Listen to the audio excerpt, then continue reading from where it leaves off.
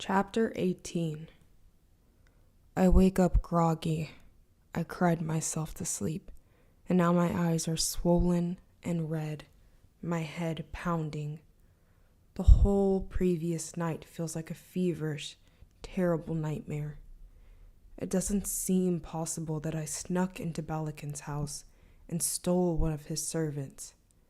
It seems even less possible that she preferred to drown than to live with the memories of Fairy. As I drink the fennel tea and shrug on a duble, Narbonne comes to my door. "Your pardon," he says with a bow. "Jude must come immediately." Tatterfell waves him off. "She is not fit to see anyone right at the moment. I'll send her down when she's dressed." Prince Dane awaits her downstairs in General Maddox's parlor. He commanded me to fetch her and not to mind whatever state of the disable she was in. He said to carry her if I had to. Narbonne seems repentant at having to say that, but it's clear that none of us can refuse the crown prince. Cold dread coils in my stomach. How did I not think that he, of all people with his spies, would find out what I'd done? I wipe my hands on my velvet top. Despite his order, I pull on pants and boots before I go. No one stops me. I'm vulnerable enough. I will keep what dignity I can. Prince Dane is standing near the window behind Maddox's desk. His back is to me, and my gaze goes automatically to the sword hanging from his belt, visible beneath his heavy wool cloak. He does not turn when I come in. "I have done wrong," I say. I'm glad he stays where he is. It's easier to speak when he's not looking at me, and I will repent in whatever way he turns, his face full of wild rage that makes me suddenly see his resemblance to Carden. His hand comes down hard on Maddox's desk, rocking everything atop it. "Have I not taken you into my service and given you a great boon? Did I not promise you a place in my court, and yet you use what I have taught you to endanger my plans?" My gaze goes to the floor. He has the power to do anything to me. Anything. Not even Maddox could stop him, nor do I think he would try. And not only have I disobeyed him, I have declared my loyalty to something completely separate from him. I have helped a mortal girl. I have acted like a mortal. I bite my bottom lip to keep from begging for his forgiveness. I cannot allow myself to speak. The boy wasn't hurt as badly as he might have been, but with the right knife, a longer knife, the strike would have been lethal. Do you not think I don't know you were going for that worst strike? I look up suddenly, too surprised to hide it. We look at each other for several uncomfortable moments. I stare into the silvered gray of his eyes, taking note of the way his brows furrow, forming deep, displeased lines. I note all this to avoid thinking of how I almost gave away an even greater crime than the one he's discovered. "Well?" he demands. "Had you not planned for being found out?" "He tried to glamour me into jumping out of the tower," I say. "And so now he knows you can't be glamored. Worse and worse." He comes around the desk toward me. "You are my creature, Jude Duarte. You will strike only when I tell you to strike. Otherwise, stay your hand. Do you understand?" "No," I say automatically. What he's asking is ridiculous. Was I supposed to just let him hurt me? If he knew all of the things I'd really done, he would be even angrier than he is. He slams a dagger down on Maddox's desk. "Pick it up," he says, and I feel the compulsion of a glamour. My fingers close on the hilt, and a kind of haziness comes over me.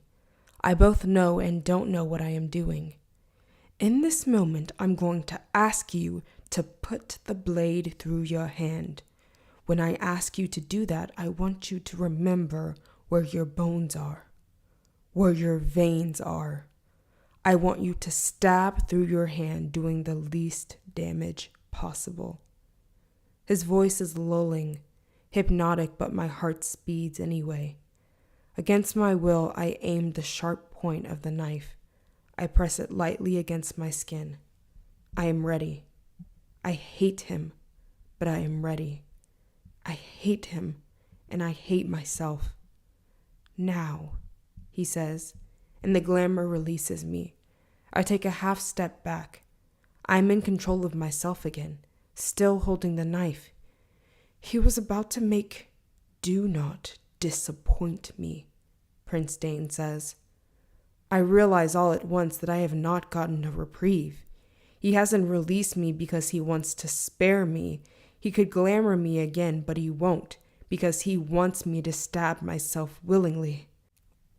He wants me to prove my devotion, blood and bone. I hesitate. Of course I hesitate. This is absurd. This is awful. This isn't how people show loyalty. This is epic, epic bullshit. "Jude?" he asks. I cannot tell if this is a test, if he expects me to pass or one he wants me to fail. I think of Sophie at the bottom of the sea, her pockets full of stones. I think of the satisfaction on Valerian's face when he told me to jump from the tower. I think of Carden's eyes, daring me to defy him. I have tried to be better than them, and I have failed. What could I become if I stopped worrying about death, about pain, about anything? If I stopped trying to belong? Instead of being afraid, I could become something to fear. My eyes on him. I slam the knife into my hand. The pain is a wave that rises higher and higher but never crashes. I make a sound low in my throat. I may not deserve punishment for this, but I deserve punishment. Dane's expression is odd, blank. He takes a step back from me as though I am the one who did the shocking thing, instead of merely doing what he ordered. Then he clears his throat. "Do not reveal your skill with a blade," he says. "Do not reveal your mastery over glamour. Do not reveal all that you can do. Show your power by appearing powerless. That is what I need from you." "Yes," I gasp, and draw the blade out again. Blood runs over Maddox's desk more than I expect. I feel suddenly dizzy. "Wipe it up," he says, his jaw set. Whatever surprise he felt seems gone, replaced by something else. There is nothing to clean the desk with but the hem of my doublet. "Now give me your hand." Reluctantly, I hold it out to him, but all he does is take it gently and wrap it in a green cloth from his pocket. I try to flex my fingers and nearly pass out from pain. The fabric of the makeshift bandage is already turning dark. "Once I am gone, go to the kitchens and put moss on it." I nod again. I'm not sure how I can translate my thoughts into speech. I am afraid I'm not going to be able to stand much longer. But I lock my knees and stare at the notch of chipped wood on Maddox's desk, where the tip of the blade hit, stained a bright but fading red. The door to the study swings open, startling us both. Prince Dane drops my hand and I shove it into my pocket, the pain of which nearly staggers me. Oriana stands there, a wooden tray in her hands with a steaming pot and 3 clay cups atop it. She is dressed in a day gown, the vivid hue of unripe persimmons. "Prince Dane," she says, making a pretty bow. "The servants you said were sequestered with Jude. I told them they had to be mistaken.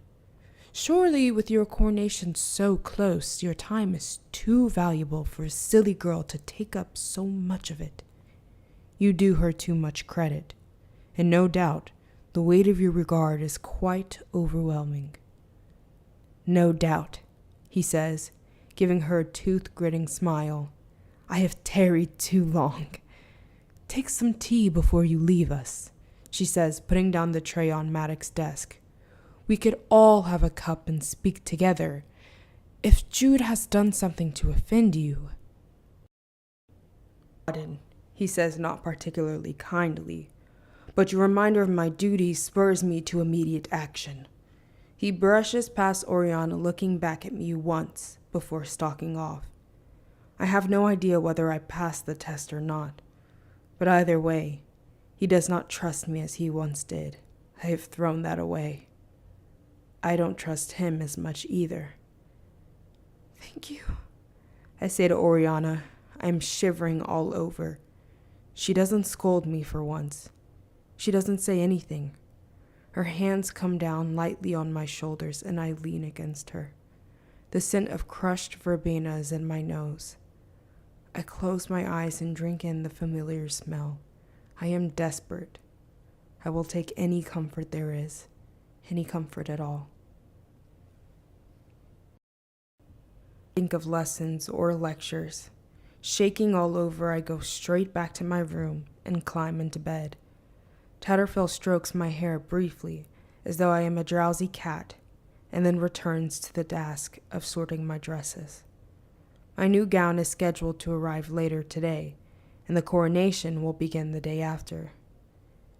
Dane's being named as the High King will kick off a month of revelry, while the moon wanes and then swells anew. My hand hurts so much that I cannot bear to put moss on it. I just cradle it against my chest. Sobs, the pain coming in staggering pulses, like a second ragged heartbeat. I cannot bring myself to do more than lie there and wait for it to ebb. My thoughts drift dizzily. Somewhere out there, all the lords and ladies and lieges ruling over fair-flung courts are arriving to pay their respects to the new High King. Night courts and bright courts, free courts and wild courts. The High King's subjects and the courts with which there are truces, however wobbly. Even Orlaw's court of the undersea will be in attendance. Many will pledge themselves to faithfully accept the new High King's judgment in exchange for his wisdom and protection. Pledge to defend him and avenge him, if need be. Then all will show their respect by partying their hardest. I'll be expected to party along with them. A month of dancing and feasting and boozing and riddling and dueling.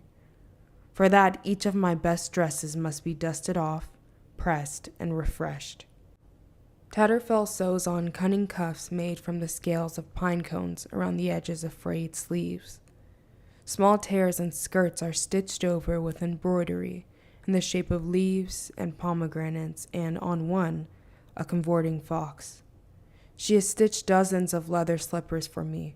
I will be expected to dance so fiercely that I wear through a pair every night. At least Locke will be there to dance with me. I try to concentrate on the memory of his amber eyes instead of the pain in my hand. As Tatterfell moves around the room, my eyes close, and I fall into a strange, fitful sleep. When I wake, it's full night, and I'm sweaty all over. I feel oddly calm, though, tears and panic and pain somehow smoothed over. The agony of my hand has turned into a dull throb. Tatterfell is gone. Vivi is sitting at the end of my bed, her cat eyes catching moonlight and shining chartreuse. I came to see if you were well, she says, except that of course you're not. I force myself to sit up, using only one of my hands. I'm sorry. What I asked you to do, I shouldn't have. I put you in danger. I am your elder sister, she says. You don't need to protect me from my own decisions. After Sophie plunged into the water, Vivi and I spent hours until dawn, diving into the icy sea, calling for Sophie, trying to find some trace of her. We swam under the black water and screamed her name until our throats were hoarse. Still, I say. Still, she echoes fiercely. I wanted to help. I wanted to help that girl. Too bad we didn't. The words catch in my throat. Vivienne shrugs, and I am reminded of how, despite her being my sister, we differ in ways that are hard to comprehend. You did a brave thing. Be glad of that. Not everyone can be brave. I'm not always. What do you mean? The whole not telling Heather what really is going on. She makes a face at me but smiles, clearly grateful I am speaking of something less dire, and yet both of our thoughts went from one dead mortal girl to her beloved, also mortal. We were lying in bed together a few days ago, Vivi says, and she started tracing the shape of my ear. I thought she was just going to ask something that would give me an opening, but she told me my ear modding was really good. Did you know that there are mortals who cut human ears and sew them so they heal pointed? I'm not surprised. I understand longing for ears like hers. I feel like I've spent half my life wanting them, with their delicate furred points. What I do not say is this: no one could touch those ears and believe they were made by anything other than nature. Heather is either lying to Vivi or lying to herself. I don't want her to be afraid of me, Vivi says. I think of Sophie, and I am sure Vivi is thinking of her too. Pockets full of stones. Sophie is at the bottom of the sea. Perhaps she is not so unaffected by what happens as she wants to seem. From downstairs I hear Taryn's voice. "They're here! Our dresses! Come, look!" Slipping off my bed, Vivi smiles at me. At least we had an adventure, and now we're going to have another one. I let her go ahead as I need to cover my bandaged hand with a glove before I follow her down the stairs. I press a button ripped from a coat over the wound to divert direct pressure. Now I have to hope that the bulge on my palm isn't too noticeable. Our gowns have been spread out over 3 chairs and a sofa in Oriana's salon. Maddox is patiently listening to her rhapsodize over the perfection of their garments. Her ball gown is the exact pink of her eyes, deepening to red, and seems to be made of enormous petals that spread into a train. The fabric of Taryn's is gorgeous. The cut of her mantua and stomach are perfect. Beside them is Oak's sweet little suit of clothes, and there are a doublet and cape for Maddox in his favorite shade of crusted blood red. Vivi holds up her silvery gray dress with its tattered edges, sparing a smile for me. Across the room I see my gown. Taryn gasps when I lift it up. "That's not what you ordered," she says accusatory, as though somehow I have deliberately deceived her. It's true that the dress I am holding is not the one that Brambleweth sketched for me. It's something else entirely, something that reminds me of the mad, amazing garments that Locke's mother's closet was stuffed with. An ombre ball gown, its color deepening from white near my throat through palest blue to deepest indigo at my feet.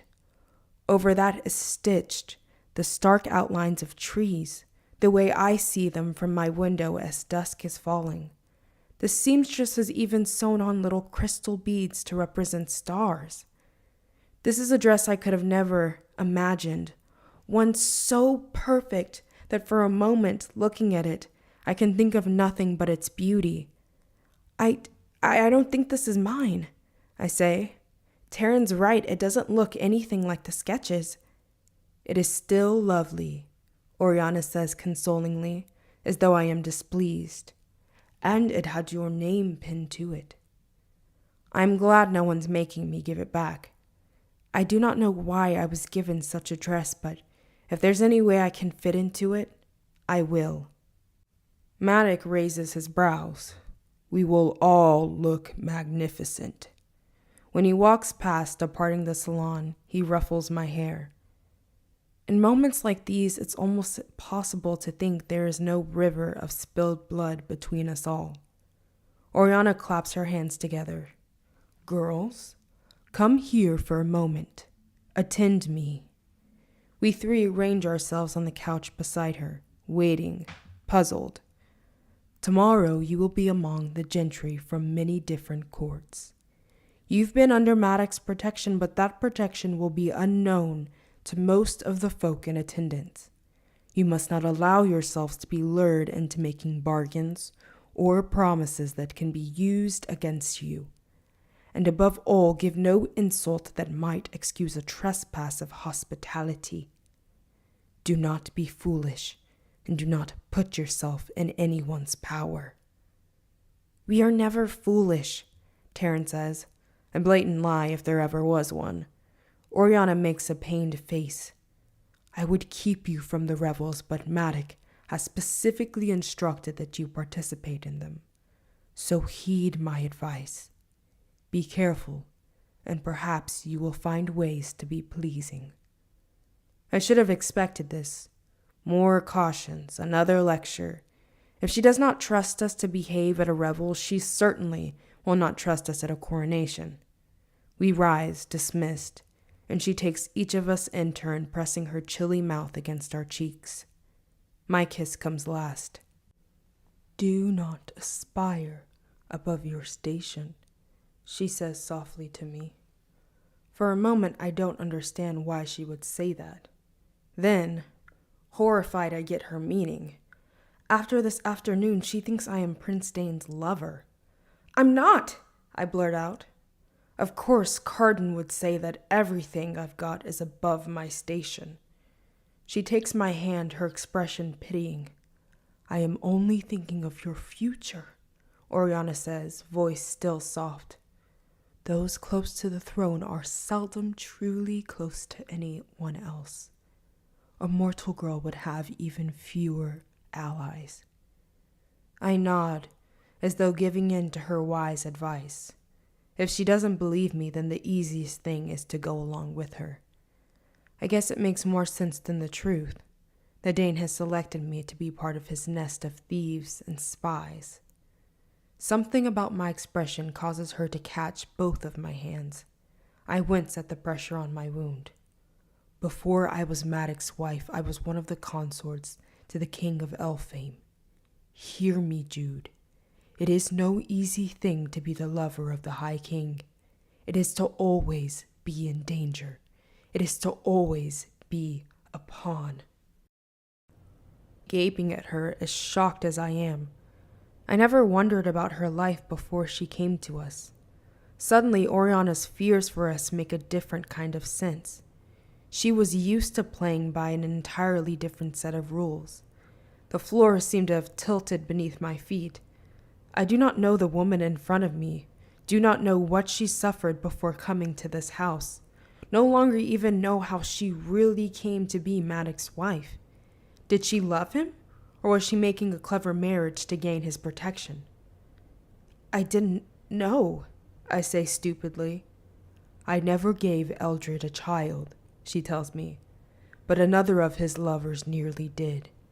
When she died, rumor pointed to one of the princes poisoning her just to prevent competition for the throne. Oriana watches my face with her pale pink eyes. I know she's talking about Lily Riope. You don't need to believe me. There are a dozen more rumors just as terrible. When there is a lot of power concentrated in one place, there are plenty of scraps to fight over.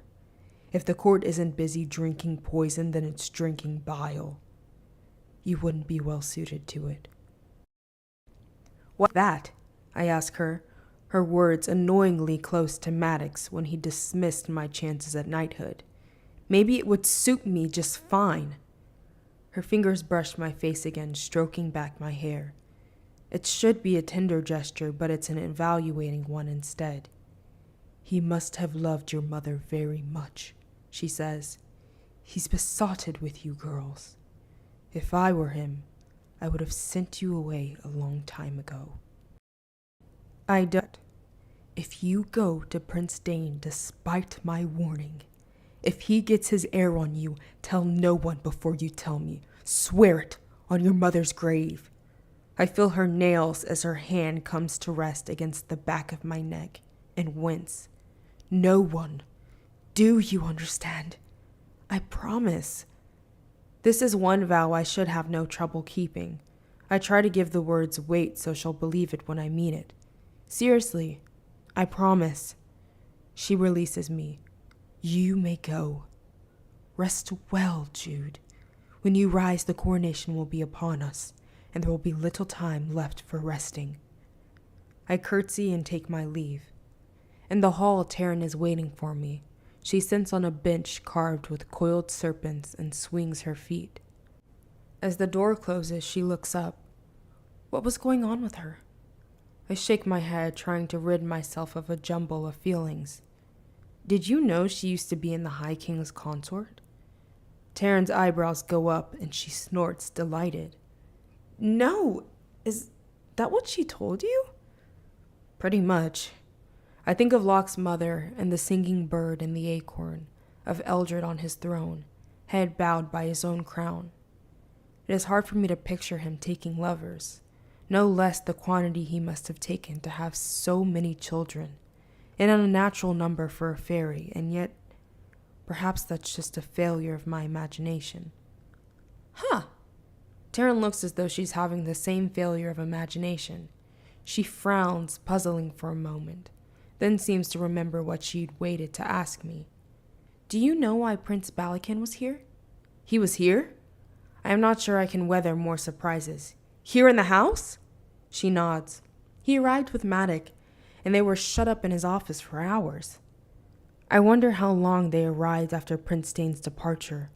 Hopefully long enough for Prince Dane not to overhear anything about a missing servant. My hand throbs when I move it, but I'm just glad I can move it at all. I'm not eager to face any more punishment. And yet Maddock didn't seem angry with me just now when he saw me with my dress. He seemed normal, pleased even. Perhaps they were conferring about other things. Weird, I say to Taryn, because I'm commanded not to tell her about being a spy, and I cannot bring myself to tell her about Sophie. I'm glad that the coronation is nearly here. I want it to come and sweep everything else away.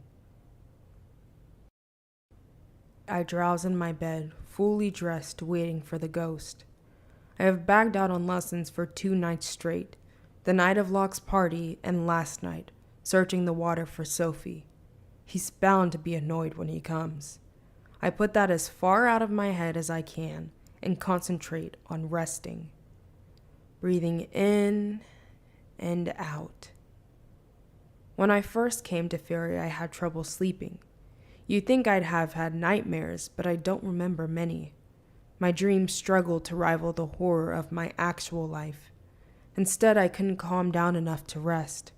I would toss and turn all night and all morning, my heart racing, finally falling into a headachy sleep in the late afternoon, when the rest of Fairy was just rising. I took to wandering the corridors of the house like a restless spirit, thumbing through ancient books, moving around the game pieces on the fox and geese board, toasting cheese in the kitchens and staring at Maddock's blood-soaked cap as though it contained the answers to the universe in its tide lines. One of the Hobbs who used to work there, Nell Uther, would find me and guide me back to my room, telling me that if I couldn't sleep, then I ought to just close my eyes and lie still. That, at least, my body could rest even if my mind wouldn't. I am lying like that when I hear a rustling on the balcony. I turn, fully expecting to see the ghost. I'm about to tease him for actually making a sound when I realize the person rattling the door isn't Ghost at all. It's Valerian, and he has a long, curving knife in one hand and a smile every bit as sharp pulling at his mouth. I scramble into a sitting position. What are you doing here? I realize that I am whispering, as though I am afraid of his being discovered. You are my creature, Jew Duarte. You will strike only when I tell you to strike. Otherwise, stay your hand. At least Prince Dane didn't glamour me to obey those orders. Why shouldn't I be here? Valerian asked, striding closer. He smells like pine sap and burned hair, and there is a light dusting of golden powder streaked over one cheek. I'm not sure where he's been before this, but I don't think he's sober. This is my home. I'm prepared for training with Ghost. I have a knife in my boot and another at my hip, but thinking of Dane's command, thinking of how not to disappoint him further, I reach for neither. I am flummoxed by Valerian's being here in my room. He walks up to my bed. He's holding the knife well enough, but I can tell he's not particularly practiced with it. He's no general's son. None of this is your home, he tells me, voice shaking with anger. If Carden put you up to this, you should really rethink your relationship, I say finally, now afraid. By some miracle, my voice stays steady, because if I scream, there are guards in the hall. They'll come. They've got big, pointy swords, huge. Your friend is going to get you killed. Show your power by appearing powerless. He doesn't seem to be absorbing my words. His eyes are wild, red-rimmed, and not entirely focused on me. Do you know what he said when I told him you'd stabbed me? He told me it was no more than I deserved. That's impossible. Valerian must have misunderstood. Carden must have been mocking him for letting me get under his guard. What did you expect? I ask him, trying to hide my surprise. I don't know if you've noticed, but the guy is a real jerk. If Valerian wasn't sure he wanted to stab me before, he's sure now. With a leap, he slams the blade into the mattress as I roll out of the way and onto my feet. Goose feathers fly up when he draws back the blade, drifting through the air like snow. He scrambles to his feet as I pull out the dagger of my own. Do not reveal your skill with a blade. Do not reveal your mastery over glamour. Do not reveal all that you can do. Prince Day know that my real skill lies in pissing people off. Valerian advances on me again. He's intoxicated and furious, and not all that well trained, but he's one of the folk, born with their cat reflexes and blessed with height that gives him better reach. My heart is hammering in my chest. I should scream for help. I open my mouth and he lunges at me. The scream comes out as a woof of breath as I lose my balance. My shoulder hits the floor hard as I roll again. I'm practiced enough that despite my surprise, I kick his knife hand when he comes toward me. The blade skitters across the floor. Okay, I say as though I'm trying to calm us both down. Okay. He doesn't pause. Even though I'm holding a knife, even though I've avoided his attacks twice and disarmed him, even though I've stabbed him once before, he grabs for my throat again. His fingers sink into the flesh of my neck, and I remember how it felt to have that fruit jammed into my mouth, soft flesh parting against my teeth. I remember choking on nectar and pulp as the horrible bliss of the ever apple stole over me, robbing me of caring even that I was dying. He wanted to watch me die, wanted to watch me fight for breath the way I am fighting for it now. I look into his eyes and find the same expression there. You barely exist at all. Your only purpose is to create more of your kind before you die. He's wrong about me. I'm going to make my Mayfi life count for something. I won't be afraid of him or Prince Dane's censure. If I cannot be better than them, I will become so much worse. Despite his fingers against my windpipe, despite the way my vision has begun to go dark around the edges, I make sure of my strike before I drive my knife into his chest, into his heart. Valerian rolls off me, making a gurgling sound. I suck in lungfuls of air.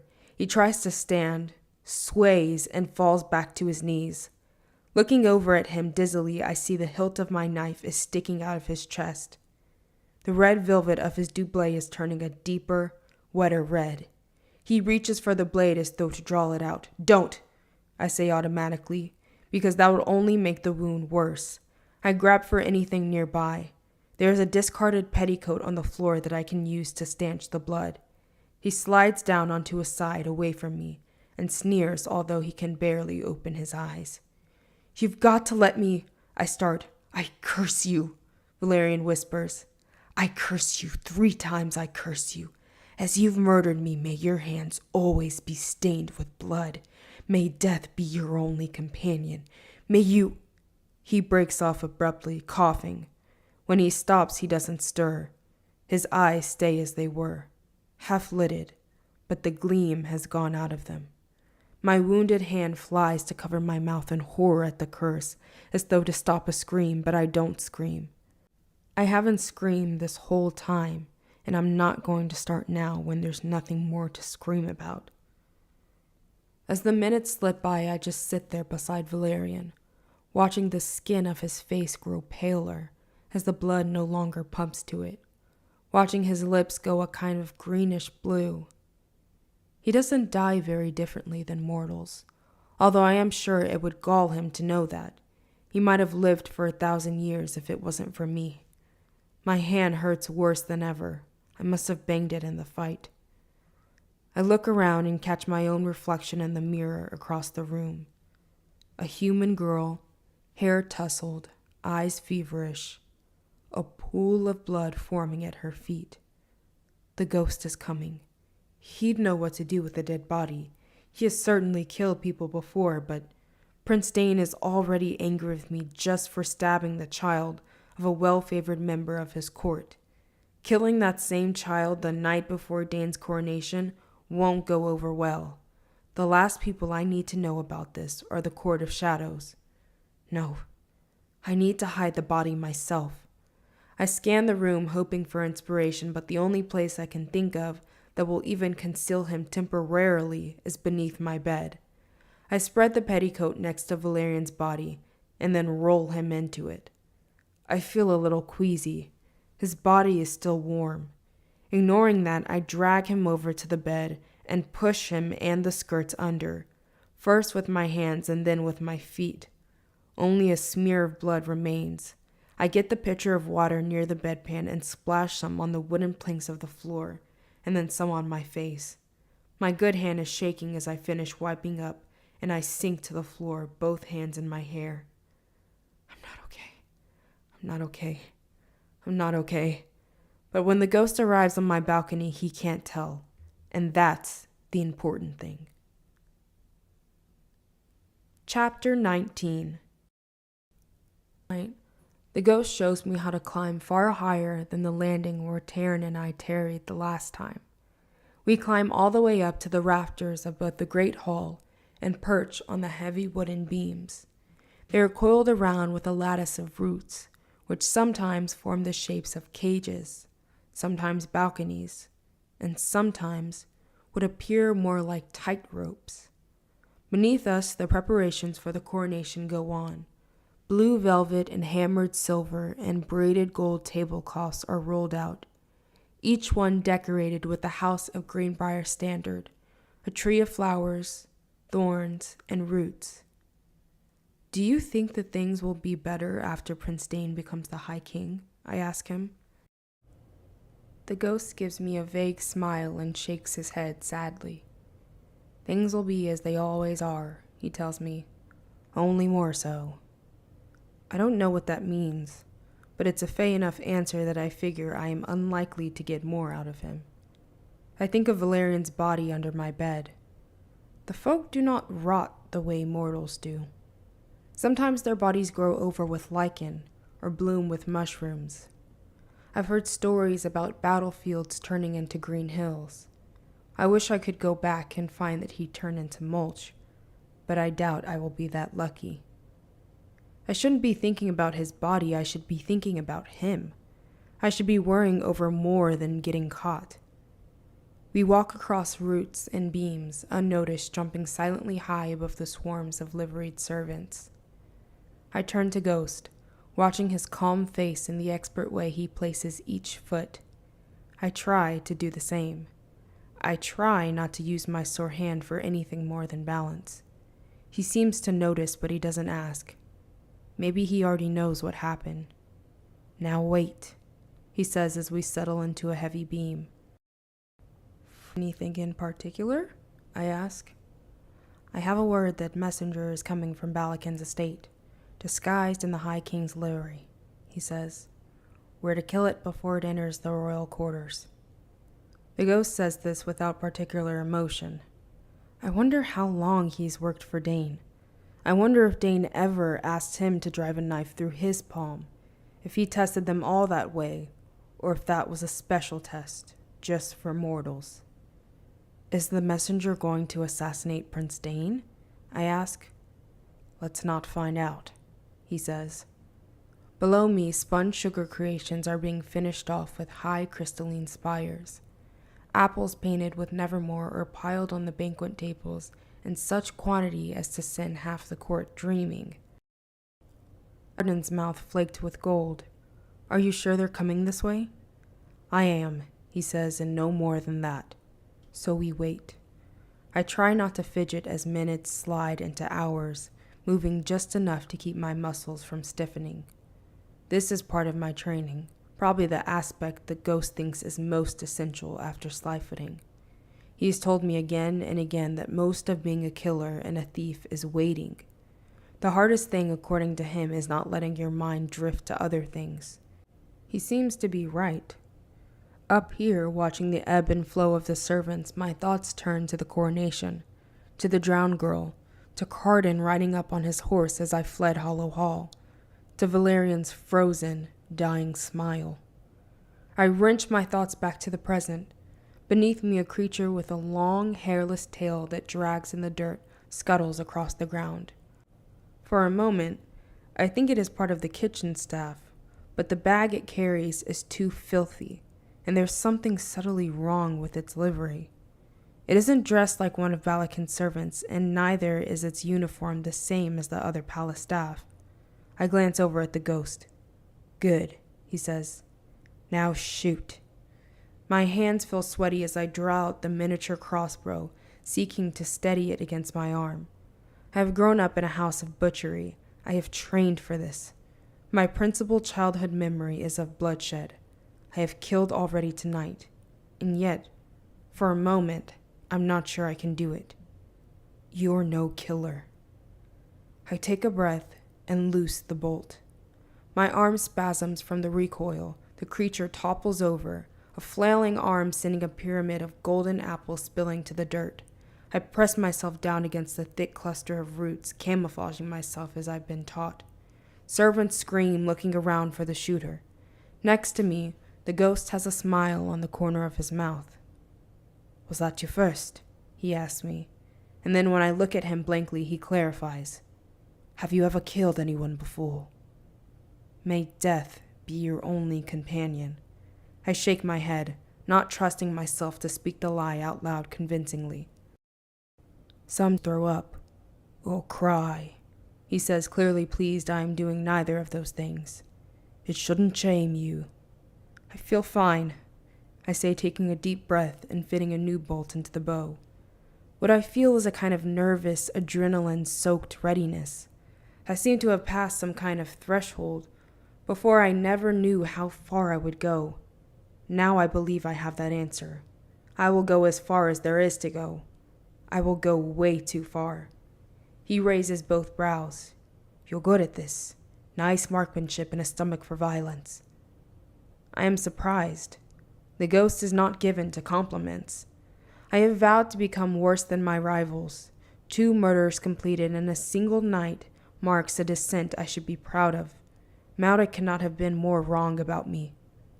Most of the children of the gentry don't have the patience, he says, and they're not used to getting their hands dirty. I do not know what to say to that, with Valerian's curse fresh in my mind. Maybe there's something broken in me from watching my parents being murdered. Maybe my messed up life turned me into someone capable of doing messed up things. But another part of me wonders if I was raised by Maddock and the family's business of bloodshed. Am I like this because of what he did to my parents, or because he was my parent? May your hands always be stained with blood. He reaches out to grab my wrist, and before I can snatch it back, he points to the pale half-moons at the base of my nails. Speaking of hands, I can see what you've been doing in the discoloration of your fingers. The blue cast. I can smell it in your sweat, too. You've been poisoning yourself. I swallow, and then, because there's no reason to deny it, I nod. Why? The thing I like about Ghost is that I can tell he's not asking to set me up for a lecture. He just seems curious. I'm not sure how to explain it. Being mortal means I have to try harder. The ghost studies my face. Someone's really sold you a bill of goods. Plenty of mortals are better at plenty of stuff than the folk. Why do you think we steal them away? It takes me a moment to realize he's serious. So I could be... He snorts. Better than me. Don't press your luck. That's not what I was going to say, I protest, but he only grins. I look down. The body is still lying there. A few knights has gathered around it. As soon as they move the body, we will move too. I just need to be able to vanquish my enemies. That's all. He looks surprised. Do you have a lot of enemies then? I'm sure he imagines me among the children of the gentry with their soft hands and velvet skirts. He thinks of the little cruelties, small sighs, minor snubs. Not many, I say, thinking of the lazy, hateful look Carden gave me by torchlight in the hedge maze. But their quality. When the knights finally bear the body away, and no one is searching for us anymore, the ghost leads me across the roots again. We slip through the corridors until he can get close enough to the messenger bag to light finger the papers inside. Up close, though, I realize something that chills my blood. The messenger was disguised. The creature is female. While her tail is fake, her long parsnip nose is entirely real. She's one of Maddox's spies. The ghost tucks the note into his jacket and doesn't unroll it until we're out of the woods, with only the moonlight to see by. When he looks, though, his expression turns stony. He's gripping the paper so hard it's crinkling in his fingers. What does it say? I ask. He turns the page toward me. There, 6 words are scrawled. Kill the bearer of this message. What does that mean? I ask, feeling sick. The ghost shakes his head. It means that Bala can set us up. Come on, we need to go.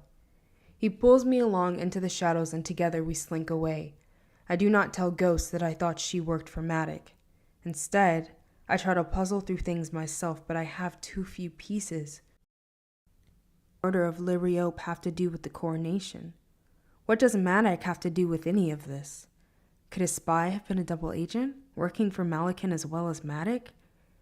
If so, does that mean she was stealing information from my household? Someone is trying to distract us, the ghost says.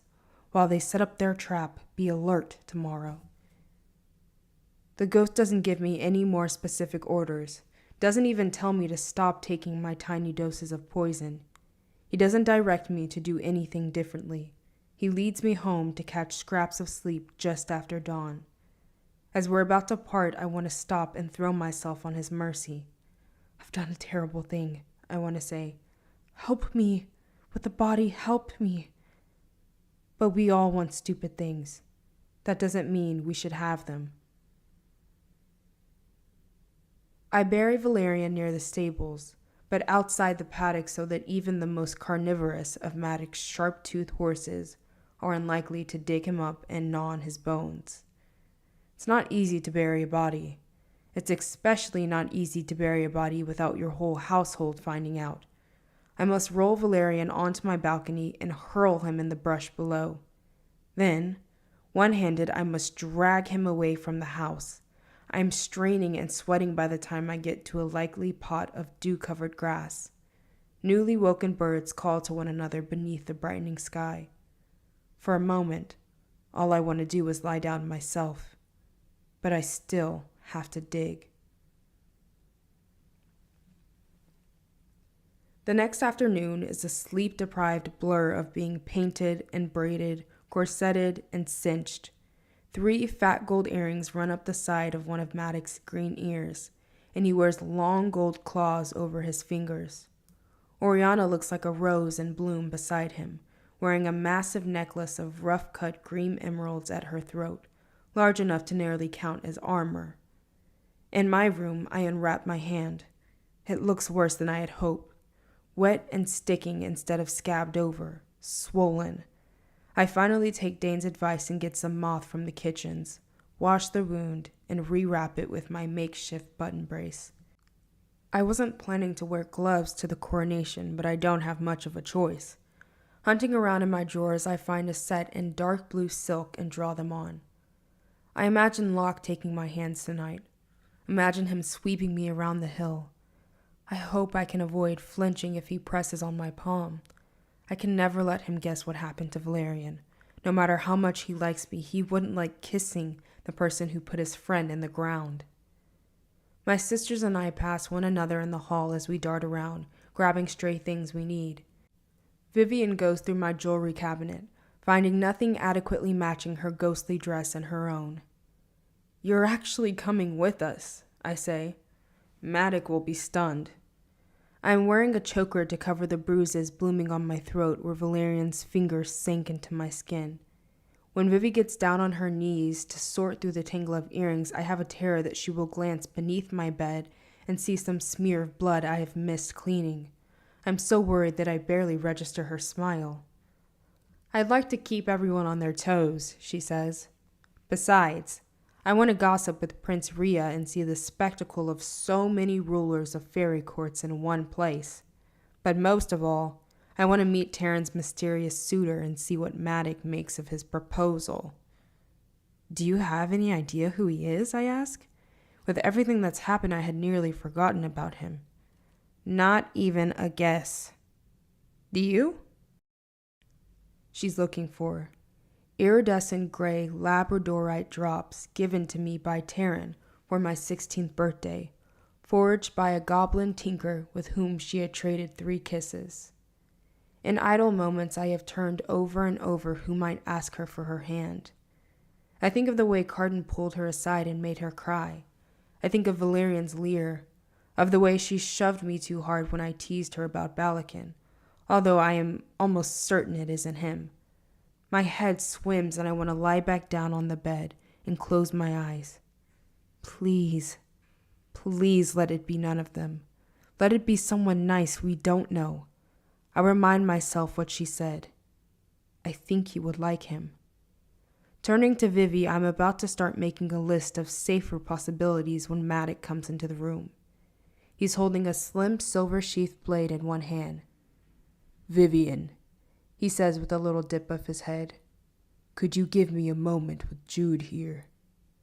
"Sure, Daddy," she says with small, poisonous emphasis as she slips out with my earrings. He clears his throat a little awkwardly and holds the silver sword out to me. The guard and pommel are unadorned, elegantly shaped. The blade is etched along the fuller with barely visible pattern of vines. "Something I'd like you to wear tonight. It's a gift." I think I make a little gasp. It's a really, really, really pretty sword. "You've been trading so diligently that I knew it should be yours. Its maker called it Nightfell, but of course, you are welcome to call it anything you like, or nothing at all. It's said to bring the wielder luck, but everyone says that about swords, don't they? It's something of a family heirloom." Oriana's words come back to me. "He's besotted with you girls. He must have loved your mother very much." "But what about Oak?" I blurt out. "What if he wants it?" Matic gives a small smile. "Do you want it?" "Yes," I say, unable to help myself. When I pull it from its sheath, it comes as though made for my hand. The balance is perfect. Yes, of course I do. "Because this is your sword by right, forged for me by your father, Justin Duarte. He's the one who crafted it, the one who named it. It's your family heirloom." I am momentarily robbed of breath. I have never heard of my father's name spoken aloud by Matic before. We do not talk about the fact that he murdered my parents. We talk around it. We don't talk about when they were alive. "My father made this?" I say carefully to be sure. "My father was here, in Fairy." "Yes, for several years. I only have a few pieces of his. I found 2, one for you and one for Taryn." He grimaces. "This is where your mother met him. Then they ran away together back to the mortal world." I take a shuddering breath, finding the courage to ask a question I have often wondered but never dared voice aloud. "What were they like?" I flinch as the words leave my mouth. I don't even know if I want him to tell me. Sometimes I just want to hate her. If I can hate her, then it won't be so bad that I love him. But of course, She's still my mother. The only thing I can truly be angry with her for is being gone, and that's certainly not her fault. Maddox sits down on the goat-footed stool in front of my dressing table and stretches out his bad leg, looking for all the world as though he's about to tell me a bedtime story. She was clever, your mother, and young. After I bought her to Fairy, she drank and danced weeks away at a time. She was the center of every revel. I could not always accompany her. There was war in the east and an unseelie king with a lot of territory and no desire to bend his knee to the high king. But I drank in her happiness when I was here. She had a way of making everyone around her feel as though every impossible thing was possible. I suppose I put it down to her mortality. But I don't think I was being fair. It was something else. Her daring, perhaps. She never seemed cowed, not by any of the magic, not by anything. I thought he might be angry, but he obviously isn't. In fact, his voice holds a totally unexpected fondness. I sit down on the bench in front of my bed, holding on to my new silver sword for support. Your father was interesting. I imagine you think I didn't know him, but he came to my house, my old house, the one they burned down, many times. We drank honey wine in the gardens, the three of us. He loved swords. He said from the time he was a child. When he was around your age, he persuaded his parents to allow him to build his first forge in their backyard. Instead of going to college, he found a master swordsmith to take him as an apprentice. From there, he got himself introduced to an assistant curator in a museum. She snuck him in after hours, allowing him to see ancient swords up close, honing his craft. But then he heard about the kinds of blades that could be wrought only by the Fae, so he came looking for us. He was a master smith when he came here and even better when he left, but he couldn't resist bragging about stealing our secrets along with his bride. Eventually, the tale came to Balakin, who gave it to me. If my father had really talked with Maddox, he ought to have known better than to brag about stealing from him. But I have stood on the streets of the mortal world and felt how far it seems from Elfame. Past, his time in Fairy must have seemed like a distant dream. There was little good in me, Maddox says, but I owe you a debt, and I have sworn to do the best by you that I know how. I rise, crossing the room to put one gloved hand against the pallid green skin of his face. He closes his cat eyes. I cannot forgive him, but I cannot hate him either. We stand like that for a long moment. Then, he looks up, takes my unbandaged hand, and kisses the back of it, mouth against cloth. After today, things will be different, he tells me. I will wait for you in the carriage. He leaves me. I hold my head, my thoughts will not focus. When I rise, though, I strap on my new sword. It is cold and solid in my hands, heavy as a promise. Chapter 20. Oak is in crooked green, dancing around in front of the carriage. When he sees me, he runs over, wanting me to carry him, but then he runs off to pet the horses before I can. He is a fairy child with a fairy child's whims. Taryn is beautiful in her heavily embroidered dress, and Vivi radiant in the soft violet gray, with artfully sewn moths seeming to fly from her shoulder across her chest to gather in another group on one side of her waist.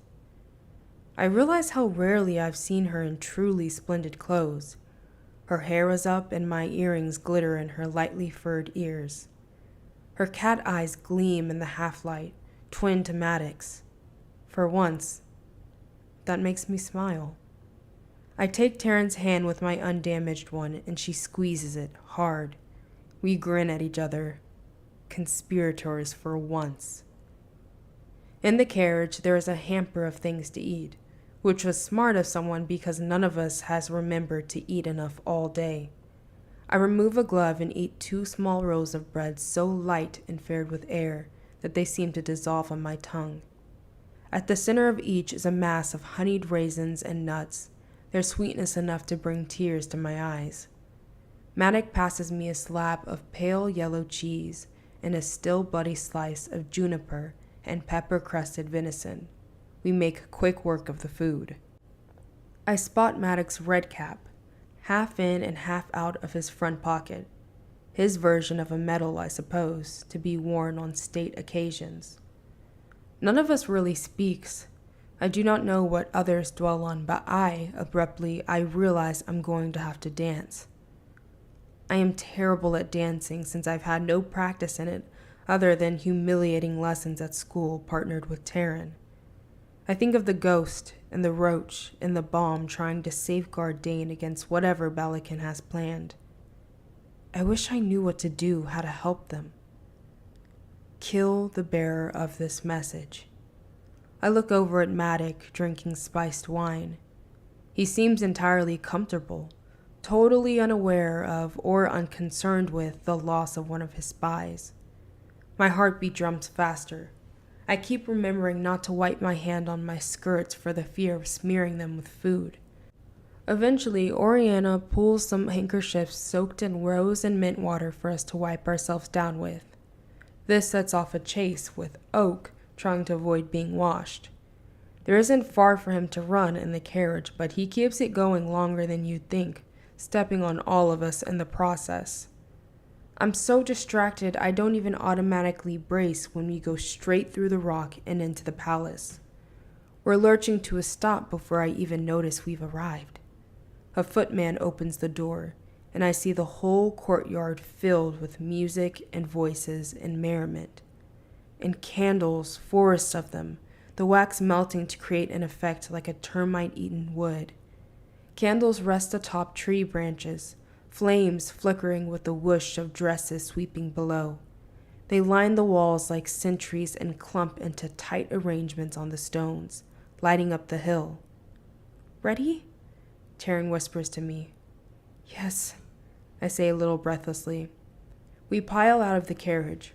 Oriana has a little silver leash she attaches to Oak's wrist, which strikes me as not the worst idea, although he whines and sits in the dirt and protests like a cat. Vivienne looks around the courtyard. There's something feral in her gaze. Her nose flares. "Are we supposed to present ourselves to the High King one last time?" she asks Maddox. He gives a shake of his head. "No. We will be called forth when it is time to take our oaths. Until then, I must stand beside Prince Dane. The rest of you should go enjoy yourselves until the bells chime and Val Morgan begins the ceremony. Then, come to the throne room to witness the coronation. I'd have you close to the days where my knights can look after you." I turn toward Oriana, expecting another speech about not getting into any trouble, or even a new speech about keeping my legs closed around royalty, but she's too busy pleading with Oak to get out of the road. "Let's party," Vivi says, sweeping Taryn and me along with her. We escape into the crowd, and moments later, we are drowning in it. The Palace of Elfame is packed with bodies. The unallied wild fae, courtiers, and monarchs mingle together. Selkies from Queen Orla's court of the Undersea speak together in their own language, skins slung from their shoulder like capes. I spot the lord of the court of termites, Ryben, who is said to have killed his own lover to win a throne. He stands near one of the long trestle tables, and even in the cramped hall, there is space around him, as though no one dares to get too close. His hair is the color of salt. His garments entirely black, and deadly curved sword sits at his hip. Incongruously, beside him, a green-skinned pixie is dressed in what appears to be a pearl gray slip dress and heavy laced-up boots, obviously mortal clothes. And standing on either side of him of the pixie are 2 knights in his livery, one with scarlet hair braided into a crown on her head. Dulcamara, who lectured us on the crown. There are others, figures I have heard of in ballads. Rue Silver of New Avalon, who cut her island out of the Californian coast, is talking to exiled Outer King's son, Severin, who might try an ally with the new High King, or might join Lord Riben's court. He's with a red-haired human boy about my age, which makes me pause to study them. Is this boy his servant? Is he enchanted? I can't tell just from the way he looks around the room, but when he sees me staring, he grins. I turn quickly away. As I do, the Selkies shift and I spot someone else with them. Gray-skinned and blue-lipped, hair hanging around her sunken-eyed face, but despite all that, I recognize her. Sophie. I had heard stories about the merfolk of the undersea keeping drowned sailors, but I didn't believe them. When her mouth moves, I see she has sharp teeth. A shudder ripples across my shoulders. I stumble along after Vivi and Taryn. When I look back, I don't see Sophie, and I'm not entirely sure I didn't imagine her. We slide past a shagful and a barguest. Everyone is laughing too loudly, dancing too fiercely. As I pass one reveler in a goblin mask, he lifts it and winks at me.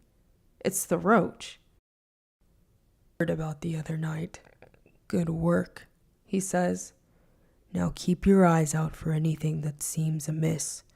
If Balakin's going to move against Dane, he's going to do it before the ceremony starts. I will, I say, pulling free of my sisters to tarry with him a moment. In a crowd this size, it's easy to be briefly lost. Good. Came to see Prince Dane win the crown with my own eyes. He reaches into his leaf-brown jacket and pulls out a silver flask, popping the top and taking a swig. Plus, watching the gentry cavort and make fools out of themselves. He holds the flask out to me with one gray-green clawed hand. Even from there, I can smell whatever is inside. Pungent and strong and a little swampy. I'm okay, I say, shaking my head. You sure are, he tells me, laughing, and then pulls down his mask again, grinning after him as he sweeps away into the crowd. Just seeing him has filled me with a sense of finally belonging to this place. He and the ghost and the balm are not precisely my friends, but they actually seem to like me, and I'm not inclined to split hairs. I have a place with them, and a purpose. Where have you been? Vivian asked, grabbing hold of me. You need a leash like Oaks. Come on, we're going to dance. I eddy along with them. There's music everywhere, urging a lightness of step. They say the pull of fairy music is impossible to resist, which isn't quite true. What's impossible is to stop dancing once you've begun, so long as the music goes on. And it does, all night. One dance bleeding into the next, one song becoming another without a pause to catch your breath. It's exhilarating to be caught up in the music, to be swept away in the tide of it. Of course, Vivi being one of them can stop whenever she wants. She can also yank us out, so dancing with her is almost safe. Not that Vivi always remembers to do the safe thing, but really I'm the last person to judge anyone for that. We clasp hands and join the dance circle, leaping and laughing. The song feels as though it's calling in my blood, moving it through my veins to the same ragged beat with the same sweet chords. The circle breaks up and somehow I am holding Locke's hand. He's around in a giddy whoosh. You are beautiful, he says, like a winter night. He smiles down at me with his fox eyes. His russet hair curls around his pointed ears. From one lobe, a golden earring dangles, catching the candlelight like a mirror. He's the one who's beautiful, a kind of breathless, inhuman beauty. I'm glad you like the dress, I manage. Tell me, could you love me? He asks, seemingly out of nowhere. Of course, I laugh, not sure of the answer I'm supposed to give, but the question is so oddly phrased that I can hardly deny him. I love my parents' murderer. I suppose I could love anyone. I'd like to love him. I wonder, he says, what would you do for me? I don't know what you mean. This riddling figure with flinty eyes isn't the Locke who stood up on the rooftop of his estate and spoke so gently to me, or who chased me laughing through its halls. I'm not quite sure who this Locke is, but he has put me entirely off balance. Would you forswear a promise for me? He is smiling at me as though he's teasing. What promise? He sweeps me around him, my leather slippers pirouetting over the packed earth. In the distance, a piper begins to play. Any promise, he says lightly, although it's no light thing he is asking. I guess it depends, I say, because the real answer, a flat no, isn't one anyone wants to hear. Do you love me enough to give it up? I'm sure my expression is stricken. He leans closer. Isn't that a test of love? I don't know, I say. All this must be leading up to some declaration on his part, either of affection or of a lack of it. Love me enough to weep over me. The words are spoken against my neck. I can feel his breath making the tiny hairs stand up, making me shudder with an odd combination of desire and discomfort. You mean if you were hurt? I mean if I hurt you. My skin prickles. I don't like this, but at least I know what to say. If you hurt me, I wouldn't cry. I would hurt you back. His step falters as we sweep over the floor. I'm sure you'd. And then he breaks off his speaking, looking behind him. I can barely think. My face is hot. I dread what he will say next. Time to change partners, a voice says, and I look to see that it's the worst person possible, Carden. Oh, he says to Locke, did I steal your line? His tone is unfriendly, and as I turn his words over in my mind, they do little to comfort me. Locke launches me to the youngest prince, as is expected out of deference. I see out of the corner of my eye that Taryn is watching us. She's standing frozen in the middle of the revel, looking lost, as fairies swarm around her, swinging their partners in dizzying spirals. I wonder if Carden bothered her before he bothered me. Wounded hand in his. He's wearing black gloves, the leather warm even through the silk over my fingers, and a black suit of clothes. Raven feathers cover the upper half of his doublet, and his boots have excessively pointed metal toes that make me conscious of how easy it will be to kick me savagely once we've begun dancing. At his brow he wears a crown of woven metal branches, cocked slightly askew. Dark silver paint streaks over his cheekbones, and black lines run across his lashes. The left one is smeared as though he forgot about it and wiped his eye. What do you want? I ask him, forcing the words out. I'm still thinking about Locke, still reeling from what he said and what he didn't. Go ahead, insult me. His eyebrows go up. Don't take commands from mortals, he says with his customary cruel smile. So you're going to say something nice? I don't think so. Fairies can't lie. I want to be angry, but what I feel right now is gratitude. My face is no longer flaming and my eyes aren't stinging. I'm ready to fight, which is far better. Though, I am sure it's the last thing he meant. He did me an enormous favor when he whisked me away from Locke. His hands slide lower on my hip. I narrow my eyes at him. You really hate me, don't you? He asks, his smile growing. Almost as much as you hate me, I say, thinking of the page with my name scratched on it, thinking of the way he looked at me when he was drunk in the hedge maze, the way he's looking at me now. He lets go of my hand. Until we spar again, he says, making a bow that I cannot help feel is nothing but mockery. I look after him as he weaves unsteadily through the crowd, not sure what to make of that conversation. Bells begin to ring, signaling the start of the ceremony. The musicians quiet their fiddles and harps. For a long moment, the hill is silent, listening, and then people move to their places. I push toward the front where the rest of the gentry of the High King's court are assembling, where my family will be. Oriana is there already, standing beside one of Maddox's best knights and looking as though she wishes she could be anywhere else. Oak is off his leash and on Taryn's shoulders. She's whispering something to a laughing Locke. I stop moving. The crowd surges around me, but I am rooted to the spot as Taryn leans in and tucks a stray bit of hair behind Locke's ear. There is so much in that small gesture. I try to make myself believe it means nothing, but after the strange conversation we had, I can't. But Taryn has a lover, one who's going to ask for her hand tonight, and she knows that Locke and I are whatever we are. Do you love me enough to give me up? Isn't that a test of love? Vivian has come out of the crowd, cat eyes agleam, hair loose around her face. She takes Oak in her arms and swings him around and around until they both fall in a whoosh of Vivi's skirts.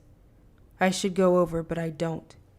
I can't face Taryn yet, not when I cannot get such a disloyal thought out of my head. And back, watching the royal family assemble on the dais. The High King is seated on his throne of woven branches, wearing the heavy circlet, looking out from his deeply lined face with alert bronze eyes, like those of an owl. Prince Dane sits on a humble wooden stool beside him, dressed in all white robes. His feet and hands are bare. And behind the throne stands the rest of the royal family, Balakin and Elowen, Rhea and Kaelia.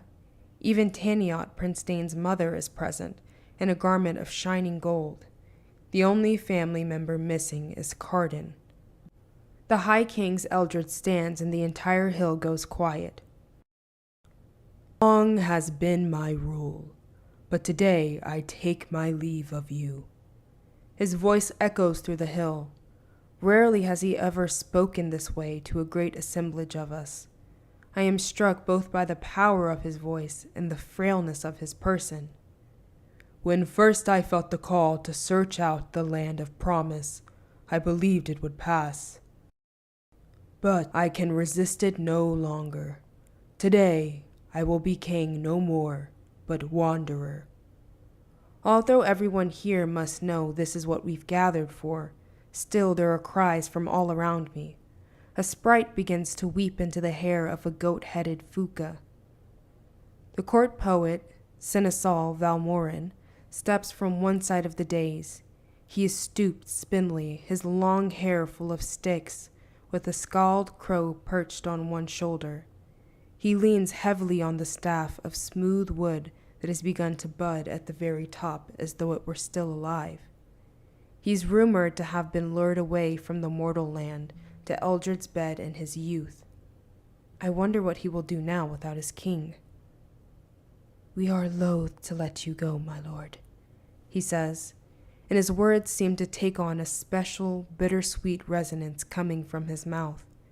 Eldred cups his hands, and the branches of the throne shudder and begin to grow, sending up new green shoots to spiral into the air, leaves unfurling and flower buds bursting along the length of them. The roots of the ceiling begin to worm, lengthening like vines and crawling across the underside of the hill. There is a scent in the air, like a summer breeze heavy with the promise of apples. Another will stand in my place. I ask of you, release me. The assembled folk speak as one, surprising me. We release you, they say, words echoing around me. The High King lets his heavy robe of state fall from his shoulders. It crumples onto the stone in a jewel-encrusted pile. He takes the oak leaf crown from his head. Already he stands up straighter. There is an unnerving eagerness in him. Eldred has been the High King of Elfame longer than the memories of many folk. He has always seemed ancient to me, but the years seem to fall from him along with the mantle of rule. Will you put in your steed to be our high king? Valmorin asked. Born, my son Dane, says Eldred. Come forward, child. Prince Dane rises from his humble place on the stool. His mother removes the white cloth covering him, leaving him naked. I blink once.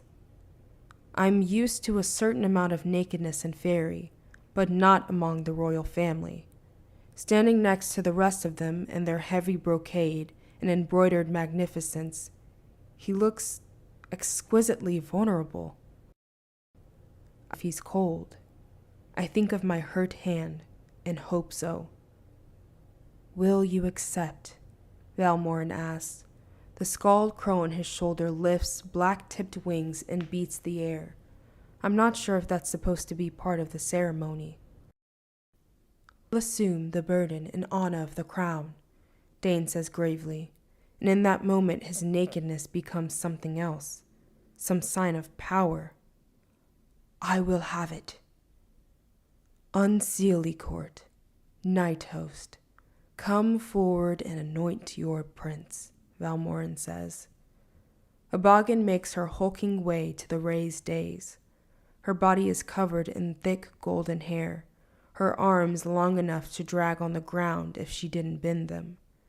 She looks strong enough to break Prince Dane in half. Around her waist she wears a skirt of patchwork furs, and in one massive hand she carries what looks like an ink pot. She paints his left arm with long spirals of clotting blood, paints it over his stomach, down his left leg.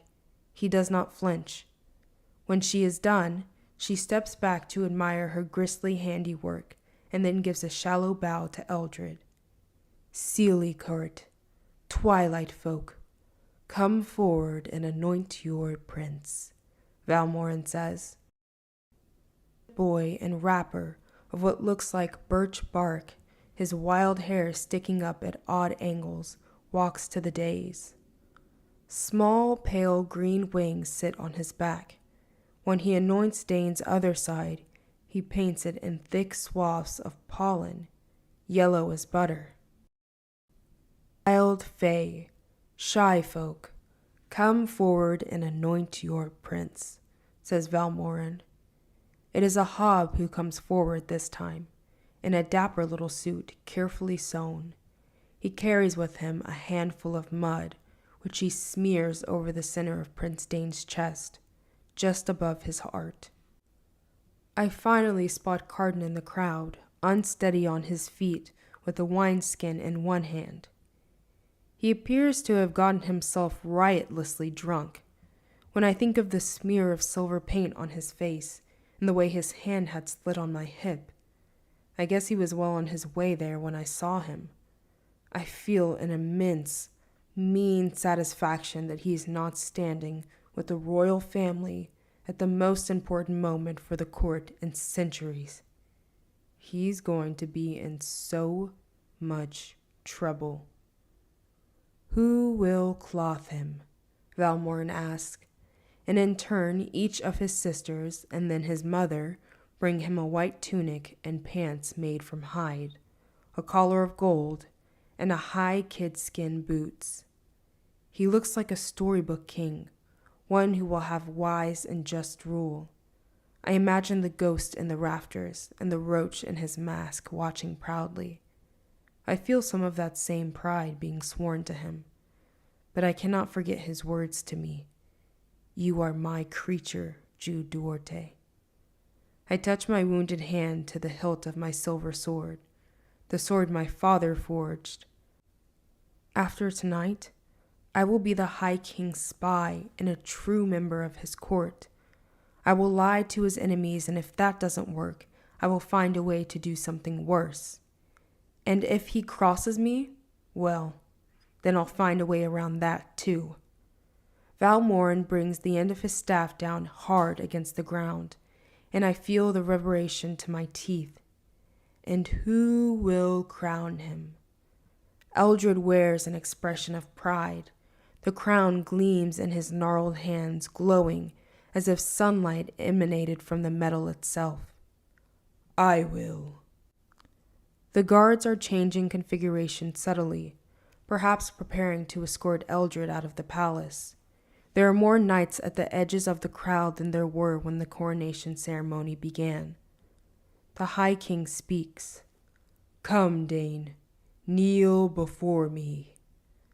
The Crown Prince bends down in front of his father and the assemblage. My gaze cuts to Taryn, who is still standing with Locke. Oriana has a protective arm around Oak, one of Maddox's lieutenants bending to speak with her. He gestures toward a doorway, and she says something to Vivi and then starts toward it. Taryn and Locke follow. I grit my teeth and start to push my way through the crowd to them. I don't want to disgrace myself like Carton by not being where I'm supposed to be. Valmoran's voice cuts through my thoughts. And will you, the folk of Elfame, accept Prince Dane as your High King? The cry rose up from the crowd in chirping voices and bellows. We will! My gaze goes to the knights surrounding the dais. In another life I would have been one of them, but as my eyes rest there, I notice familiar faces. Maddox's best commanders, warriors who are fiercely loyal. They are not dressed in their uniforms. Over shining armor they wear the Greenbrier livery. Perhaps Maddox is only being careful, only putting his best people in place, but the spy I killed, the one with the taunting message, was Maddox as well. And Oriana, Oak, and my sisters are gone, escorted out of the hill by one of Maddox's lieutenants just as the days becomes more heavily guarded. I have a plan to ensure our futures. I need to find the roach. I need to find the ghost. I need to tell them that something's wrong. A well-seasoned strategist waits for the right opportunity. I push past a trio of goblins and troll and one of the still folk. Esprigran growls at me, but I don't pay any mind. The end of the coronation is in sight. I see goblets and tankards being refilled. Up on the dais, Balakin has left his place with the other princes and princesses. For a moment, I think it's part of the ceremony, until he draws a long, thin blade, one I recognize from his horrible duel with Carton. I stop moving. Brother, Prince Dane admonishes. I will not accept you, Balakin says. I have come to challenge you for the crown. All around the dais I see knights unsheathing blades, but neither Elwyn nor Eldred nor any of the rest of them, not Valmoran nor Taniat nor Rhea, is equipped. Only Kalia pulls out a knife from her bodice. The blade is too small to be of much use. I want to draw my own sword, but everyone is pressed too tightly. Balakin, Eldred says sternly. Child, the High Court cannot be like the lower courts. We have no blood inheritance. No duel with your brother will induce me to place a crown on your unworthy head. Content yourself with my choice. Do not humiliate yourself before all of Faerie. Ought only to be between us, Balakin says to Dane, not acknowledging that his father had even spoken. There is no high monarch now. There is no one but us and a crown. I need not fight you, Dane says, gesturing out toward the knights grouped thickly around the dais, waiting for an order. Maddox is among them, but I am not close enough to see more than that. And you are not worthy of even that much regard. Have this on your conscience. Balakin walks 2 steps and thrusts out his arm. He doesn't even look in the direction he's thrusting, but his blade pierces Elwyn's throat. Someone shrieks, then everyone does. For a moment, the wound is just a blotch against her skin. And then blood pours out, a river of red. She staggers forward, going to her hands and knees. Gold fabric and glittering gems are drowning in scarlet. It was a mere flick of Balakin's blade, an almost nonchalant gesture. Eldred's hand comes up. I think he means to conjure up the same magic that made the roots grow, made the branches of the throne bloom and twine. But that power is gone. He gave it up with his kingdom. Instead, the newly budded flowers of the throne brown and wither. The crown on Valmoran's shoulder takes to wing, cawing as it flies toward the roots hanging down from the hollow roof of the hill. Dane says in a voice that expects to be obeyed. None of the knights advance toward the dais, though. As one, they turn so their backs are to the royal family, and their swords to the assemblage. They're allowing this to happen, allowing Balakin to stage his coup. But I cannot believe that this is Maddox's plan. Dane is his friend.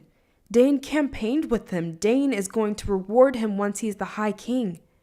The crowd surges, carrying me with it. Everyone is moving, pushing forward or away from the gruesome tableau.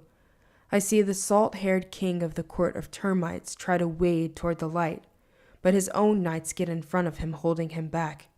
My family is gone. I look around for Carden, but he is lost in the crowd. It is all happening so fast. Kalia has run to the High King's side. She has her small knife barely long enough to be a weapon, but she holds it bravely. Taniet crouches over Elowin's body, trying to stem the tide of blood with the skirts of her dress. "What do you say now, father?" Balakin demands. "Brother." 2 bolts fly from the shadows, thudding into Balakin's side. He staggers forward. The cloth of his doublet appears ripped, a gleam of metal underneath. Armor. I scan the rafters for Ghost. I am an agent of the prince as surely as he is. It is my duty to get Dane. I shove forward again. In my head, I can see a vision of the future, like the story I'm telling myself. A clear, shining narrative to contrast with the chaos around me. Somehow I will get to the prince and defend him against Balakin's treachery, until the loyal members of his guard reach us. I will be the hero, the one who puts herself between the traitors and the king. Maddox gets there before I do. For a brief moment I am relieved. His commander's loyalty might be bought, but Maddox would never. Then Maddox thrusts his sword through Dane's chest with such force that the blade emerges on the other side. He drags it up through his ribcage to his heart. I stop moving and let the crowd flow around me. I am still as stone. I see a flash of white bone, of wet red muscle. Prince Dane, who was almost the High King, falls on top of the gem-crusted red cloak of his state, his spilling blood lost in the jumble of jewels. Eldred whispers, but his voice is amplified by the space. The word feels as though it rings through the hall. Maddox pauses, and then sets his jaw, as though he is doing some grim duty. He's wearing his red cap now, the one I saw sticking out of his pocket, the one I have studied in its case. Tonight, he will freshen it. There will be new tide lines. But I cannot believe he is doing this on anyone's orders. He must have allied with Balakin, misdirected Dane's spies, put his own commanders in place to keep the royal family isolated from anyone who would help them. Urged Balakin to orchestrate a strike at the one time no one would expect it. He figured out that the only way to not trigger the crown's death curse was to move when it rested on no one's head. Knowing him as I do, I am sure he planned this coup. Maddox has betrayed Eldred, and Dane is gone, taking all my hopes and plans with him. Coronations are a time when many things are possible. Balakin looks insufferably satisfied with himself. "Give me the crown." Eldred drops the circlet from his hand. It rolls a little ways across the floor. "Take it yourself if that's what you desire." Kalia is making a terrible keening sound. Rhea stares at the crown in horror. Valmoran stands beside Eldred, his narrow poet's face pale. With the knights circling it, the dais is like a terrible stage, where all the players are doomed to run through their roles to the same bloody end. Maddox's hands are gloved in red. I cannot stop staring at them. Balakin lifts the high crown. The golden oak leaves glitter with the light of candle flame. "You have waited Too long to depart the throne, father. You have become weak. You let traitors rule little fiefdoms. The power of the low courts goes unchecked, and the wild fae do as they like. Dane would have been the same, a coward who hid behind intrigues, but I am not afraid of the bloodshed. Eldred does not speak. He makes no move toward the crown or toward a weapon. He simply waits. Balakin orders a knight to bring him Taniat. A female redcap in armor steps onto the dais to grab the struggling consort. Taniat's head lashes back and forth, her long black horns cutting into the red-capped knight's shoulder. It doesn't matter. None of it matters. There are too many knights. 2 more step forward and there is no more struggling. Balakin draws himself up before his father. Declare me the High King. Put the crown on my head and you may go from this place, free and unharmed. My sisters will be protected. Your consort will live. Otherwise, I will kill Taniat. I will kill her here in front of everyone, and they will all know that you allowed it. My gaze goes to Matic, but he is on the steps, speaking in low tones to one of his commanders, a troll who has eaten at our table, has teased Oak and made him laugh. I laughed too then. Now my hands are shaking, my whole body trembling. Balakin, firstborn, no matter whose blood you spill, you will never rule Elfame, Eldred says. You are unworthy of the crown. I close my eyes and think of Oriana's words to me. It is no easy thing to be the lover of the High King. It is always to be a pawn. Taniat goes to her death with grace. She is still. Her bearing is regal and doomed, as though she has already passed into the realm of ballads. Her fingers are laced together. She makes no sound as one of the knights, the red-capped knight with the slashed shoulder, beheads her with a single, swift, and brutal strike of her blade. Daniat's horned head rolls a short ways until it hits Dane's corpse. I feel something wet on my face, like rain. There are plenty of the folk who delight in murder, and plenty more who delight in spectacle. A kind of giddy madness seems to come upon the crowd, a kind of hunger for even greater slaughter. Fear they may have a surfeit of satisfaction. 2 of the knights have seized Eldred. I will not ask you again, Balakin says. But Eldred only laughs. He keeps laughing when Balakin runs him through. He doesn't fall like the others. Instead of blood pouring from his wound, red moths stream out into the air.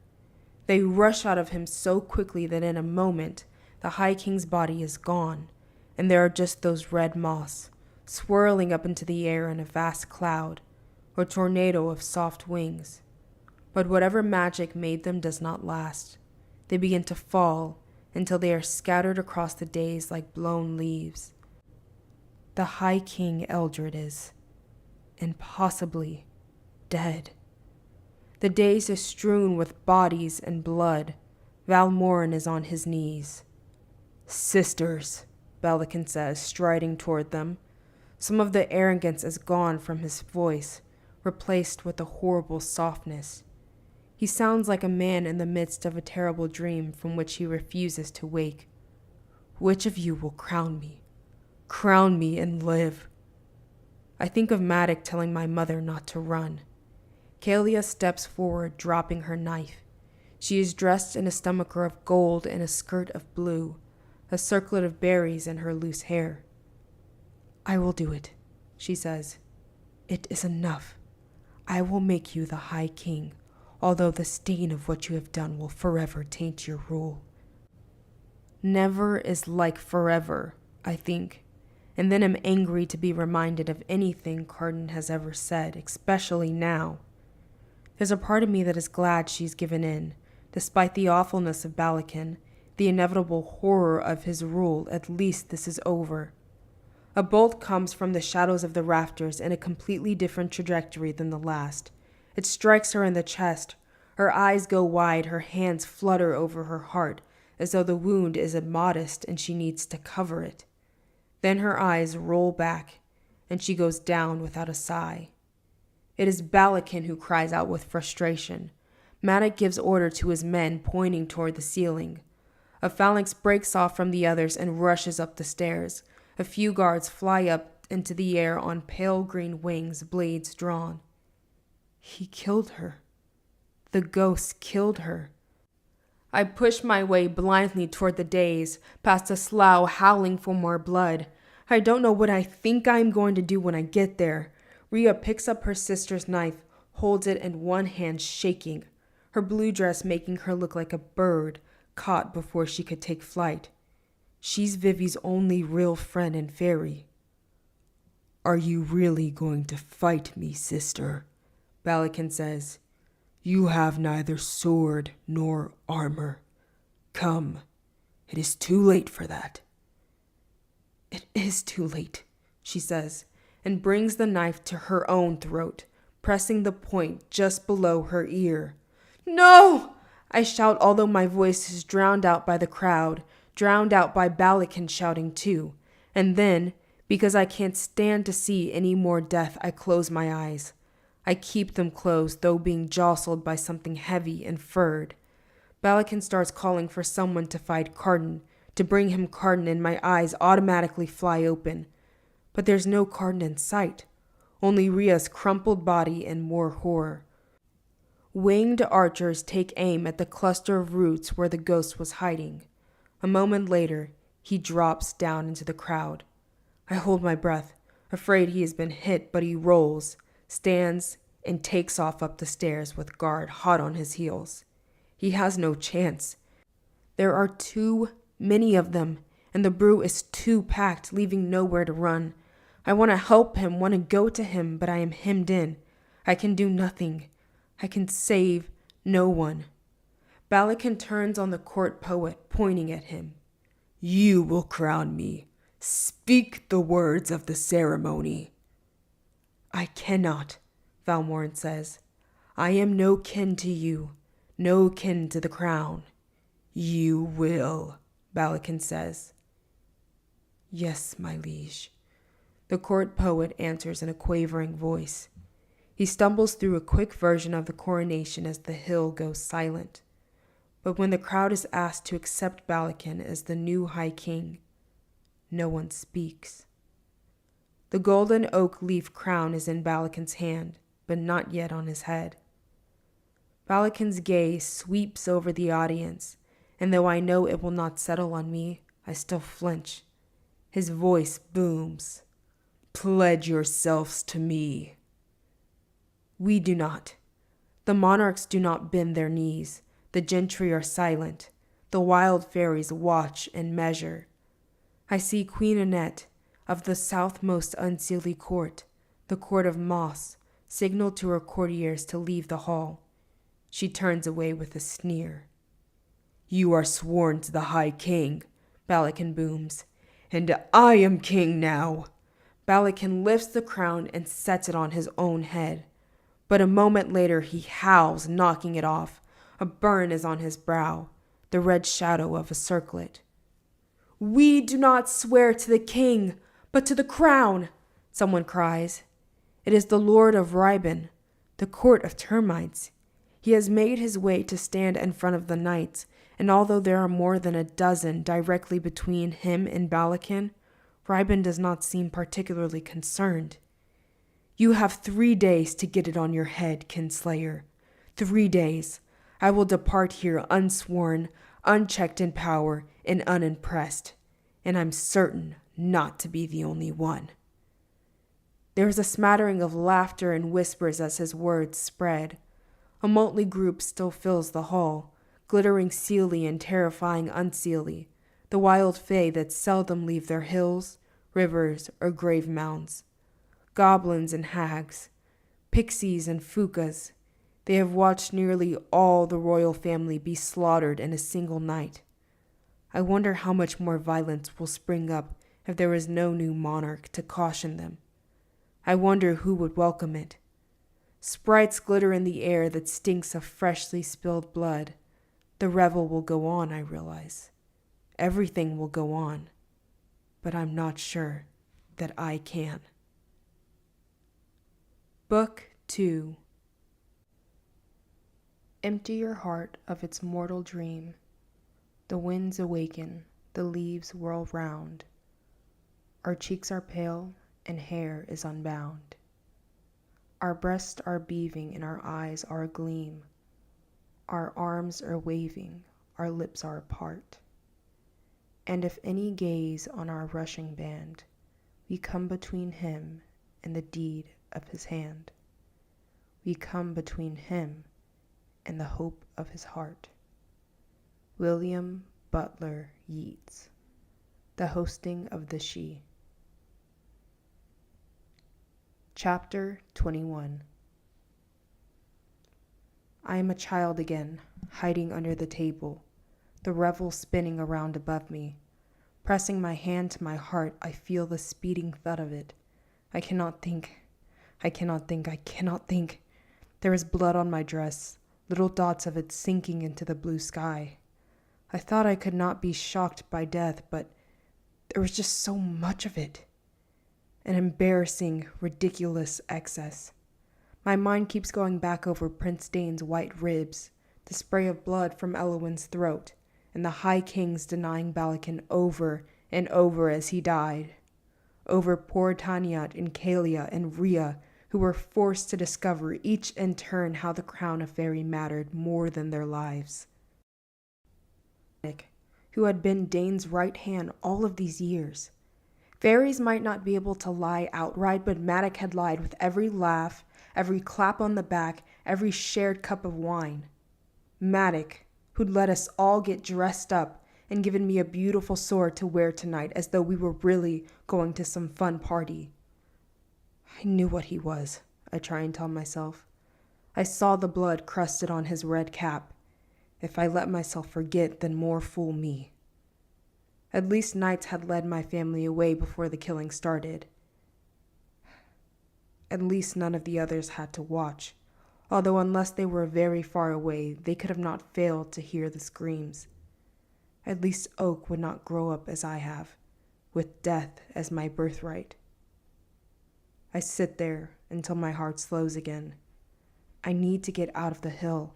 This revel is going to turn wilder, and with no new high monarch on the throne, there was no little holding any of the revelers back from any entertainment they can devise. It's probably not the best time to be a mortal here. I try to remember looking down on the layout of the throne room from above with the ghost. I try to recall the entrances into the main part of the castle. If I could find one of the guards and make them believe that I was part of Maddox's household, they might take me to the rest of my family. But I don't want to go. I don't want to see Maddox covered in blood sitting beside Balakin. I don't want to pretend that what has happened is anything other than horrific. I don't want to disguise my disgust. There's another way out. I crawl under the tables to the steps and go up them to the ledge near Maddox's strategy room. I think from there I can climb directly through and be in the part of the castle most likely to be deserted, and the part with access to the secret tunnels. From there, I can get out without worrying about knights or guards or anyone else. Adrenaline makes my whole body sing with the desire to move. But although what I have feels like a plan, it's not one yet. I can get out of the palace, but I have nowhere to go after that. Figure it out later, instinct urges. Okay, half a plan is good enough.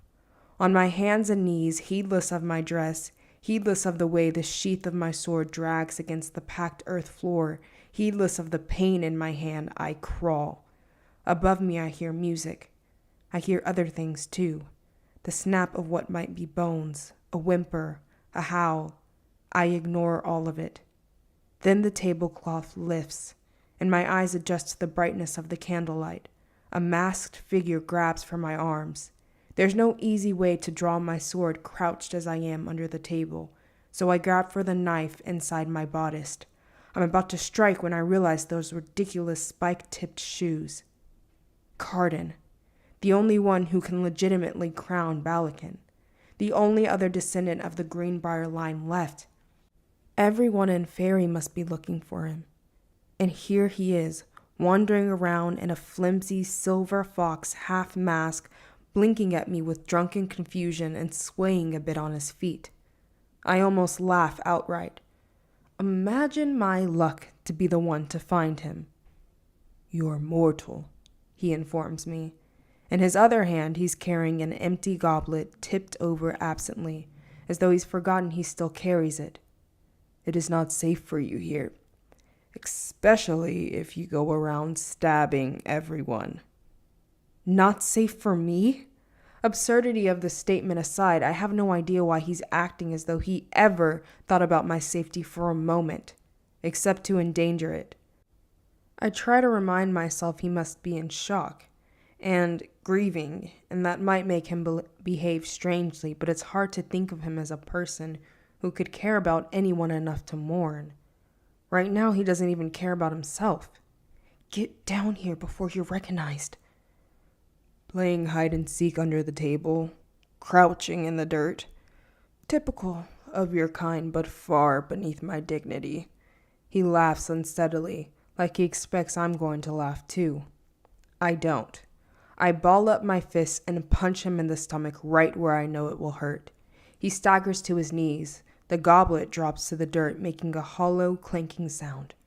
"Ow!" he shouts, and lets me tug him under the table. "We'll get out of here without anyone noticing," I tell him. "We stay under the tables and make our way to the steps to the upper levels of the palace. And don't tell me it's beneath your dignity to crawl. You're so drunk you can barely stand anyway." I hear him snort. "If you insist," he says. It's too dark to see his expression, and even if it wasn't, he's masked. We make our way through the underside of the tables, with ballads and drinking songs sung above us, screams and whispers in the air, and the soft footfalls of dancers echoing around us like rain. My heart is hammering from the bloodshed, from Carden being so close, from striking him without consequences. I concentrate on him shuffling behind me. Everything smells of packed earth, spilled wine, and blood. I can feel my thoughts spiraling away, can feel myself start to tremble. I bite the inside of my lip to give myself a fresh pain to focus on. I must keep it together. I can't lose it now, not where Carden will see, and not when a plan is starting to form in my mind, a plan requiring this last prince. I glance back and see that he has stopped moving. He's sitting on the ground, looking at his hand, looking at his ring. His voice sounds light, conversational, like he's forgotten where he is. "Balakin?" I ask, thinking of what I saw at Hollow Hall. "My father," Corden snorts. "I didn't much know the others, my brothers and sisters." "Isn't that funny? Prince Dane. He didn't want me in the palace, so he forced me out." I wait, not sure of what to say. It's disturbing to see him like this, behaving as though he might have emotions. After a moment, he seems to come back to himself. His eyes focus on me, glittering in the dark. "And now they're all dead, thanks to Maddox, our honorable general. They never should have trusted him. But your mother discovered that long time ago, didn't she?" I narrow my eyes. "Crawl." The corner of his mouth lifts. "You first." We go from table to table until finally we're close as we're likely to get to the steps. Carden pushes back the tablecloth and reaches out his hand toward me in the gallant manner of someone helping up the person they've been trysting with. Maybe Carden would say he was doing it for the benefit of onlookers, but we both know he's mocking me. I stand without touching him. The only thing that matters is getting out of the hall before the revel gets bloodier, before the wrong creature decides I'm an amusing plaything, before Carden is gutted by someone who doesn't want any high monarch and power. I start toward the steps, but he stops me. "Not like that. Your father's knights will recognize you." "I'm not the one they're looking for," I remind him. He frowns, although his mask hides most of it. Still, I can see it in the turn of his mouth. "If they see your face, they may pay too much attention to whom you're with." Annoyingly, he's right. If they knew me at all, they'd know I'd never be with you, which is ridiculous since I'm currently standing beside him, although it makes me feel better to say it. With a sigh, I take down my braids, rubbing my hands through my hair until it hangs wild in my face. "You look," he says, and then trails off, blinking a few times, not seeming able to finish. I'm guessing the hair thing worked better than he had expected. "Give me a second," I say, and plunge into the crowd. I don't like risking this, but covering my face is safer than not. I spot a Nixie in a black velvet mask eating a tiny sparrow's heart off a long pin. Slide-footing up behind her, I cut the ribbons and catch the mask before it hits the floor. She turns, searching for where it fell, but I'm already away. Soon, she will abandon looking and eat another delicacy. Or at least I hope she will. It is just a mask, after all. When I return, Carden is swilling down more wine, his gaze burning into me. I have no idea what he sees, what he's even looking for. A thin rivulet of green liquid pours over his cheeks. He reaches for the heavy silver pitcher as if to pour himself another cup. "Come on," I say, grabbing his gloved hand with mine. We're to the steps out the hall when 3 knights move to block our way. "Look elsewhere for your pleasure," one informs us. "This is the way to the palace, and it is barred to common folk." I feel Carden stiffen beside me, because he's an idiot and cares more about being called common than anyone's safety. Sadly, even his own. I tug his arm. "We will do as we are bid," I assure the knight, trying to move Carden away before he does something we both regret. Carden, however, will not be moved. "You are mistaken in us." "Shut up! Shut up! Shut up!" "The High King of Balakin is a friend to my lady's court," Carden says, silver-tongued in his silver fox mask. He wears an easy smile. He's speaking the language of privilege, speaking it with his drawling tone, with the looseness of his limbs, as though he thinks he owns everything he can see. Even drunk, he's convincing.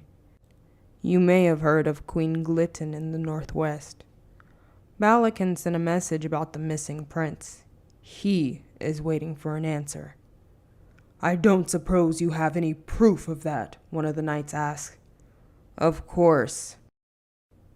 Holds out a fisted hand and opens it to reveal a royal ring gleaming in the center of his palm. I have no idea when he took it off his finger. A neat bit of sleight of hand that I had no idea he could do, no less while inebriated. "I was given this token so you would know me." At the sight of the ring, they step back. With an obnoxious, too charming smile, Carden grabs my arm and hauls me past them. Although I have to grit my teeth, I let him. We're on the steps, and it's because of him. "What about the mortal?" one of the guards calls. Carden turns. "Oh, well, you aren't entirely mistaken in me. I intended to keep some of the delights of the revel for myself," he says, and they all smirk. It's all I can do to not knock him to the ground, but there's no dispute. He's clever with words. According to the Baroque rules that govern Fey tongues, everything he said was true enough, so long as you concentrate only on the words. Balakin is Maddox's friend, and I am part of Maddox's court. If you squint a little, so I am the lady, and the knights probably have heard of Queen Glitton. She's famous enough. I'm sure Balakin is waiting for an answer about the missing prince. He's probably desperate for one, and no one can claim that Carden's ring isn't meant to be a token by which he is known. Or what he wants to keep from the revel, it could be anything. Carden is clever, but it's not a nice kind of cleverness, and it's a little too close to my own propensity for lying to be comfortable. Still, we're free. Behind us, what should have been a celebration of a new high king continues. The shrieking, the feasting, the whirling around in endless, looping dances. I glance back once as we climb, taking in the sea of bodies and wings, ink-drop eyes and sharp teeth. I shudder. We climb the steps together. I let him keep his possessive grip on my arm, guiding me. I let him open the doors with his own keys. I let him do whatever he wants. And then, once we're in the empty hall in the upper level of the palace, I turn and press the point of my knife directly under his chin. He asked up against the wall, pronouncing my name carefully, as though to avoid slurring. I'm not sure I've ever heard him use my actual name before. Surprised? I ask, a fierce grin starting on my face. The most important boy in Fairy and my enemy, finally in my power. It feels even better than I thought it would. You shouldn't be. Chapter 22. I press the tip of the knife against his skin so he can feel the bite. His black eyes focus on me with new intensity. Why? He asks. Just that. Seldom have I felt such a rush of triumph. I have to concentrate on keeping it from going to my head stronger than wine. Because your luck is terrible and mine is great. Do what I say and I'll delay the pleasure of hurting you. Planning to spill a little more royal blood tonight? He sneers, moving as if to shrug off the knife. I move with him, keeping it against his throat. He keeps talking. Feeling left out of the slaughter? You're drunk, I say. Oh, indeed. He leans his head back against the stone, closing his eyes. Nearby the torchlight turns his black hair to bronze. But do you really believe I'm going to let you parade me in front of the general? As though I'm some lowly, I press the knife harder.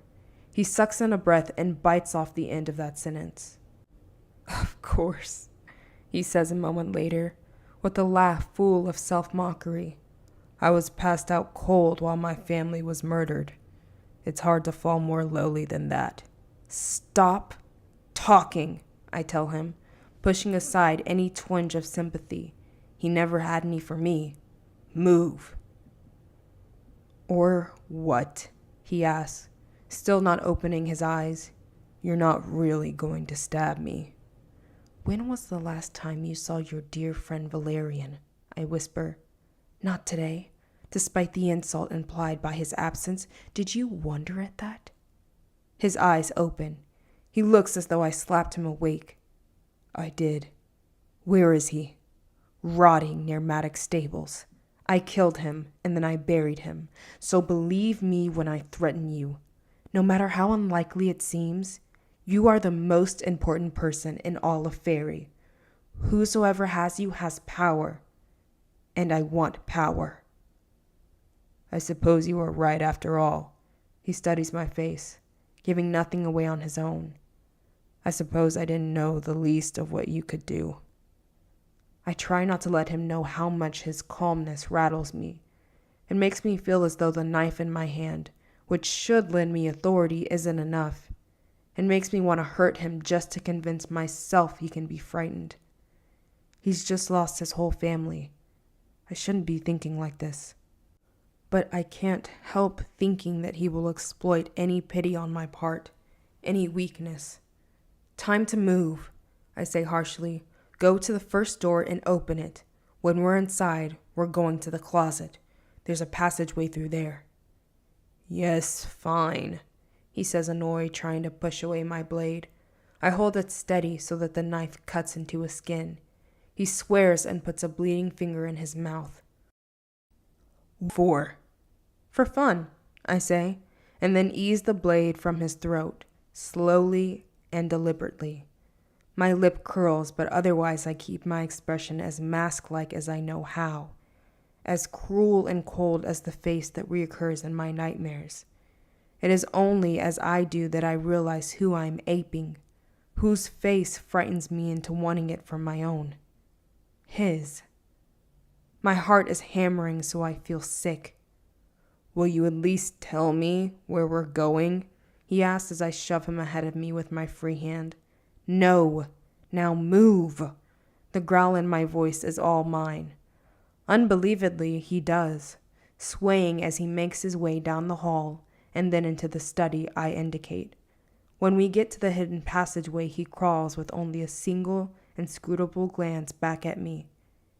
Maybe he's even drunker than I thought. It doesn't matter. He'll sober up soon enough. The first thing I do when I get to the nest of the Court of Shadows is tie Prince Carden to a chair with shredded pieces of my own dirty dress. Then I remove both of our masks. He lets me do it all, an odd look on his face. No one else is there, and I have no idea when anyone might come back. If they will at all. It doesn't matter. I can manage without them. I've made it this far after all. When Carden found me, I knew that having control of him was the only path to having some control over the fate of my world. I think of all the vows I made to Dane, including the one I never spoke out loud. Instead of being afraid, I will become something to fear. If Dane isn't going to give me power, then I'm going to take it for myself. Not having spent much time in the Court of Shadows, I don't know its secrets. I walk through the rooms, opening heavy wooden doors, opening cabinets, taking inventory of my supplies. I discover a pantry that is full of poisons, as if cheeses and sausages. A training room with sawdust on the floor, weapons on the wall, and a new wooden dummy in the center, its face cruelly painted with a disturbing grin. I go into the back room with 4 pallets on the ground, and a few mugs and discarded clothing spread out near them. I touch none of it, until I come to the map room with a desk. Dane's desk, stuffed with scrolls and pins and sealing wax. For a moment I am overwhelmed by the enormity of what has happened. Prince Dane is gone. Gone forever, and his father and his sisters are gone with him. To the main room and drag Carden and the chair into Dane's office, propping it against the open door so I can keep an eye on him. I take down a handheld crossbow from the wall in the training room, along with a few bolts. Weapon beside me, cocked and ready, I sit down in Dane's chair and rest my head in my hands. Will you tell me where exactly we are now, that I'm trussed up to your satisfaction? I want to strike Carden over and over until I slap that smugness off his face. But if I did, he'd just know how much he scares me. This is where Prince Dane's spies meet, I inform him, trying to shake off my fear. I need to concentrate. Carden is nothing, an instrument, a gambling marker. He fixes me with an odd, startled look. How do you know that? What possessed you to bring me here? I'm trying to figure out what to do next, I say with an uncomfortable honesty. And if one of the spies return? He asks me, rousing from his stupor enough to actually seem concerned. They're going to discover you in their lair, and... He trails off at the smirk on my face and subsides into stunned silence. I can see the moment he arrives at the realization that I'm one of them, that I belong here. Carden lapses back into silence. Finally, I've made him flinch. I do something I would never dare do before. I go through Prince Dane's desk. There were mounds of correspondence, lists, notes neither to Dane nor from him, probably stolen, more in his hand. Movements, riddles, proposals for laws, formal invitations, informal and innocuous letters, including a few from Maddock. I'm not sure what I'm looking for. I'm just scanning everything as quickly as I can for something, anything that might give me some idea of why he was betrayed. All of my life, I grew up thinking of the High King and Prince Dane as our unquestioned rulers. I believed Maddock to be entirely loyal to them. I was loyal too. I knew Maddock was bloodthirsty. I guess I knew he wanted more conquest, more war, and more battle, but I thought he'd consider wanting war to be part of his role as the general, while part of the High King's role was to keep him in check. Maddox talked about honor, about obligation, about duty. He raised Taryn and me in the name of those things. It seemed logical he was willing to put up with other unpleasantness. I didn't think Maddox even liked Balakin. I recalled the dead messenger, shot by me, and the note in the scroll. Kill the bearer of this message. It was a piece of misdirection, all meant to keep Dane's spies busy chasing our tails, while Balakin and Maddox planned to strike in the one place no one looked, right out in the open.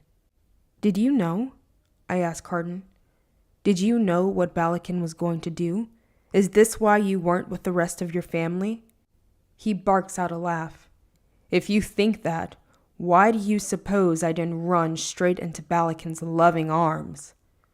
Tell me anyway, I say. I didn't know, he says. Did you? Maddox is your father after all. I take out a long bar of wax from Dane's desk, one end blackened.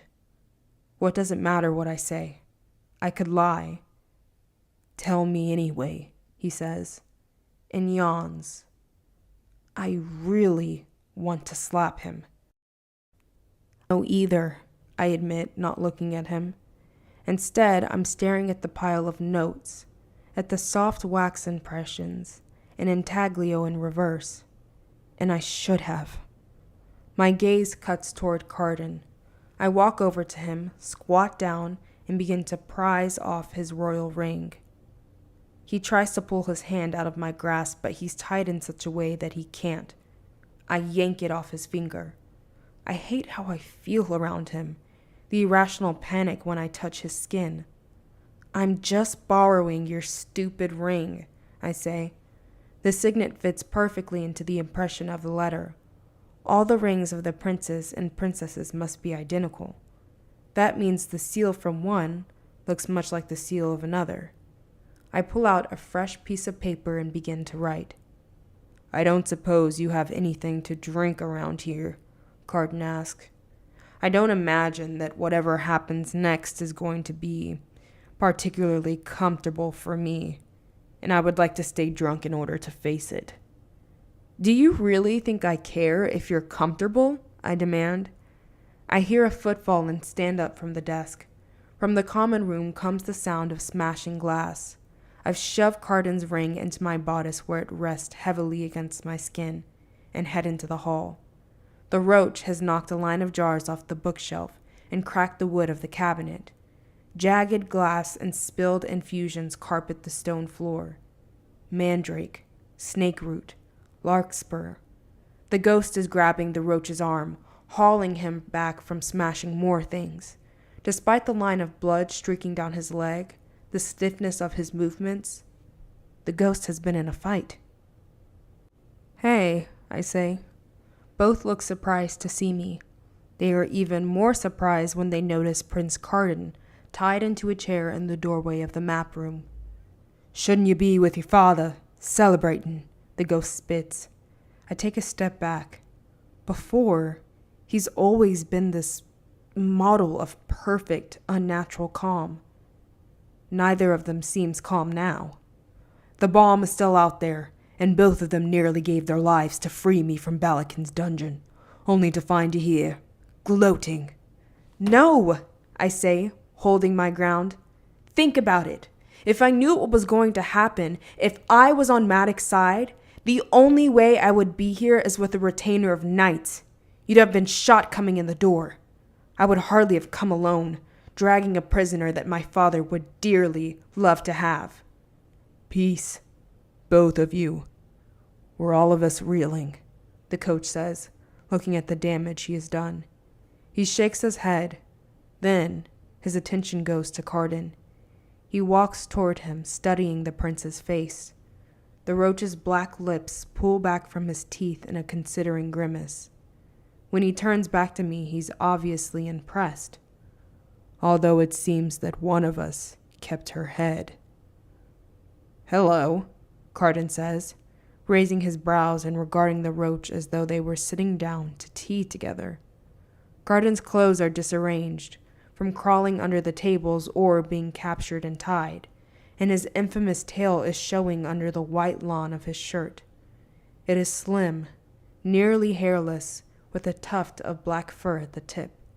As I watch, the tail forms one wavering curve after another, snaking back and forth, betraying his cool face, telling its own story of uncertainty and fear. I can see why he hides that thing away. "We should kill him," says the ghost, slouching in the hallway, light brown hair blown across his forehead. "He's a member of the royal family who can crown Balakin. Without Carden, the throne will be forever lost, and we will have avenged Dane." Carden draws a sharp breath and then lets it out slowly. "I'd prefer to live." "We don't work for Dane anymore," the roach reminds Ghost, the nostrils of his long green knife of a nose flaring. "Dane's dead, and beyond caring about thrones or crowns, we can sell the prince back to Balakin for everything we can get and leave. Go among the low courts or the free folk. There's fun to be had, and gold. You could come along, Jude, if you want." The opting. Burn it all down, run, start over in a place where no one knows me except the ghost and the roach. "I don't want Balakin's money," the ghost spits on the ground. "And other than that, the boy prince is useless to us. Too young, too weak. If not for Dane, then let's kill him for our fairy." "Too young, too weak, too mean," I put in. "Wait," Carden says. I've imagined him afraid many times, but the reality outstrips those imaginings. Seeing the quickening of his breath, the way he pulls against my careful knots delights me. "Wait. I could tell you what I know. Everything I know. Anything about Balakin, anything you'd like. If you want gold and riches, I could get them for you. I know the way to Balakin's treasury. I have 10 keys to the 10 locks of the palace. I could be useful." Only in my dreams has Carden ever been like this. Begging. Miserable. Powerless. "What did you know about your brother's plan?" the ghost asked him, peeling himself off the wall. He limps over. Carden shakes his head. "Only that Balakin despised Dane. I despised him as well. He was despicable. I didn't know he'd managed to convince Maddock of that." "What do you mean, despicable?" I ask, indignant even with the still healing wound on my hand. Dane's death washed away the resentment I had for him. Carden gives me an indecipherable look. "Dane poisoned his own child still in the womb. He worked on our father until he trusted no one but Dane. Ask them. Surely Dane's spies know how he made Eldred believe that Elwyn was plotting against him. Convinced him that Balakin was a fool. Dane orchestrated my being thrown out of the palace so that I had to be taken in by my elder brother or go without any home at the court. He even persuaded Eldred to step down after poisoning his wine so that he became tired and ill. The curse on the crown doesn't prevent that." "That can't be true." I think of Liriope, of the letter of how Balakin wanted proof of who got the poison. But Eldred couldn't have been poisoned with blusher mushroom. "Ask your friends," Carden says, with a nod to the roach and the ghost. "It was one of them who administered the poison that killed the child and its mother." I shake my head, but the ghost doesn't meet my gaze. "Why would Dane do that?" "Because he fathered the child with Eldred's consort, and was afraid Eldred would find out and choose another of us for his heir." Carden seems pleased with himself at having surprised me, surprised us from the looks on their faces of the roach and the ghost. I do not like the way they watch him now, as though he might have value after all. Even the king of Fairy doesn't like to think of his son taking his place in a lover's bed. It shouldn't shock me that the court of Fairy is corrupt and kind of gross. I knew that just as I knew Matic would do gruesome things to people he cared about. Just as I knew Dane was never kind. He made me stab my own hand, clean through. He took me on for my usefulness, nothing more. Fairy might be beautiful, but its beauty is like a golden stag's carcass, crawling with maggots beneath its hide, ready to burst. I feel sick from the smell of blood. It's on my dress, under my fingers and my nose. How am I supposed to be worse than the folk? Sell the prince back to Balakin. I turned the idea over in my mind. Balakin would be my debt. He'd make me a member of the court just as I once wanted. He'd give me anything I'd asked for, any of the things Dane offered and more. Land, knighthood, a love mark on my brow so all who looked upon me would be sick with desire, a sword that wove charms with every blow.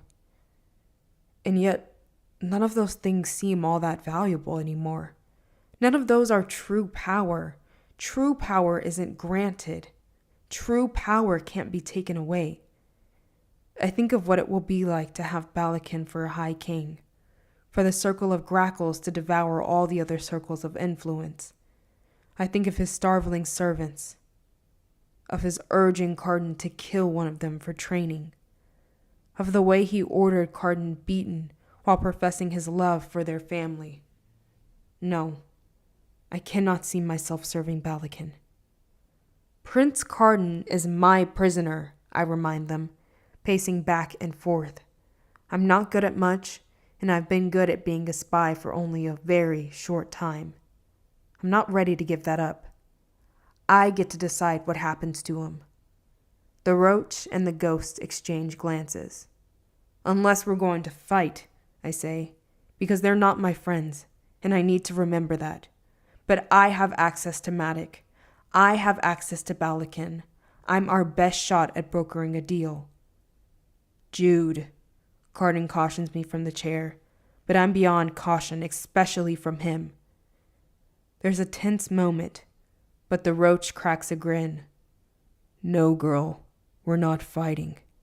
If you've got a plan, then I'm glad of it. I'm not really much of a planner, unless it's how to prize out a gem from a nice setting. You stole the boy, Prince. This is your play, if you think you can make it.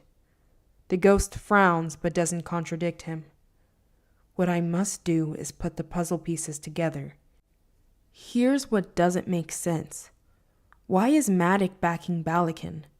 Balakin is cruel and volatile, two qualities not preferable in a monarch. Even if Matic believes Balakin will give him the wars he wants, it seems as though he could have gotten those some other way. I think of the letter I found on Balakin's desk, the one to Nicasia's mother. I know the provenance of the blusher mushroom that you ask after. Why? After all this time, would Balakin want proof that Dane orchestrated Liriope's murder? And if he had it, why hadn't he taken it to Eldred? Unless he had and Eldred hadn't believed him, or cared, or unless the proof was for someone else. When was Liriope poisoned? I ask. 7 years ago, in the month of the storms, the ghost says with a twist in his mouth. Dane told me that he'd been given a foresight about the child. Is this important, or are you just curious? What was the foresight? I ask. He shakes his head, as if he doesn't want the memory, but he answers. If the boy was born, Prince Dane would never be king. What a typical fairy prophecy. One that gives you a warning about what you'll lose but never promises you anything. The boy is dead, but Prince Dane will never be king. Be that kind of fool to base my strategies on riddles. So it's true, the roach says quietly. You're the one who killed her. The ghost's frown deepens. It didn't occur to me until then that they might not know of another's assignments. Both of them look uncomfortable. I wonder if the roach would have done it. I wonder what it means that the ghost did. When I look at him now, I don't know what I see. I'm going home, I say. I'll pretend I got lost at the coronation revel. I should be able to figure out what Carden is worth to them. I'll come back tomorrow and run the particulars by you both and the bomb, if she's here. Give me a day to see what I can do, and your oath to make no decisions until then. If the bomb has better sense than we do, she's already gone to ground. The roach points to the cabinet. Wordlessly, the ghost goes and gets out a bottle, placing it on the worn wooden table. How do we know you won't betray us? Even if you think you're on our side now, you might get back to that stronghold of Maddox and reconsider. I eye the roach and the ghost speculatively. I'll have to leave Carden in your care, which means trusting you. I promise not to betray you, and you promise that the prince will be here when I get back. Carden looks relieved at the idea that there will be a delay, whatever happens next. Or perhaps he's just relieved by the presence of the bottle. You could be a kingmaker, the ghost says. That's seductive. You could make Balakans even more deeply indebted to your father. He's not my father, I say sharply. And if I decide that I want to throw in with Maddox, well then, so long as you get paid, it won't matter, will it? I guess not, the ghost says grudgingly. But if you come back here with Maddox or anyone else, we'll kill Carden, and then we'll kill you. Understood? I nod. If it wasn't for Prince Dane's geese, they might have compelled me. Of course, whether Prince Dane's geese lasted past his death, I do not know, and I'm afraid to find out. And if in a day you ask for to get back, we'll kill him and cut our losses, the ghost continues. Prisoners are like damson plums. The longer you keep them, the less valuable they become. Eventually they spoil. One day and one night. Don't be late. Carden flinches and tries to catch my eye, but I ignore him. I'll agree to that, I say, because I am no fool. None of us is feeling all that trusting at the moment. So long as you swear Carden will be here and hail when I return tomorrow alone. And because they're not fools either, they swear it. Chapter 23. I don't know what I expect to find when I get home. It's a long walk through the woods, longer because I give the encampment of the folk here for the coronation a wide berth. My dress is dirty and tattered at the hem. My feet are sore and cold. When I arrive, Maddox's estate looks the way it always does, familiar as my own step. I think of all the other dresses hanging in my closet, waiting to be worn, the slippers waiting to be danced in. I think of the future I thought I was going to have, and the one yawning in front of me like a chasm. In the hall, I see that there are more knights here than I'm used to, coming in and out of Maddox's parlor. Servants rush back and forth, bringing tankards and inkpots and maps. Few spare me a look. There's a cry from across the hall. Vivian. She and Oriana are in the parlor. Vivi runs toward me and throws her arms around me. I was going to kill him, she says. I was going to kill him if his stupid plan got you hurt. I realize I have not moved. I bring one hand up to touch her hair, let my finger slip to her shoulder. I'm fine, I say. I just got swept up in the crowd. I'm fine. Everything's fine. Everything is, of course, not at all fine, but no one tries to contradict me. Where are the others? Oak is in bed, Oriana says, and Taryn is outside Maddox's study. She'll be along in a moment. Vivi's expression shifts at that, although I'm not sure how to read it. I go up the stairs to my room, where I wash the paint off my face and the mud off my feet. Vivi follows me, perches on a stool. Her cat eyes are bright gold in the sunlight streaming in from the balcony. She doesn't speak as I take a comb to my hair, raking through the tangles. I dress myself in dark colors, in a deep blue tunic with a high collar and tight sleeves, and shiny black boots with new gloves to cover my hands. I strap Nightfell onto a heavier belt and serendipitously put the ring with the royal seal into my pocket. It feels so surreal to be in my room, with my stuffed animals and my books and my collection of poisons, with Carden's copy of Alice's Adventures in Wonderlands and Through the Looking Glass sitting on my bedside table. A new wave of panic passes over me. I'm supposed to figure out how to turn the capture of the missing Prince of Fairy to my advantage. Here, in my childhood home. I want to laugh at my daring. Just who do I think I am? What happened to your throat? Vivi asked, frowning at me. And what's wrong with your left hand? I forgot how carefully I had concealed those injuries. They're not important, not with everything that's happened. Why did he do it? You mean, why did Maddox help Balakin? She says, lowering her voice. I don't know. Politics? He doesn't care about murder.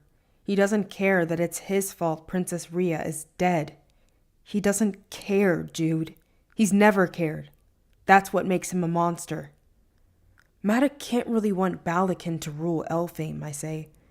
Balakin would influence how Fairy interacts with the mortal world for centuries, how much blood is shed and whose. All of Fairy will be like Hollow Hall. That's when I hear Taryn's voice float up the stairwell. Locke has been in with Maddox for ages. He doesn't know anything about where Carden is hiding. Vivi goes still, watching my face. Jude, she says. Her voice is mostly breath. Probably just trying to frighten him, Oriana says. You know he's not keen on arranging a marriage in the middle of all this turmoil. Before Vivi can say anything else, before she can stop me, I've gone to the top of the stairs. I recall the words Locke said to me after I'd fought in the tournament and pissed off Carden. You're like a story that hasn't happened yet. I want to see what you will do. I want to be a part of the unfolding of the tale.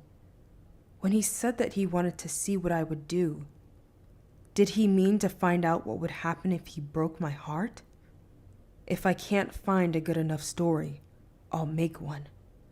Carden's words when I asked if he thought I didn't deserve Locke echo in my head. Oh no, he had said with a smirk. You're perfect for each other. And at the coronation, time to change partners. Oh, did I steal your line? He knew. How he must have laughed. How they all must have laughed. So I suppose I know who your lover is now, I called to my twin sister. Taryn looks up and blanches. I descend the stairs slowly, carefully. I wonder if when Locke and his friends laughed, she laughed with them. All the odd looks, the tension in her voice when I talked about Locke, her concern about what he and I were doing in the stables, what we'd done at his house, all of it makes sudden, awful sense. I feel the sharp stab of betrayal. I draw Nightfell. I challenge you, I tell Taryn, to a duel for my honor which was grievously betrayed. Taryn's eyes widen. I wanted to tell you, she says. There were so many times I started to say something, but I just couldn't. Locke said if I could endure it would be a test of love. I remember his words from the revel. Do you love me enough to give me up? Isn't that a test of love? I guess she passed the test, and I failed. So he proposed to you, I say, while the royal family got butchered. That's so romantic. Oriana gives a little gasp, probably afraid that Maddox would hear me, that he'd object to my characterization. Taryn looks a little pale too. I suppose since none of them actually saw it, they could have been told nearly anything. One doesn't have to lie to deceive. My hand tightens on the hilt of Nightfell. What did Carden say that made you cry the day after we came back from the mortal world?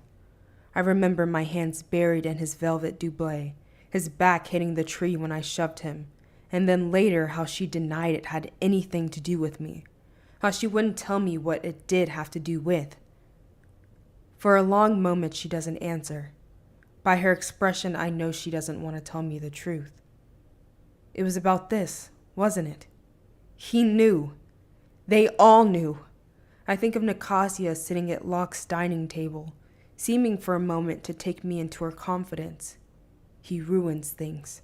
That's what he likes, to ruin things. I thought she'd been talking about Carden. He said it was because of me that he kicked dirt onto your food, Taryn says, voice soft. Locke tricked them into thinking it was you who stole him away from Nicasia, so it was you they were punishing.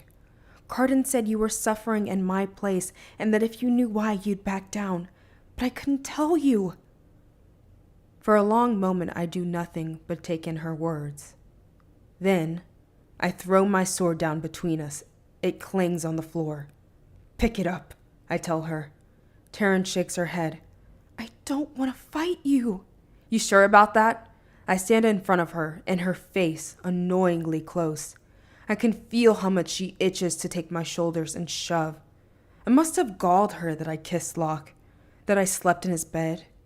I think maybe you do. I think you'd love to hit me, and I know I want to hit you. There's a sword hung high on the wall over the hearth, beneath a silken banner with Maddox's turned moon crest. I climb onto the nearby chair, step onto the mantle, and lift it from its hook. It will do. I hop down and walk toward her, pointing steel at her heart. I'm out of practice, she says. I'm not. I close the distance between us, but you'll have the far better sword, and you can strike the first blow. That's fair, and more than fair. Taryn looks at me for a long moment, then picks up Nightfell. She steps back several paces and draws. Across the room, Oriana springs to her feet with a gasp. She doesn't come toward us, though. She doesn't stop us. There are so many broken things that I don't know how to fix, but I know how to fight. Idiots! Vivi shouts from the balcony. I cannot give her much of my attention. I am too focused on Taryn as she moves across the floor. Maddox taught us both, and he taught us well. She swings. I block her blow, our swords slamming together. The metal rings out, echoing through the room like a bell. Was it fun to deceive me? Did you like the feeling of having something over me? Did you like that he was flirting and kissing me all the while promising you would be his wife? No! She parries my first series of blows with some effort, but her muscles remember technique. She bares her teeth. I hated it, but I'm not like you. I want to belong here. Defying them makes everything worse. You never asked me before you went against Prince Cardin. Maybe he started it because of me, but you kept it going. You didn't care what it brought down on either of our heads. I had to show Locke I was different. A few of the servants have gathered to watch. I ignore them. Ignore the soreness in my arms from digging a grave only a night before. Ignore the sting of the wound through my palm. My blade slices Taryn's skirt, cutting nearly to her skin. Her eyes go wide and she stumbles back. We trade a series of fast blows. She's breathing harder, not used to being pushed like this, but not backing down either. I beat my blade against hers, not giving her time to do more than defend herself. So this was revenge? We used to spar when we were younger, with practice sticks, and since then we've engaged in hair-pulling, shouting matches, and ignoring each other. But we've never fought like this. Never with live steel. Taryn! Jude! Vivi yells, starting toward the spiral stair. Stop or I will stop you. You hate the folk. Taryn's eyes flash as she spins her sword in an elegant strike. You never cared about Locke. He was just another thing to take from Cardin. That staggers me enough that she's able to get under my guard. Her blade just kisses my side before I whirl away, out of her reach. She goes on. You think I'm weak. You are weak, I tell her. You are weak and pathetic, and I'm a mirror, she shouts. I'm the mirror you don't want to look at. I stare again, putting my whole weight into the strike. I'm so angry at so many things. I hate that I was stupid. I hate that I was tricked. Fury roars in my head, loud enough to drown out my every other thought. I swing toward her side in a shining arc. I said, stop, Vivi shouts, glamour shimmering in her voice like a net. Now stop. Taryn seems to deflate, relaxing her arms, letting Nightfell hang limply from suddenly loose fingers. She has a vague smile on her face, as though she's listening to distant music. I try to check my swing, but it's too late. Instead, I let the sword go. Momentum sends it sailing across the room to slam into a bookshelf and knock a ram's skull to the ground. Momentum sends me sprawling to the floor. I turn to Vivi aghast. You had no right. The words tumble out of my mouth ahead of more important ones. I could have sliced Taryn in half. She looks as astonished as I am. Are you wearing a charm? I saw you change your clothes and you didn't have one. Dane's geese. It outlasted his death. My knees feel raw. My hand is throbbing. My side stings where nightfall grazed my skin. I'm furious she stopped the fight. I'm furious she tried to use magic on us. I push myself to my feet. My breath comes in hard. There's sweat on my brow and my limbs are shaking. Hands grab me from behind. 3 more servants pitch in, getting between us and grabbing my arms. 2 have Taryn dragging her away from me. Vivi blows in Taryn's face and she comes to sputtering awareness. That's when I see Maddox outside his parlor, lieutenants and knights crowded around him. And Locke. My stomach drops. What is wrong with you two? Maddox shouts, as angry as I've ever seen him. Have we not already had a surfeit of death today? Which paradoxical thing to say since he was the cause of so much of it. Both of you will wait for me in the game room. All I can think of is him up on the dais, his blade cracking through Prince Dane's chest. I cannot meet his gaze. I'm shaking all over. I want to scream. I want to run at him. I feel like a child again, a helpless child in the house of death. I want to do something, but I do nothing. He turns to Narbonne. Go with them. Make sure they stay away from each other. I'm led into the game room and sit on the floor with my head in my hands. When I bring them away, they are wet with tears. I wipe my fingers quickly against my pants before Taryn can see. We wait at least an hour. I don't say a single thing to Taryn and she doesn't say anything to me either. She sniffles a little, then wipes her nose and doesn't weep. I think of Carden tied to a chair to cheer myself. Then I think of the way he looked up at me through the curtain of his crow-black hair, of the curling edges of his drunken smile, and I don't feel in the least bit comforted. I feel exhausted and utterly, completely defeated. I hate Taryn. I hate Maddox. I hate Locke. I hate Carden. I hate everyone. I just don't hate them enough. To you, I asked Taryn, finally tiring the silence. Maddox gave me a sword Dad made. That's the one we were fighting with. He said he had something for you too. She's quiet long enough that I don't think she's going to answer. A set of knives for a table. Supposedly they cut right through bone. The sword is better. It has a name. I guess you could name your steak knives. Meaty the Elder, Gristlebane, I say, and she makes a little snorting noise that sounds like the smothering of a laugh. But after that, we lapse back into silence. Finally, Maddox enters the room, his shadow preceding him, spreading across the floor like a carpet. He tosses a scabbard nightfell onto the ground in front of me, and then settles himself on a couch with the legs in the shape of bird feet. The couch groans, unused to taking so much weight. Narbonne nods at Maddox and sees himself out. Taryn, I would talk with you of Locke, Maddox says. Did you hurt him? There is barely a contained sob in her voice. He snorts as though maybe he's wondering the same thing.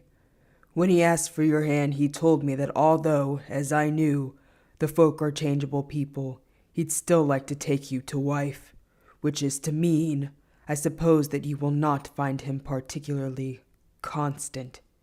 He said nothing about the dalliance with Jude then, but when I asked him a moment ago, he told me, mortal feelings are so volatile that it's impossible to help toying with them a little.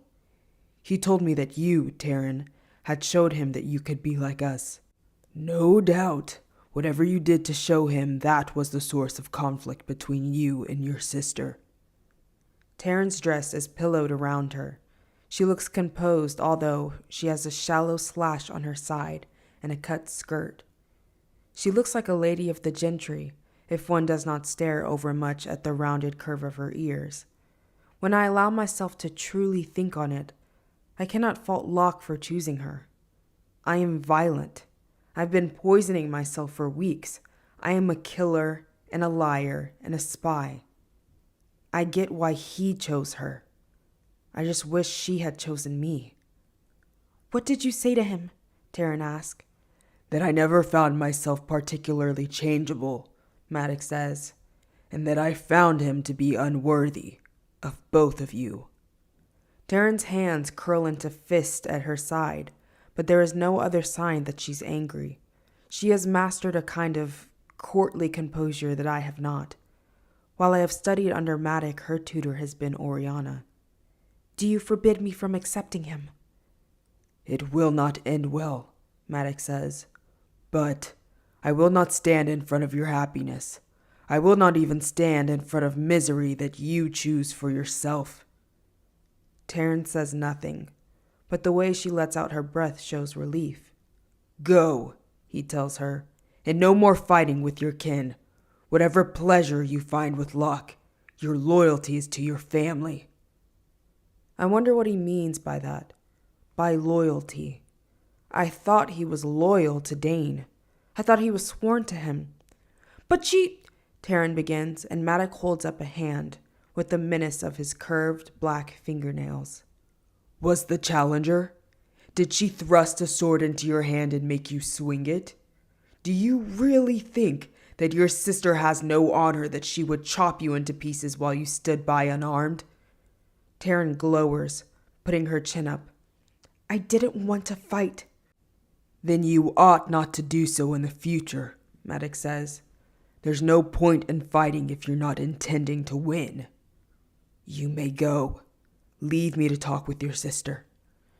Taryn stands and walks to the door. With her hand on the heavy brass latch, she turns back as though to say something else. Whatever camaraderie we found when he wasn't there is gone. I can see it in her face that she wants him to punish me, and is half sure that he won't. You should ask Jude where Prince Cardin is, she says, narrow-eyed. The last time I saw him, he was dancing with her. With that, she sweeps out the door, leaving me with a thundering heart and the royal seal burning in my pocket. She doesn't know. She's just being awful, just trying to get me in trouble with a parting shot. I cannot believe she would say that if she knew. Let's talk about your behavior tonight, says Maddox, leaning forward. Let's talk about your behavior tonight, I return. He sighs and rubs one large hand over his face. You were there, weren't you? I tried to get you all out so you wouldn't have to see it. I thought you loved Prince Dane, I say. I thought you were his friend. I loved him well enough, Maddox says. Better than I will ever love Balakin, but there are others who have a claim on my loyalty. I think again of my puzzle pieces, of the answers I came back home to get. What could Balakin have given or promised Maddox that would have persuaded him to move against Dane? Who? I demand. What could be worth this much death? Enough, he growls. You are not yet on my war council. You will know what there is to know in the fullness of time. Until then, let me assure you that although things are in disarray, my plans are not overturned. What I need now is the youngest prince. If you know where Cardin is, I could get Balakin to offer you a handsome reward. A position in his court, in the hand of anyone you wanted, or the still beating heart of anyone you despised. I look at him in surprise. You think I'd take Locke from Taryn? He shrugs. You seemed like you wanted to take Taryn's head from her shoulders. She played you false. I don't know what you might consider a fitting punishment. For a moment, we just look at each other. He's a monster, so if I want to do a very bad thing, he's not going to judge me for it. Much. If you want my advice, he says slowly, love doesn't grow well fed on pain. Grant me that I know that at least. I love you, and I love Taryn, but I don't think she's suited for Locke. And I am? I cannot help thinking that Maddox's idea of love doesn't seem like a very safe thing. He loved my mother. He loved Prince Dane. His love for us is likely to afford us no more protection than it afforded either of them. I don't think Locke is suited for you. He smiles his toothy smile. And if your sister is right and you do know where Prince Carden is, give him to me. He's a foppish sort of boy, no good with a sword. He's charming in a way, and clever, but nothing worth protecting. Too young, too weak, too mean. I think again of the coup that Manik had planned with Balakin, wondering how it was supposed to go. Kill the two elder siblings, the ones with influence. Then surely the High King would relent and put the crown on the head of the prince with the most power, the one with the military on his side. Perhaps grudgingly, but once threatened, Eldred would crown Balakin. Except he didn't. Balakin tried to force his hand, and then everyone died. Everyone but Carden. The board swept nearly clear of players. This can't be how Matic thought things would play out, but still I remember his lessons on strategy. Every outcome of a plan should lead to victory. No one can really plan for every variable, though. That's ridiculous. I thought you were supposed to lecture me about not sword fighting in the house, I say, trying to steer the conversation away from the whereabouts of Carden. I've gotten what I promised the Court of Shadows, an offer. Now I must decide what to do with it. Must I tell you that if your blade had struck true and you'd hurt Taryn, you would have regretted it all your days? Of all the lessons I imparted to you, I would have thought that was the one I taught you best. His gaze is steady on mine. He's talking about my mother. He's talking about murdering my mother. I can say nothing to that. It is a shame you didn't take out that anger on someone more deserving. In times like these, the folk go missing. He gives me a significant look. Is he telling me that it's okay to kill Locke? I wondered what he'd say if he knew I already killed one of the gentry. If I showed him the body. Apparently, maybe congratulations. How do you sleep at night? I ask him. It's a crappy thing to say, and I'm only saying it, I know, because he has shown me just how close I am being everything I've despised in him. His eyebrows furrow, and he looks at me as though he's evaluating what sort of answer to give.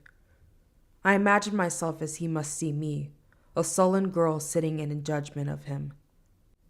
Some are good with pipes or paint. Some have skill in love, he says finally. My talent is making war. The only thing that has ever kept me awake was denying it. I nod, slowly. He gets up. Think about what I've said, and then think about where your own talents lie. We both know what he means. We both know what I'm good at, what I am. I just chased my sister around downstairs with a sword. But what to do with that talent is the question. As I exit the game room, I realize that Balakin must have arrived with his retainers. Knights with his livery, 3 laughing birds emblazoned on their tabards, stand at attention in the hall. I slink past them and up the stairs, dragging my sword behind me, too exhausted to do anything else. I'm hungry, I realize, but I feel too sick to eat. Is this what it's like to be broken-hearted? I'm not sure it's Locke I am sick over, so much of the world, the way it was before the coronation began. But if I could undo the passing of the days, why not unwind them before I killed Valerian? Why not unwind them until my parents are alive? Why not unwind them all the way to the beginning? There's a knock at my door, and then it opens without my signaling anything. Vivi comes in, carrying a wooden plate with a sandwich on it, along with a stoppered bottle of amber glass. I'm an idiot, I say. I admit it, you don't have to lecture me. I thought you were going to give me a hard time about the glamour, she says. You know, the one you resisted? You shouldn't magic your sisters. I draw the cork on the bottle and take a long swig of water. I didn't realize how thirsty I was. I guzzle more, nearly draining the whole container in one continuous gulping swallow. And you shouldn't try and chop yours in half. She settles back against my pillows, against my worn stuffed animals. Idly, she picks up the snake and flicks the forks of its felt tongue. Swordplay, knighthood. I thought it was a game. I remember how angry she was when Taryn and I gave in to Fairy and started having fun. Crowns of flowers on our heads, shooting bows and arrows at the sky, eating candied violets and falling asleep with our heads pillowed on logs. We were children. Children can laugh all day and still cry themselves to sleep at night. But to hold a blade in my hand, a blade like the one that killed our parents, and think it was a toy, she'd have to believe I was heartless. It's not, I say finally. No, Vivi says, wrapping the stuffed snake around the stuffed cat. Did she tell you about him? I ask, climbing onto my bed next to her. It feels good to lie down. Maybe a little too good. I am instantly drowsy. I didn't know Taryn was with Locke, Vivi says, deliberately giving me the whole sentence so I won't have to wonder if she's trying to trick me. But I don't want to talk about Locke. Forget him. I want us to leave Fairy. Tonight. That makes me sit upright. What? She laughs at my reaction. It's such a normal sound, so completely out of step with the high drama of the last 2 days. I thought that would surprise you. Look, whatever happens next, it's not going to be good. Balakin's an asshole, and he's dumb on top of it. You should have heard Dad swearing on our way home. Let's just go. What about Taryn? I ask. I've already asked her, and I'm not going to tell you if she agreed to come or not. I want you to answer for you. Jude, listen. I know you're keeping secrets. Something is making you sick. You're paler and thinner, and your eyes have a weird shine. I'm fine, I say. Liar. But the accusation has no heat. I know that you're stuck here in Fairy because of me. I know that the shittiest things that have happened in your whole life are because of me. You never said it, which is kind of you, but I know. You have to turn yourself into something else, and you've done it. Sometimes when I look at you, I'm not sure if you'd even know how to be human anymore. I don't know what to do with that. Compliment and insult all at once. But behind it is a feeling of prophecy. You fit in here better than I do, Vivi says, but I bet it cost you something. I mostly don't like to imagine the life I could have had, the one without magic in it, the one where I went to a regular school and learned regular things, the one where I had a living father and mother, the one where my older sister was the weirdo, where I wasn't so angry, where my hands weren't stained with blood. I picture it now and I feel strange, tense all over, my stomach churning. What I feel is panic. When the wolves come for that Jude, she'll be eaten up in an instant.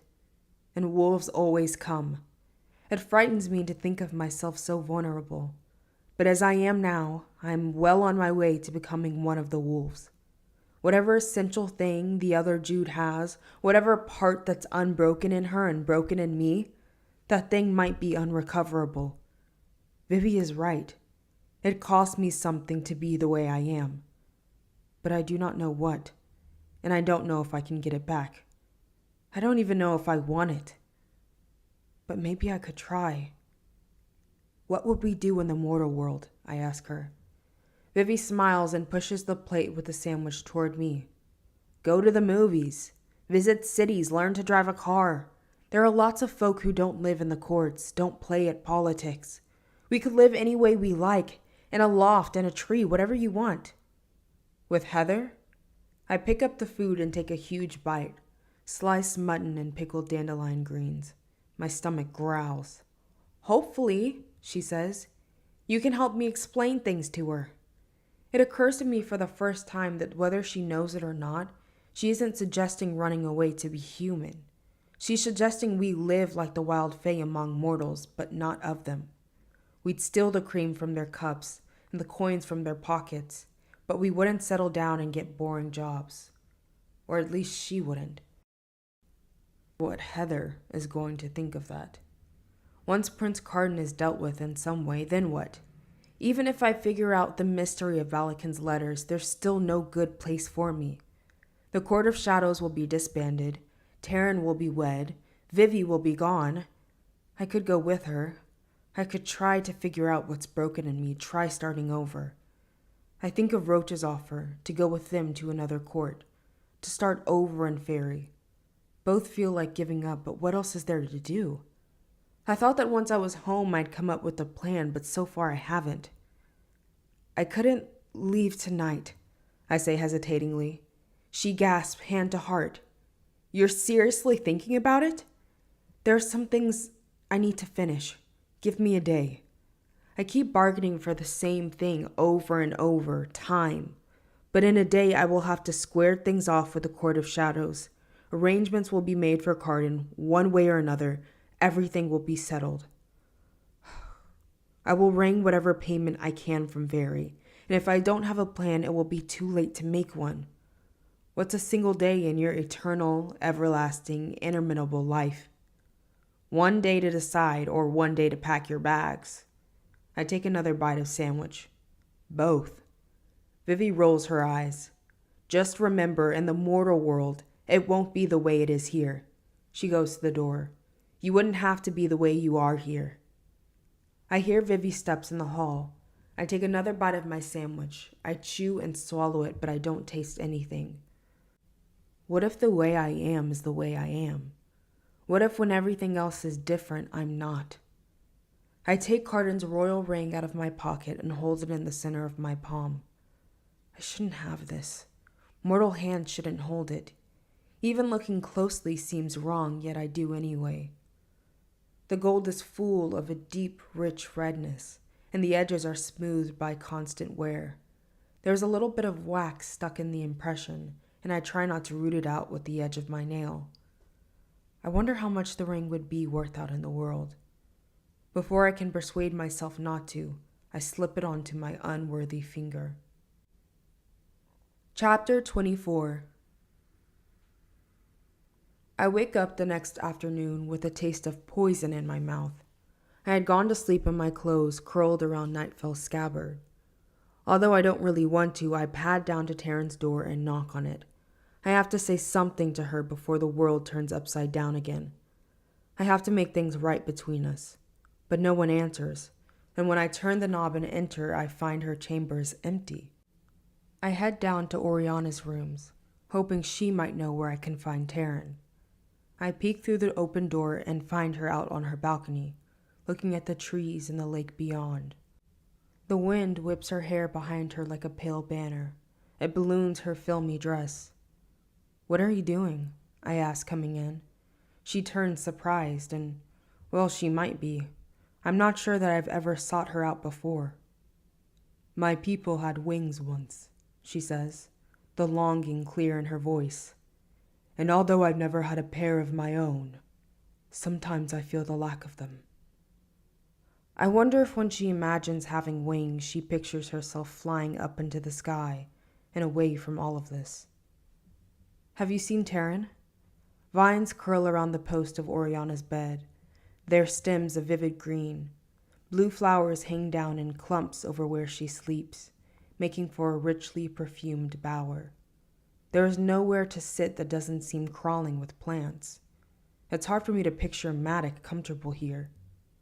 She's gone to the house of her betrothed, but they'll be at the High King Balakin's manor tomorrow. You will be there too. He's throwing a feast for your father and some of the Seelie and unseelie rulers. You'll be expected to be less hostile to each other. I cannot even imagine the horror, the awkwardness of being dressed in gossamer, the smell of fairy fruit heavy in the air, while I'm supposed to pretend that Balakin is anything but a murdering monster. "Will Oak go?" I ask her, and feel the first real pang of regret. If I leave, I won't get to see Oak grow up. Oriana clasps her hands together and walks over to the dressing table.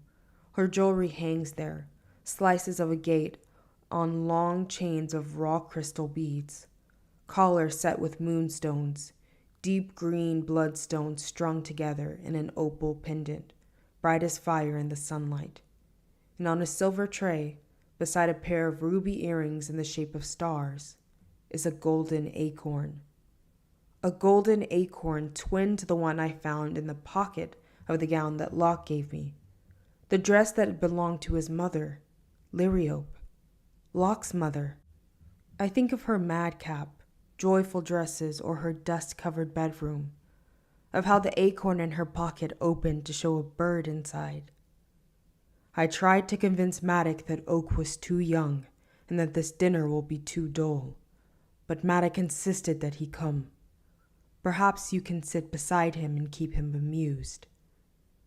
I think about the story of Liriope, of how Oriana told it to me when she believed I was getting too close to Prince Dane, of how Oriana had been a consort to the High King Eldred before she was Maddox's wife. I think about why she might have needed to make a swift marriage, what she might have to hide. I think about the note I found on Balakin's desk, the one in Dane's hand, a sonnet to the lady with sunrise hair and starlit eyes. I think about what the bird said. My dearest friend, these are the last words of Liriope. I have 3 golden birds to scatter, 3 attempts to get one into your hand. I am too far gone for any antidote, and so, if you hear this, I leave you with the burden of my secrets and the last act of my heart. Protect him. Take him far from the dangers of this court, keep him safe, and never tell the truth of what happened to me. I think again about strategy, about Dane and Oriana and Maddox. I recall when Oriana first came to us, how quickly Oak was born and how we weren't allowed to see him for months because he was so sickly. About how she had always been protective of him around us, but maybe that was for one reason when I had assumed another. As I'd assumed the child Liriope wanted her friend to take was Locke. But what if the baby she had been carrying didn't die with her? I feel as though I've been robbed of my breath, as if getting out words is a struggle against the very air in my lungs. I cannot quite believe what I'm about to say, even as I know it's the conclusion that makes sense. Oak isn't Maddox's child, is he? Or at least no more Maddox than I am. If the boy is born, Prince Dane will never be king. Oriana claps a hand over my mouth. Her skin smells like the air after snowfall. Don't say that. She speaks close to my face, voice trembling. Do not ever say that again. If you ever loved Oak, do not say those words. I push her hand away. Prince Dane was his father, and Liriope his mother. Oak is the reason Maddox backed Balakin, the reason he wanted Dane dead. And now he's the key to the crown. Her eyes widen, and she takes my chilly hand in hers. She has never not seemed strange to me, like a creature from a fairy tale, pale as a ghost. How could you know that? How could you know any of this human child? Carden was the most valuable individual in all of Fairy. I had no idea. Swiftly I shut the door and close up her balcony. She watches me and doesn't protest. Where is he now? I ask her. Oak, with his nurse, she whispers, drawing me toward the little divan in one corner, patterned with a snake brocade and covered in fur. Talk quickly. First, tell me what happened 7 years ago. Oriana takes a deep breath. You might think that I would have been jealous of Liriope for being another Eldred's consort, but I wasn't. I loved her. She was always laughing, impossible not to love. Even though her son has come between you and Terran, I cannot help loving him a little, for her sake. I wonder what it was like for Locke to have his mother be the lover of the High King. I'm torn between sympathy and a desire for his life to have been as miserable as possible. We were confidants, Oriana said. She told me when she began her affair with Prince Dane. She didn't seem to take any of it seriously. She had loved Locke's father very much, I think. Dane and Eldred were dalliances, distractions. Our kind do not worry over much about our children, as you know. Fairy blood is thin. I don't think it occurred to her that she might have a second son, a mere decade after she bore Locke. Some of us have centuries between children. Some of us never carry at all. I nod. That's why human men and women are the unacknowledged necessity they are. Without their strengthening the bloodline, fairy would die out, despite the endless span of their lives. Blusher mushroom is a terrible way to die, Oriana says, hand to her throat. You begin slow. Your limbs tremble until you can move no more. You are still conscious until everything inside you stops, like a frozen clockwork. Imagine the horror of that. Imagine hoping that you might yet move. Imagine straining to move. By the time she got me the message, she was dead. Her voice falters. I know what the rest of the sentence must be. She must have cut the child out of Liriope's belly. I cannot picture prim Oriana doing such a brutal, brave thing, pressing the point of her knife into flesh, finding the right spot and slicing, prizing a child from a womb, holding its wet body against her. And yet, who else could have done it? You saved him, I say, because if she doesn't want to talk about that part, she doesn't have to. I named him for Liriope's acorn, she tells me, her voice barely more than a whisper. My little golden oak. I wanted so badly to believe that being in Dane's service was an honor, that he was someone worth following. That's what comes of hungering for something. You forget to check if it's rotten before you gobble it down. Did you know it was Dane who poisoned Liriope? Oriana shakes her head. Not for a long time. It could have been another of Eldred's lovers, or Balakin. There were rumors he was the one responsible. I even wondered if it could have been Eldred, if he had poisoned her for dallying with his son. But then Maddox discovered Dane had obtained the blusher mushroom. He insisted I never let Oak be anywhere near the prince. He was furious, angry in a frightening way I had never seen before. It's not hard to see why Maddox would be furious with Dane. Maddox, who once thought his own wife and child were dead. Maddox, who loved Oak. Maddox, who reminded us over and over that family came before all else. And so you married Maddox because he could protect you? I have only blurry memories of his courting Oriana, and then they were sworn with a child on the way. Maybe I thought it was unusual, but anyone can have good fortune. And it seemed like bad fortune to me at the time, since Taryn and I were worried what the new baby would mean for us. We thought Maddox might tire of us and drop us somewhere with a pocket full of gold and riddles pinned to our shirt. No one finds bad fortune suspicious. Oriana looks out the glass doors at the wind blowing the trees. Maddox and I have an understanding. We do not pretend with each other. I have no idea what that means, but it sounds like it makes for a cold and careful marriage. So what does play? I ask her. I don't imagine he intends for Balekin to keep the throne long. I think he would consider it some kind of crime against the strategy to leave such an obvious move unexploited. What do you mean? She looks honestly baffled. They don't pretend with each other, my ass. He's going to put Oak on the throne, I tell her as though it's obvious.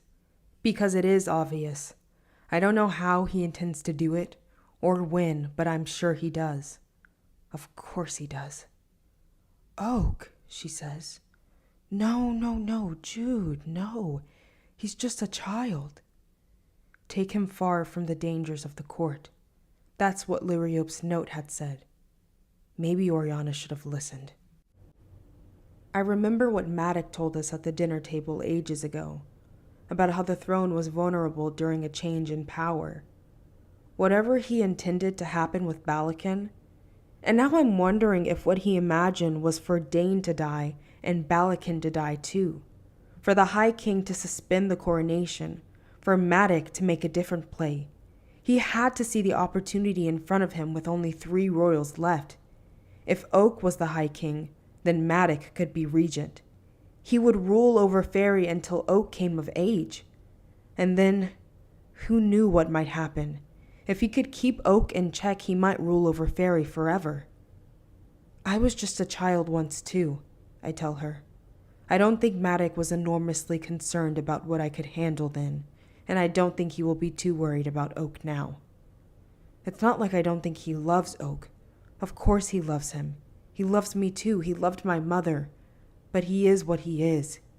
He cannot be other than his nature. Oriana grabs my hand, squeezing it tightly enough that her nails sink into my skin. You don't understand. Child kings do not survive long, and Oak is a frail boy. He was too little when he was brought into this world. No king or queen from any court will bow their heads to him. He wasn't raised for this burden. You must stop it. What might Maddox do with so much power unchecked? What might I do with a brother on the throne? And I could put him there. I have the winning card to play because while Balakan would resist crowning Oak, I bet Carden wouldn't. I could make my brother the High King and myself a princess. All that power is right there for the taking. All I have to do is reach out my hand. The odd thing about ambition is this. You can acquire it like a fever, but it is not so easy to shed. Once I was content to hope for knighthood and the power to force Carden and his friends to leave me alone. All I wanted was to find some place to fit in here in Fairy. Now I wonder what it would be like to choose the next king. I think of the tide of blood running over the stone days, dripped down onto the packed earthen floor of the hill, running over the bottom edge of the crown so that when Balakan had lifted it, his hands had been smeared red. I imagine that crown on Oak's brow and I flinch from the image. I remember too what it had felt like to be glamored by Oak. Over and over I'd slap myself until my cheek was red and hot and sore. A bruise bloomed the next morning. A bruise that didn't fade for a week. That's what children do with power. What makes you think I can stop it? I demand. Oriana doesn't release my hand. You once said that I was wrong about you, that you would never hurt Oak. Tell me, can you do anything? Is there a chance? I'm not a monster, I told her back when I said I would never hurt Oak. But maybe being a monster was my calling. Maybe, I tell her, which is no answer at all. I spot my little brother. He is out in the garden, picking a bouquet of foxgloves. He's laughing, sunlight turning his brown hair gold. When his nurse comes toward him, he darts away from her. I bet he doesn't even know that those flowers are poison. Chapter 25. Laughter greets me when I return to the Court of Shadows. I am expecting to find Carden as I left him, cowed and quiet, perhaps even more miserable than before.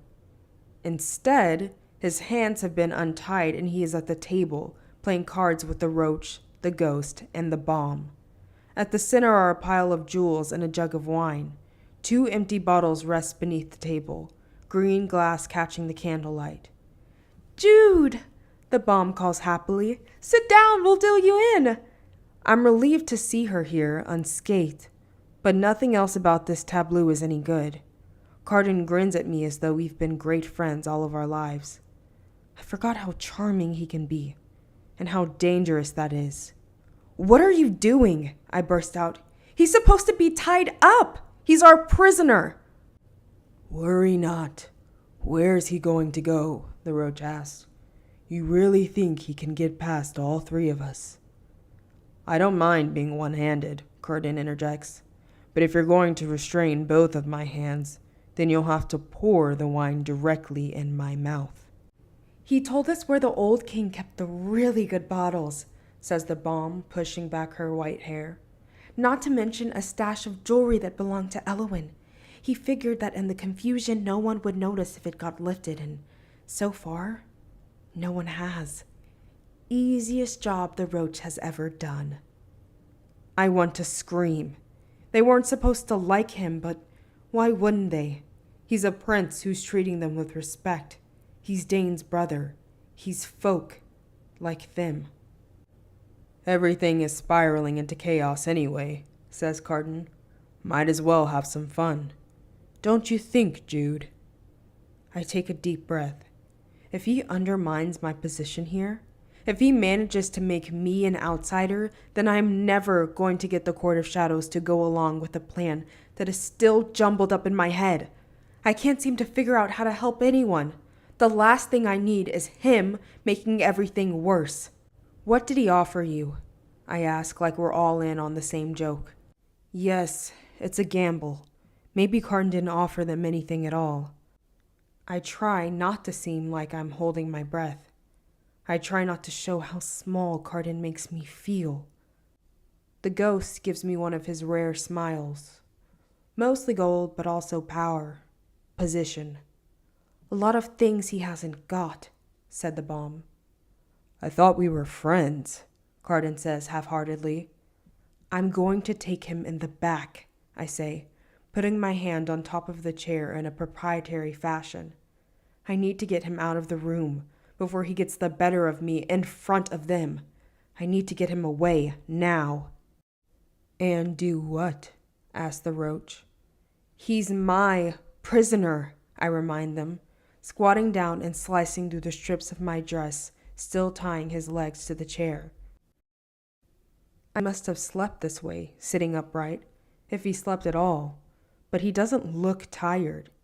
He smiles down at me, as if the reason I'm on my knees is because I'm curtsying. I want to wipe that smile off his face, but maybe I can't. Maybe he'll go on smiling that way to his grave. Can't we stay here? Cardin asked me. There's wine out here. That makes the roach snicker. Something bothering you, Princeling. You and Jude don't get along after all. Cardin's expression shifts into something that appears to resemble worry. Good.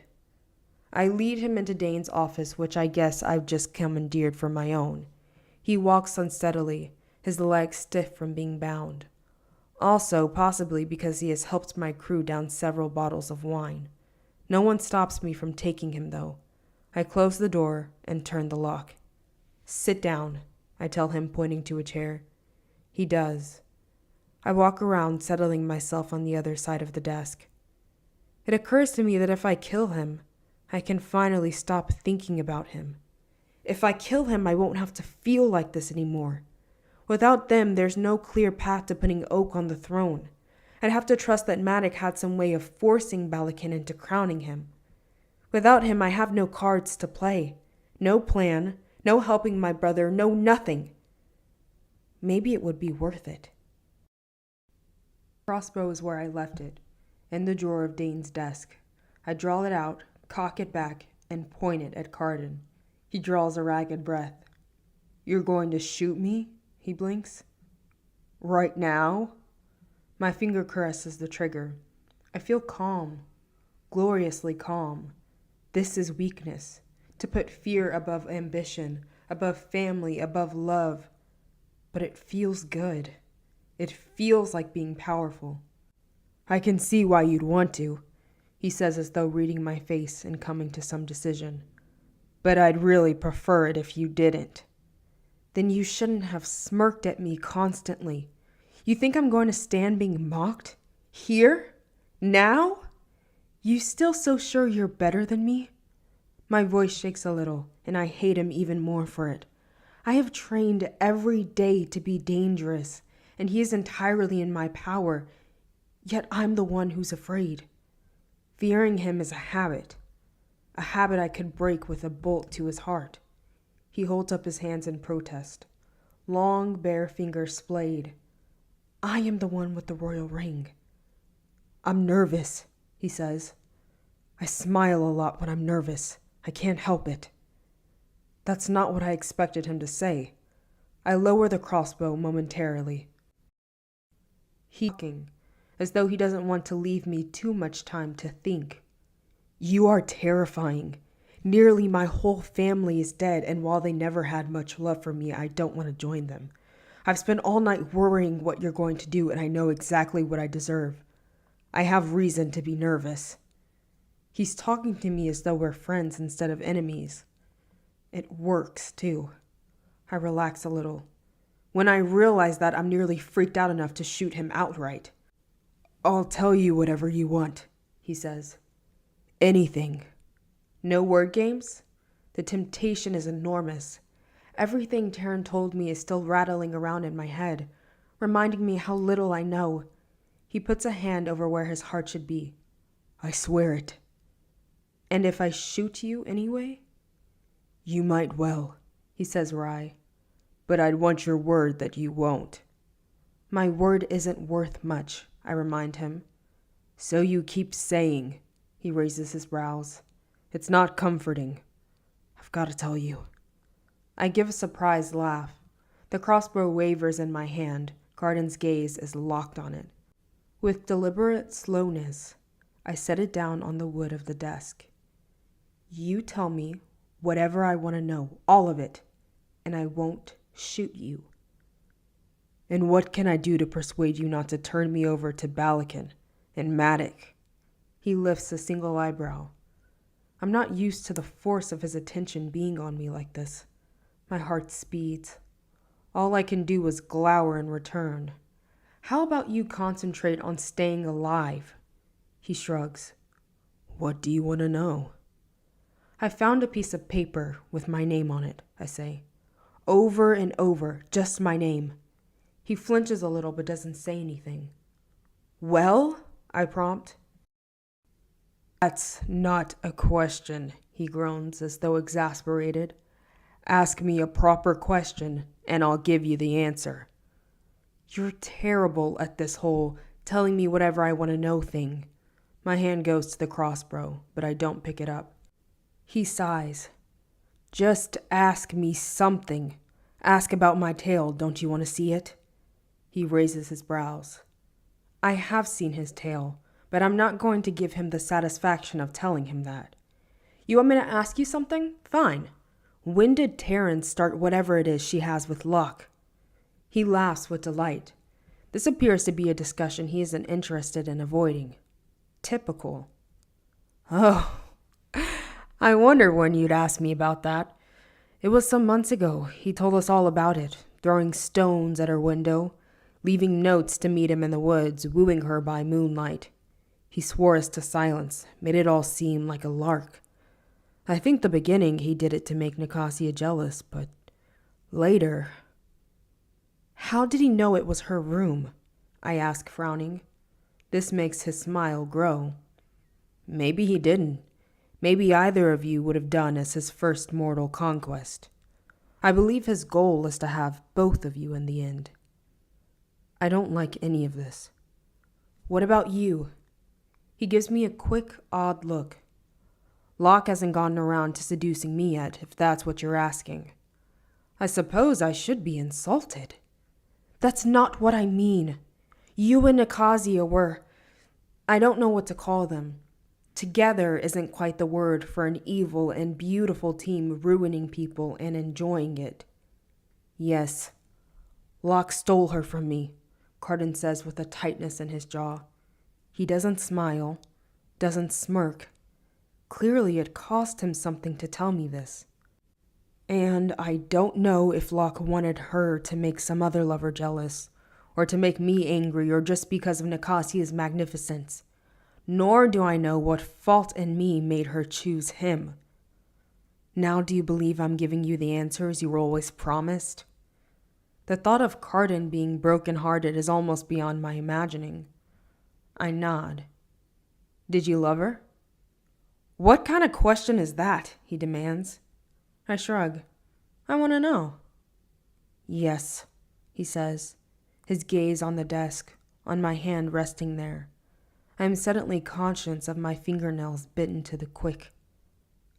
I loved her. Why do you want me dead?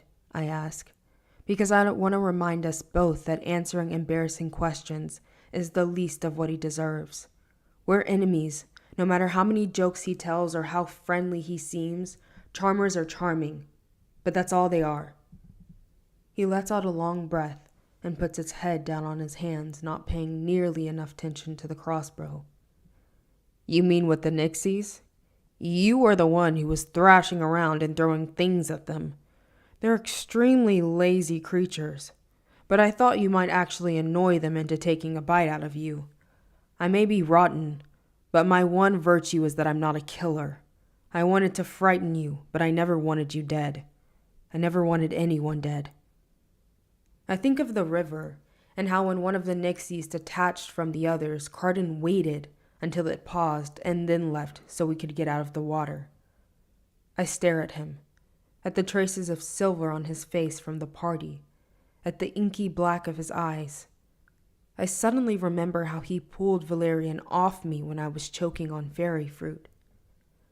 I never wanted anyone dead. Against my will, I recall the way he held that sword in the study with Balakin, and the sloppiness of his technique. I thought he'd been doing that deliberately to annoy his brother. Now, for the first time, I consider the possibility that he just doesn't much like sword fighting, that he never learned it particularly well, that if we ever fought, I would win. I consider all the things I have done to become a worthy adversary of him, but maybe I haven't been fighting Cardin at all. Maybe I've been fighting my own shadow. Valerian tried to murder me, outright, twice. First in the tower, then in my room at my house. Cardin lifts his head, and his whole posture stiffens as though some uncomfortable truth just came home to him. I thought when you said you killed him, you meant that you tracked him down, and his voice trails off and he starts over. Only a fool would break into the general's house. I draw down the collar of my shirt so he can see where Valerian tried to strangle me. I have another on my shoulder from where he knocked me into the floor. Believe me yet? He reaches toward me as though he's going to run his fingers over the bruises. I bring up the crossbow and he thinks better of it. Valerian liked pain, he says. Anyone's, mine even. I knew he wanted to hurt you. He pauses, seeming to actually have heard his own words. And he had. I thought he'd be satisfied with that. It never occurred to me to wonder what it was like to be Valerian's friend. It sounds like it wasn't so different from being his enemy. So it doesn't matter that Valerian wanted to hurt me, I ask, so long as he wasn't going to kill me. You have to admit, being alive is better, Cardin returns, that faintly amused tone back in his voice. I put both hands on the desk. Just tell me why you hate me, once and for all. His long fingers smooth over the wood of Dane's desk.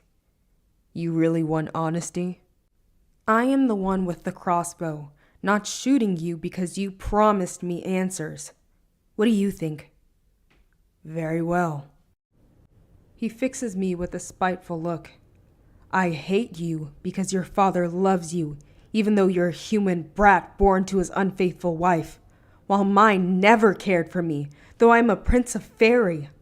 I hate you because you don't have a brother who beats you, and I hate you because Locke used you and your sister to make Nicasia cry after he stole her away from me. Besides which, after the tournament, Balakin never failed to throw you in my face as the mortal who could best me. I didn't think Balakin even knew who I was. We stare at each other across the desk. Lounging in the chair, Cardin looks every bit the wicked prince. I wonder if he expects to be shot. Is that all? I demand. Because it's ridiculous. You can't be jealous of me. You don't have to live at the sufferance of the same person who murdered your parents. You don't have to stay angry because if you don't, there's a bottomless well of fear ready to open up under you. I stop speaking abruptly, surprised at myself. I said I wasn't going to be charmed, but I let him trick me into opening up to him. As I think that, Cardin's smile turns into a familiar sneer. Oh, really? I don't know about being angry. I don't know about being afraid. You're not the only one bargaining for your life. That's really why you hate me? I demand. Only that? There's no better reason? For a moment, I think he's ignoring me. But then I realize he's not answering because he can't lie. And he doesn't want me to know the truth. Well, I say, lifting the crossbow again, glad to have a reason to reassert my position as the person in charge. Tell me! He leans in and closes his eyes. Most of all, I hate you because I think of you. Often. It's disgusting and I can't stop. I am shocked into silence. "Maybe you should shoot me after all," he says, covering his face with one long-fingered hand. "You're playing with me," I say. I don't believe him. I won't fall for some silly trick because he thinks I'm some fool to lose my head over beauty. If I was, I couldn't last a single day in Fairy. I stand ready to call his bluff. Crossbows aren't great at a close range, so I trade mine for a dagger. He doesn't look up as I walk around the desk to him. I place the tip of the blade against the bottom of his chin, as I did the day before in the hall, and I tilt his face toward mine. He shifts his gaze with obvious reluctance. The horror and shame on his face looks entirely too real. Suddenly, I'm not sure what to believe. I lean toward him, close enough for a kiss. His eyes widen. The look in his face is some commingling of panic and desire. It's a heady feeling having power over someone, over Cardin, who I never thought had any feelings at all. "You really do want me," I say, close enough to feel the warmth of his breath as it hitches. "And you hate it." I change the angle of the knife, turning it so it's against his neck. He doesn't look nearly as alarmed by that as I might expect. Not nearly as alarmed as when I bring my mouth to his. Chapter 26.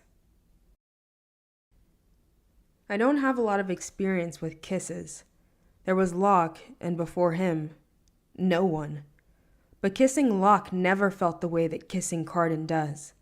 Like taking a dare to run over knives. Like an adrenaline strike of lightning.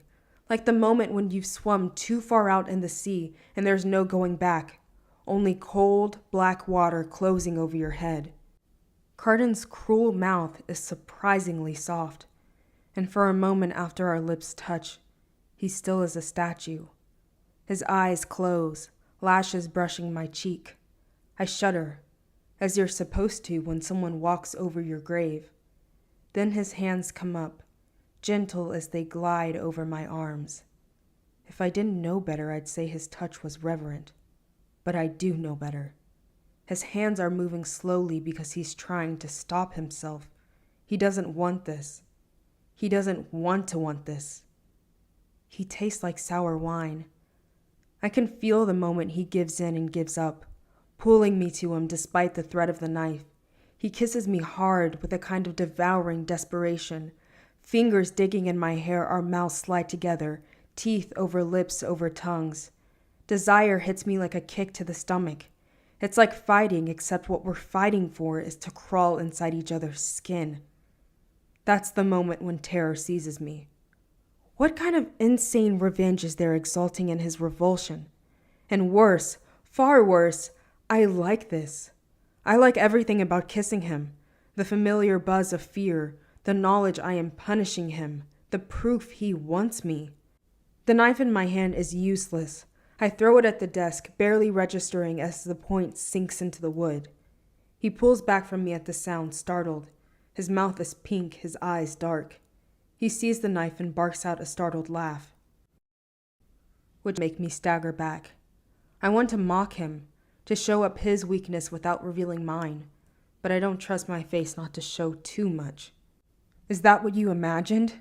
I ask, and I am relieved to find that my voice sounds harsh. "No," he says tonelessly. "Tell me," I say. He shakes his head, somewhere chagrined. "Unless you're really going to stab me, I think I won't. And I might not tell you even if you were going to stab me." I get up on Dane's desk to put some distance between us. My skin feels too tight, and the room seems suddenly too small. He made me laugh there. "I'm going to make a proposal," Cardin says. "I don't want to put the crown on Balakin's head just to lose mine. Ask whatever you want for yourself, for the Court of Shadows, but ask something for me. Get him to give me lands far from here. Tell him I will be gloriously irresponsible, far from his side. He never needs to think of me again. He can sire some brat to be his heir and pass the high crown to it, or perhaps it will slit his throat, a new family tradition, I care not." I'm grudgingly impressed that he's managed to come up with a fairly decent bargain, despite having been tied to a chair for most of the night and probably quite drunk. Get up, I tell him. So you're not worried I'm going to run for it? He asks, stretching out his legs. His pointy boots gleam in the room. I wonder if I should confiscate them since they're potential weapons. Then I remember how bad he is with the sword. After our kiss, I'm such a fool over you that I can hardly contain myself, I tell him with as much sarcasm as I can muster. All I want to do is nice things that make you happy. Sure, I'll make whatever bargain you want so long as you kiss me again. Go ahead and run. I definitely won't shoot you in the back. He blinks a few times. Hearing you lie outright is a bit disconcerting. Then let me tell you the truth. You're not going to run because you've got nowhere to go. I head to the door, flip the lock, and look out. The bomb is lying on a cot in the sleeping room. The roach raises his eyebrows at me. The ghost is passed out in a chair, but he shakes himself awake when we come in. I feel flushed all over, and I hope I don't look it. You're done interrogating the princeling? The roach asks. I nod. I think I know what I've got to do. The ghost takes a long look at him. So are we selling, buying, cleaning his guts off the ceiling? I'm going to take a walk, I say, to get some air. The roach sighs. I just need to put my thoughts in order, I say, and then I will explain everything. Will ya? The ghost wants to know, fixing me with a look. He guesses how easily promises are coming to my lips. I'm spending them like enchanted gold, doomed to turn back into dried leaves and tills all over the town. I talked with Matic, and he offered me whatever I want in exchange for Cardin. Gold, magic, glory, anything. The first part of this bargain is struck, and I haven't even admitted I know where the lost prince might be. The ghost's lips curls at the mention of Matic, but he's silent. So what's the holdup? Asked the roach. I like all of those things. I'm just working out the details, I say. All you need to tell me is what you want. Exactly what you want. How much gold, what else? Write it down. The roach grunts but doesn't seem inclined to contradict me. He signals with one clawed hand for Cardin to return to the table. The prince staggers, pushing off the wall to get there. I make sure all the sharp things are where I left them, and then I head for the door. When I look back, I see Cardin's hands are deftly splitting the deck of cards, but his glittering black eyes are on me. I walk to the lake of masks and sit on one of the black rocks over the water. The setting sun has lit the sky on fire, set the tops of the trees ablaze. For a long time I just sit there, watching the waves lap at the shoreline. I take deep breaths, waiting for my mind to settle, for my head to clear.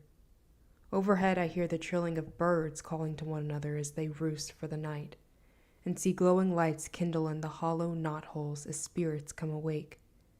Balakin cannot become the High King, not if there's anything I can do about it. He loves cruelty and hates mortals. He would be a terrible ruler. For now, there are rules dictating our interactions with the human world. Those rules could change.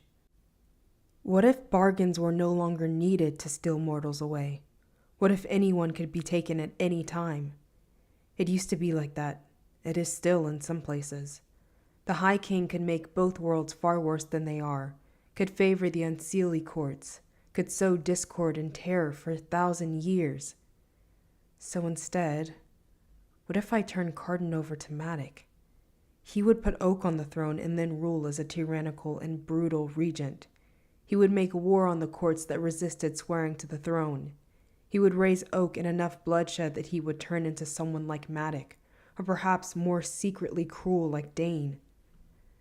But he would be better than Balakin, and he would make a fair bargain with me and the Court of Shadows, if only for my sake. And what would I do? I could go with Vivi, I suppose, or I could bargain to be a knight. I could stay and help protect Oak, help insulate him from Matic's influence. Of course, I would have little power to do that. What would happen if I cut Matic out of the picture? That would mean no gold for the Court of Shadows, no bargains with anyone. It would mean getting the crown somehow and putting it on Oak's head. And then what? Matic would still become regent. I couldn't stop him. Oak would still listen to him. Oak would still become his puppet, still be in danger. Unless somehow Oak could be crowned and spirited away from Fairy, be the High King in exile. Once Oak was grown and ready, he could return, aided by the power of the Greenbrier crown. Matic might still be able to assert some authority over Fairy until Oak got back, but he wouldn't be able to make Oak as bloodthirsty, as inclined toward war. He wouldn't have the absolute authority that he'd have as regent with the High King beside him. And since Oak would have been reared in the human world, when he came back to Fairy, hopefully he'd be at least somewhat sympathetic to the place where he was raised and the people he met there. 10 years. If we could keep Oak out of Fairy for 10 years, he could grow into the person he's going to be. Of course, by then he might have to fight to get his throne back. Someone, probably Matic, possibly Balakin, maybe even one of the other minor kings or queens, could squat there like a spider consolidating power. I squint at the black water. If only there were a way to keep the throne unoccupied for long enough that Oak becomes his own person, without Matic making war, without any regent at all. I stand up, having made my decision. For good or ill, I know what I'm going to do. I have a plan. Matic would not approve of this strategy. It's not the kind he likes, where there are multiple ways to win. It's the kind where there's only one way, and it's kind of a long shot. As I stand, I catch my own reflection in the water. I look again and realize that it can't be me. The Lake of Mass never shows you your own face. I creep closer. The full moon is bright in the sky, bright enough to show me my mother, looking back at me. She's younger than I remember her, and she's laughing, calling over to someone I can't see. Through time, she points at me. When she speaks, I can read her lips. Look, a human girl. She appears delighted. Then Maddox's reflection joins hers, his hand going around her waist. He looks no younger then, but there's an openness in his face that I've never seen. He waves to me. I am a stranger to them. Run, I want to shout, but of course that's the only thing I don't need to tell her to do. Mom looks up when I enter. She's sitting at the wooden table, measuring out a grayish powder. Beside her are several spun glass globes, corked shut. Her magnificent white hair is tied up with what looks like a piece of dirty string. A smear of grime streaks over her nose.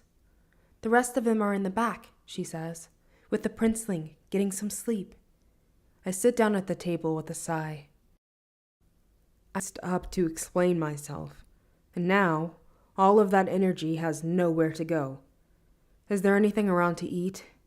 She gives me a quick grin as she fills another globe and sets it gingerly in the basket by her feet. The ghost picked up some black bread and butter.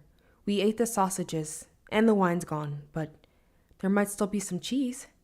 I rummage through the cupboard, take out the food, and then eat it mechanically. I pour myself a cup of bracing and bitter fennel tea. It makes me feel a little steadier. I watch her make explosives for a while. As she works, she whistles a little off key. It's odd to hear.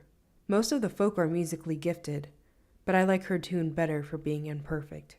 It seems happier, less haunting. Where will you go when all of this is done? I ask her. She glances over at me, puzzled. What makes you think I'm going anywhere? I frown at my nearly empty cup of tea. Because Dane's gone. I mean, isn't that what the ghosts and the roach are going to do? Aren't you going with them? The mom shrugs her narrow shoulders and points a bare toe at the basket of globes. See all of these? I nod. They don't travel well, she says. I'm going to stay here with you. You've got a plan, right? I'm too flummoxed to know what to say.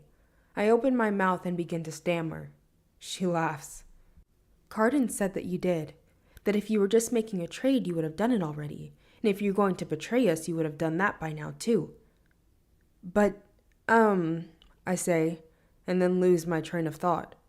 Something about how he wasn't supposed to be paying that much attention. What do the others think? She goes in globes. They didn't say, but none of us likes Balakin. If you've got a plan, well, good for you.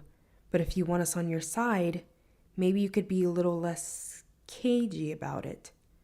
I take a deep breath and decide that if I'm really going to do this, I could use some help. What do you think about stealing a crown, right in front of the kings and queens of Fairy? Her grin curls up at the corners. Just tell me what I get to blow up. Later, I light the stub of a candle and make my way to the room with the cots. As the bomb said, Cardin is stretched out on one, looking sickeningly handsome. He washed his face and has taken off his jacket, which he has folded up under his head for a pillow. I poke him in the arm and he comes awake instantly, raising his hand as though to ward me off.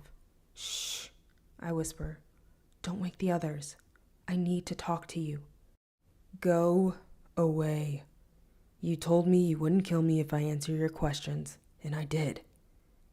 He doesn't sound like the boy who kissed me, sick with desire, just hours ago. He sounds sleepy, arrogant, and annoyed. I am going to offer you something better than your life, I say. Now come on. He stands shouldering on his jacket, and then follows me into Dane's office. Once we're there, he leans against the door jamb. His eyes are heavy-lidded, his hair messy from the bed. Just looking at him makes me feel hot with shame. You sure you brought me here just to talk? It turns out that having kissed someone, the possibility of kissing hangs over everything, no matter how terrible an idea it is the first time. The memory of his mouth on mine shimmers in the air between us. I brought you here to make a deal with you. His eyebrows go up. Intriguing. What if you didn't have to go hide somewhere in the countryside? What if there was an alternative to Balakin's being on the throne? That clearly is not what he was expecting me to say. For a moment, his insouciant swagger fails him. He says slowly. Me. Except I would be a terrible king, and I would hate it. Besides, Balakin is unlikely to put the crown on my head. He and I have never gotten on particularly well. I thought you lived in his house. I cross my arms over my chest protectively, trying to push away the image of Balakin punishing Cardin. I can't have any sympathy now. He tips his head back, looking at me through dark eyelashes. Maybe living together is the reason we don't get on. I don't like you either, I remind him. So you've said. He gives me a lazy grin. So if it's not me, and I'm not Balakin, then who? My brother, Oak, I tell him. I'm not going to go into how, but he's the right bloodline. Your bloodline. He can wear the crown. Cardin frowns. You're sure? I nod. I don't like telling him this before I ask him to do what I need, but there's little he can do with the knowledge. I will never trade him to Balakin. There's no one to tell but Matic, and he already knows. So, Matic will be regent, Cardin says. I shake my head. That's why I need your help. I want you to crown Oak the High King, and then I'm going to send him to the mortal world. Let him have a chance to be a kid. Let him have a chance at being a good king someday. Oak might make different choices than the ones you want him to, Cardin says. He might, for instance, prefer Matic to you. I have been a stolen child, I tell him. I grew up in a foreign land for a far lonelier and worse reason than this. Vivi will take care of him, and if you agree to my plan, I'll get you everything you asked for and more. But I need something from you. An oath. I want you to swear yourself into my service. He barks out the same surprised laugh he made when I threw my knife at the desk. You want me to put myself in your power? Voluntarily? You don't think I'm serious, but I am. I couldn't be more serious. Inside my crossed arms, I pinched my own skin to prevent any twitches, any tells. I need to seem completely composed, completely confident. My heart is speeding. I feel the way I did when I was a child playing chess with Matic. I would see the winning moves ahead of me, forget to be cautious, and then be brought up short by a move of his I hadn't predicted. I remind myself to breathe, to concentrate. Our interests align, he says. What do you need my oath for? I take a deep breath. I need to be sure you won't betray me. You're too dangerous with the crown in your hands. What if you put it on your brother's head after all? What if you want it for yourself? He seems to think that over. I'll tell you exactly what I want. The estates where I live. I want them given to me with everything and everyone in them. Hollow Hall. I want it. I nod. Done. I want every last bottle in the royal cellars, no matter how old or how rare. They will be yours, I say. I want the roach to teach me how to steal, he says. Surprised, I don't answer for a moment. Is he joking? He doesn't seem to be. I ask finally. It could come in useful, he says. Besides, I like him. Fine, I say incredulously. I will find a way to work it out. You really think you can promise all that? He gives me a considering look. I can. I do. And I promise we will thwart Balakin. We will get the crown of Fairy, I tell him heedlessly. How many promises can I make before I find myself accountable for them? A few more, I hope. Carden throws himself into Dane's chair. From behind the desk, he gazes at me coolly from that position of authority. Something in my gut twists, but I ignore it. I can do this. I can do this. I hold my breath. You have my service for a year and a day, he says. That's not long enough, I insist. I can't, he snorts. I'm sure that your brother will be crowned and gone by then. Or we will have lost despite your promises, and it won't matter anyway. You won't get a better offer from me, especially not if you threaten me again. Time at least. I let out a breath. Fine. We're agreed.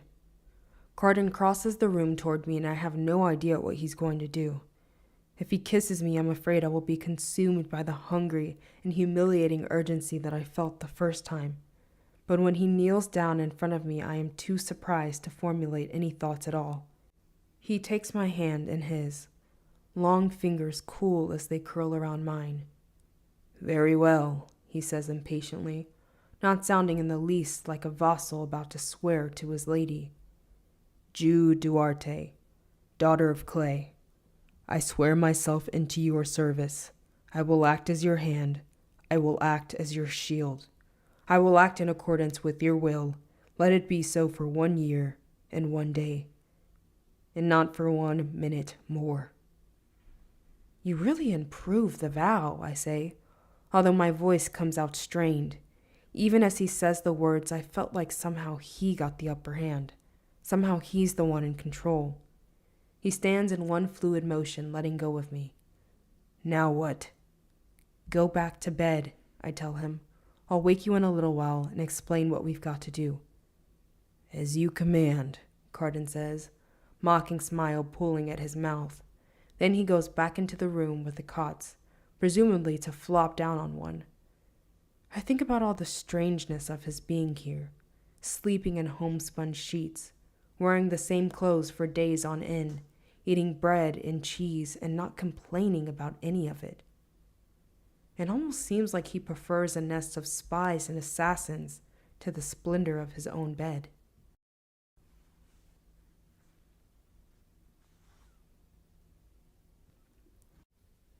Chapter 27.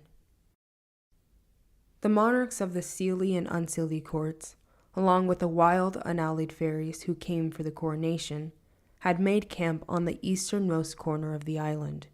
They had pitched tents, some in motley, some in diaphanous silks. When I get close, I can see fires burning. Honey wine and spoiled meat perfume the air.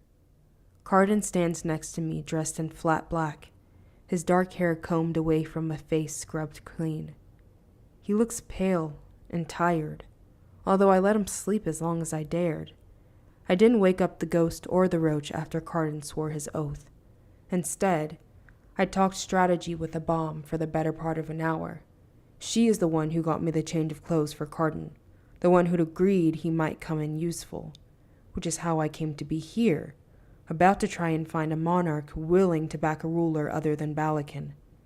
If my plan is going to succeed, I need someone at the feast who is on the side of a new king. Preferably someone with the power to keep a dinner party from devolving into another slaughter if things go sideways. If nothing else, I'll need a lot of disruptions to be sure I can get Oak out of there. The bomb's glass globes aren't going to be enough.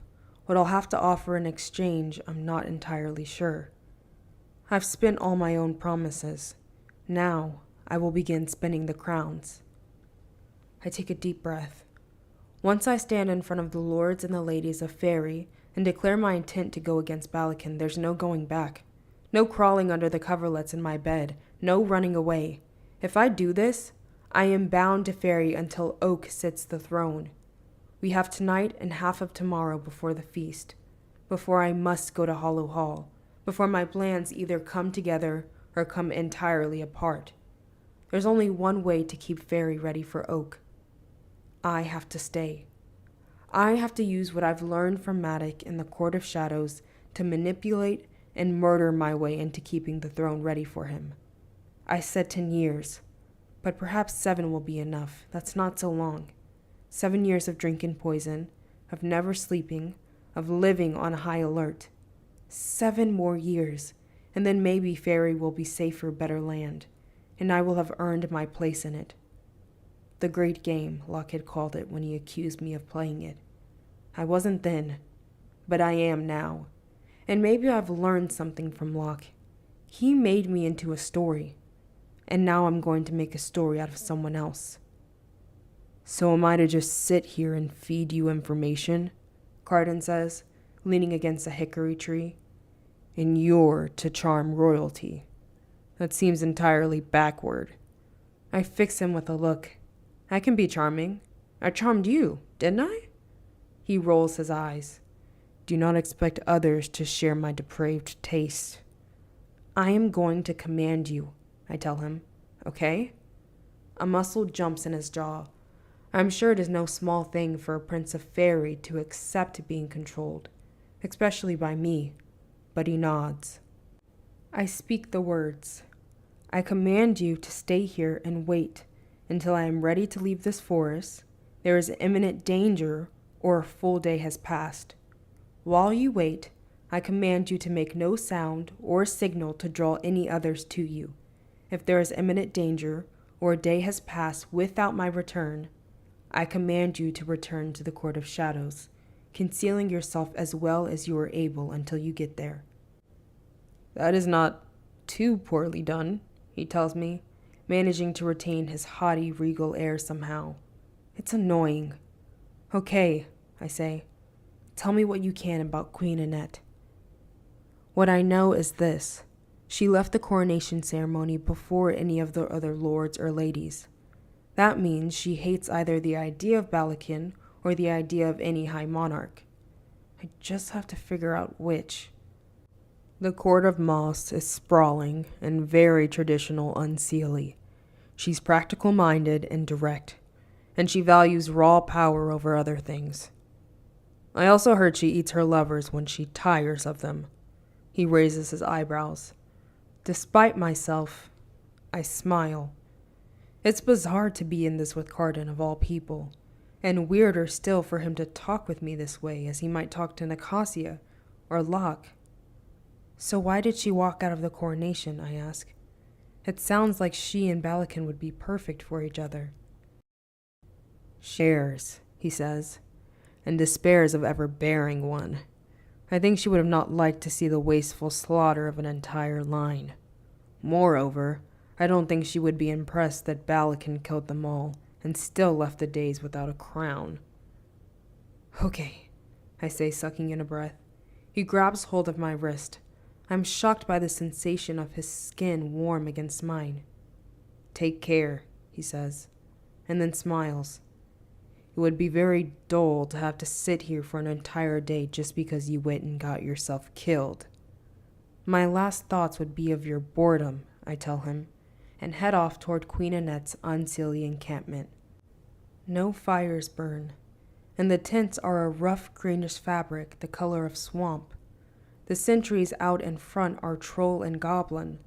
The troll is wearing armor painted over in some dark color that seems close to dried blood for comfort. Hello," I say, which I realize I need to work on. "I'm a messenger. I need to see the queen." The troll peers down at me, obviously surprised to find a human before him. "And who dares send such a delicious messenger to our court?" I think he might actually be flattering me, although it's hard to tell.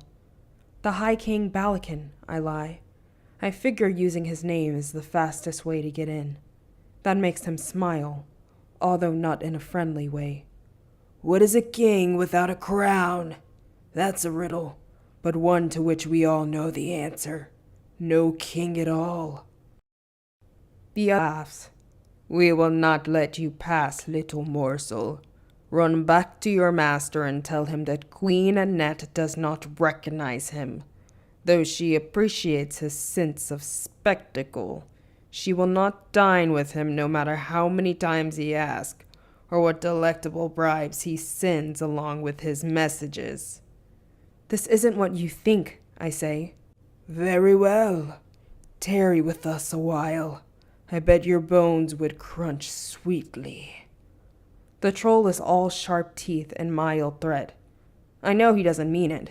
If he meant it, he would have said something else entirely and just gobbled me up. Still, I back off. There are guest obligations on everyone who came for the coronation, but guest obligations among the folk are baroque enough that I am never sure if they protect me or not. Prince Cardin is waiting for me in the clearing, lying on his back as though he's been counting stars. He looks a question at me, and I shake my head before I slump down in the grass. "I didn't even get to talk to her," I say. He turns toward me, the moonlight highlighting the planes of his face, the sharpness of his cheekbones, and the points of his ears. "Then you did something wrong?" I want to snap at him, but he's right. I messed up. I need to be more formal, more sure that it is my right to be allowed in front of a monarch, as though I am used to it. I practiced everything I would say to her, but not how I would get to her. That part seemed easy. Now I can see that it won't be. I lie back beside him and look up at the stars. If I had time, I could make a chart and trace my luck in them. Fine. If you were me, whom would you apply to? Lord Rybin and the Outer King's son, Severin. His face is close to mine. I frown at him. But they're not part of the High Court. They haven't sworn to the crown. Exactly, Cardin says, reaching out a finger to trace the shape of my ear. The curve, I realize.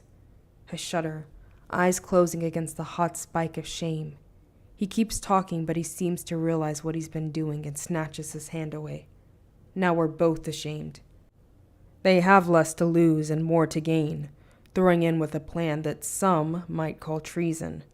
Severin reportedly favors a mortal knight and has a mortal lover, so will speak with you. And his father is in exile, so recognition of his court itself would be something. As Rybin, the stories make him seem like some figure in a tragedy, a seelie knight tortured for decades as a servant in the unseelie court he came to rule. I don't know what you offer someone like that, but he has a big enough court that if you got him to back Oak, even Balakin would be nervous. Other than that, I know he has a consort he favors, though she is of low rank. Try not to annoy her. I hear Cardin drunkenly talking us past the guards on the way out of the coronation. He knows these people, knows their customs. No matter how high-handed he sounds giving advice, or how much he bothers me, I would be a fool not to listen. I push myself to my feet, hoping there aren't hectic spots of red coloring on my cheeks. Carden sits up too, looking as though he's about to speak. I know, I say, starting toward the camp. Don't bore you by dying. I decide to try my luck with Outer King's son, Severin, first. His camp is small, as is his domain, a stretch of woods just outside Riben's court of termites, and neither seelie nor unseelie in nature. His tent is made of some heavy cloth, painted in silver and green. A few knights sit nearby a cheerful fire. None of them are in armor, just heavy leather tunics and boots. One is fussing with a contraption to suspend a kettle over the fire and boil water. The human boy I saw with Severin at the coronation, the redhead who caught me staring, is talking with one of the knights in a low voice. A moment later, they both laugh. No one pays me any notice. I march up to the fire. Your pardon, I say, wondering if even that is too polite for a royal messenger. Still, I have no choice but to barrel on. I have a message for the Alder King's son. The new High King wishes to come to an arrangement with him. Oh, really? The human surprises me by speaking first. Yes, mortal, I say like the hypocrite I am. But come on, that's absolutely how one of Balakin's servants would talk to him. He rolls his eyes and says something to the other knights as he stands. It takes me a moment to realize I am looking at the Lord Severin.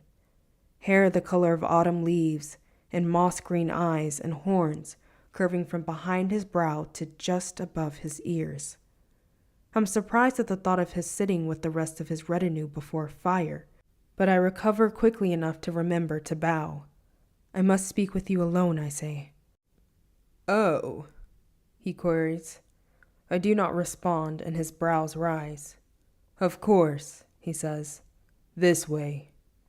You should fix her, the human boy calls after us. Seriously, glamoured human servants are creepy. Severin doesn't answer him. I trail behind him into the tent. None of the others follow, although when we get inside, there are some women in gowns sitting on cushions and a piper playing a little tune. A female knight sits beside them, her sword across her lap. The blade is beautiful enough to catch my eye. Leads me to a low table surrounded by tufted stools and piled with refreshments. A silver carafe of water with a horn handle, a platter of grapes and apricots, and a dish of little honeyed pastries. He gestures for me to sit, and when I do, he settles himself on another stool. Eat, whatever you wish, he says, making it seem like an offer rather than a command. I want to ask you to witness a coronation ceremony, I say, ignoring the food, but Balakin is not the one who's going to be crowned. He doesn't look immensely surprised, just slightly more suspicious. So you are not his messenger. I am the next High King's messenger, I say, taking Carden's ring from my pocket as proof that I have some connection to the royal family, that I am not just making up the story from whole cloth. Balakin isn't going to be the next High King. I see. His effect isn't passive, but his gaze is drawn to the ring, and I can promise you that your court will be recognized as sovereign if you help us. No threat of conquest from the new High King. Instead, we offer you an alliance. Fear crawls up my throat, and I almost can't say the last words. If he won't help me, there's some chance he'll betray me to Balakin. If that happens, things get a lot more difficult. I can control a lot, but I cannot control this. Severin's face is unreadable. I am not going to insult you by asking whom you represent. There is only one possibility, the young Prince Carden of whom I hear many things.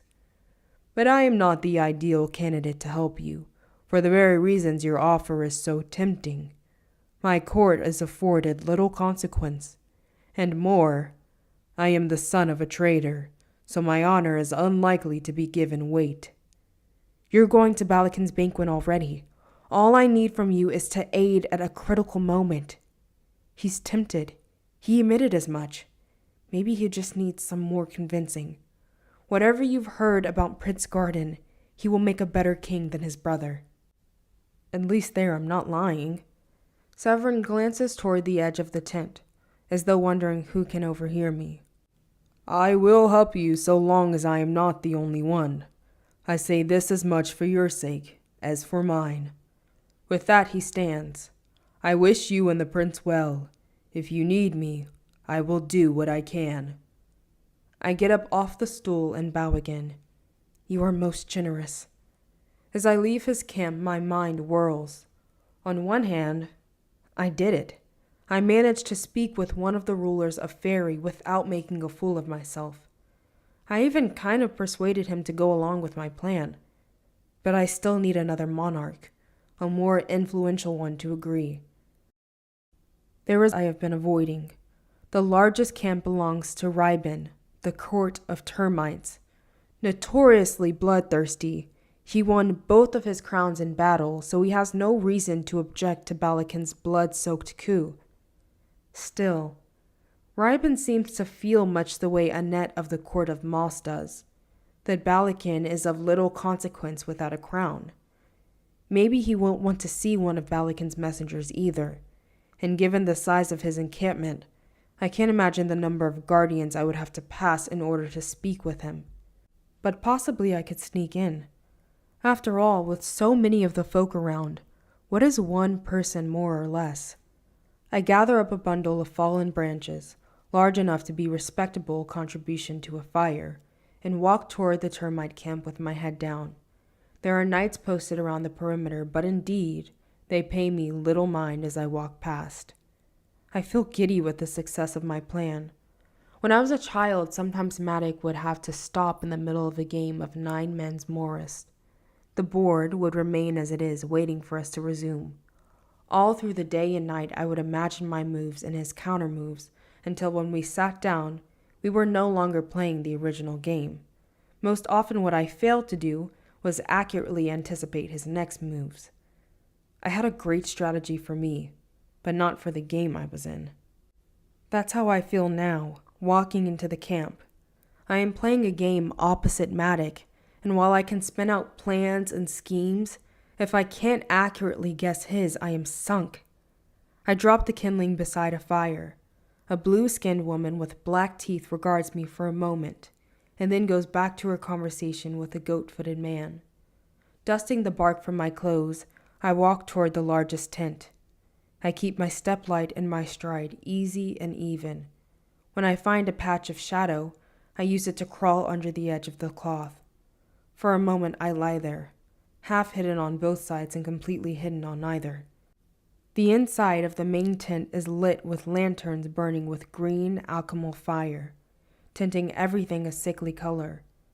In every other way, however, the interior is lush. Carpets are layered one over another. There are heavy wooden tables, chairs, and a bed piled with furs and brocade coverlets stitched with pomegranates. But on the table, to my surprise, are paper cartons of food. The green-skinned pixie who was with Rybin at the coronation uses chopsticks to bring noodles to her mouth. He sits beside her, carefully breaking apart a fortune cookie. "What does it say?" the girl asked. "How about the trip you told your girlfriend would be fun ended in bloodshed, as usual?" It says, "Your shoes will make you happy today," he tells her, voice dry, and passes the little slip across the table for her verification. She glances down at his leather boots. He shrugs, a small smile touching his lips. Then I'm dragged roughly out from my hiding place. I roll onto my back outside the tent to find a knight standing above me, her sword drawn. There is no one to blame but myself. I should have kept moving, should have found a way to hide myself inside the tent. I should not have stopped to listen to a conversation, no matter how surprising I found it. "Get up," the knight says. Dulcamara. Her face shows no recognition of me, however. I stand and she marches me into the tent, kicking me in the legs once we get there, so I topple onto the rugs. I have a cause to be thankful for their plushness. For a moment, I let myself lie there. She presses her boot against the small of my back as though I am some felled prey. I caught a spy, she announces. Shall I snap its neck? I could roll over and grab her ankle. That would throw her off balance for long enough that I could get up. If I twisted her leg and ran, I might be able to get away. At worst, I'd be on my feet, able to grab a weapon and fight her. But I came here to have an audience with Lord Rybin, and now I have one. I stay still and let Dulcamara underestimate me. Lord Rybin has come around from the table and bends over me, white hair falling around his face. Silver eyes regard me pitilessly. And whose court are you part of? The High King's, I say. The true High King, Eldred, who was felled by his son. I am not sure I believe you. He surprises me both with the mildness of his statement and with the assumption that I am lying. Come, sit with us and eat. I would hear more of your tale. Dulcamara, you may leave us. You're going to feed it? She asks sulkily. He does not answer her, and after a moment of stony silence, she seems to remember herself. With a bow, she leaves. I go to the table. The pixie regards me with her ink-drop black eyes like Tatterfell's. I notice the extra joint in her fingers as she reaches for an egg roll. Go ahead, she says. There's plenty. I use most of the hot mustard packets, though. Rybin waits, watching me. Mortal food, I say in what I hope is a neutral way. We live alongside mortals, do we not? He asks me. I think she more lives beside them, the pixie objects, looking at me. Your pardon, he says, and waits.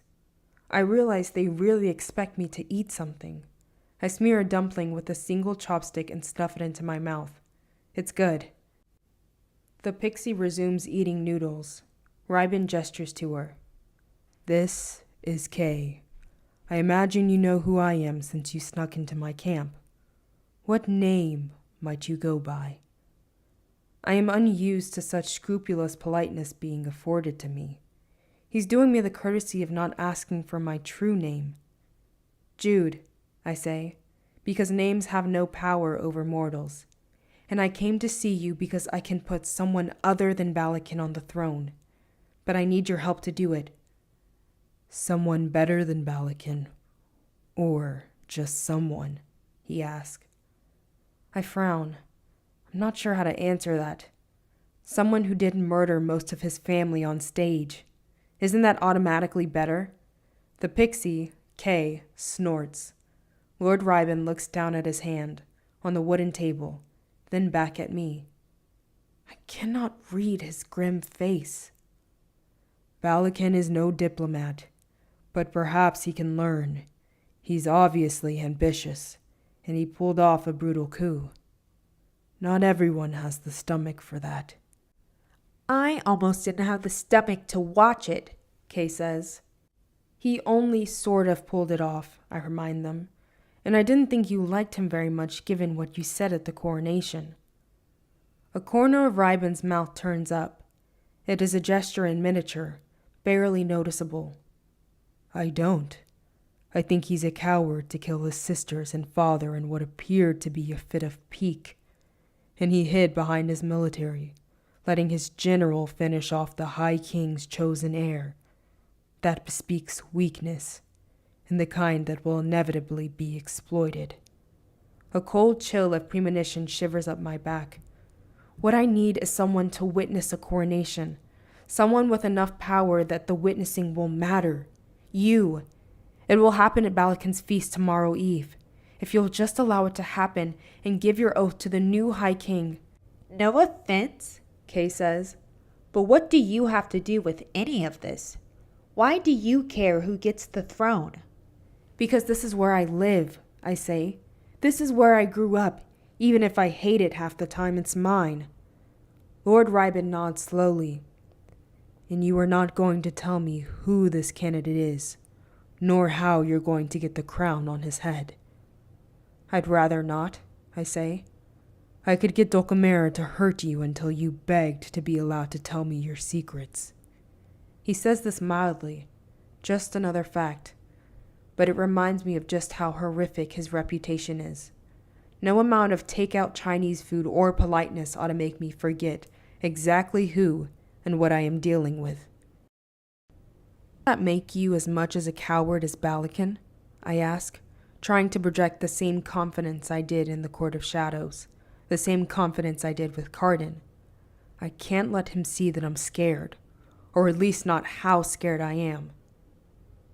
We study each other for a long moment, the pixie watching us both. Finally, Lord Ryban lets out a long breath. Probably more of a coward. Very well, Jude, Kingmaker. We will gamble with you. Put the crown on a head other than Balakin, and I will help you keep it there. He pauses. But you will do something for me. I wait, tense. He steeples his long fingers. Someday, I will ask your king for a favor. You want me to agree to something without even knowing what it is? I blurt out. His stoic voice gives little away. Now we understand each other. Exactly. I nod. What choice do I have?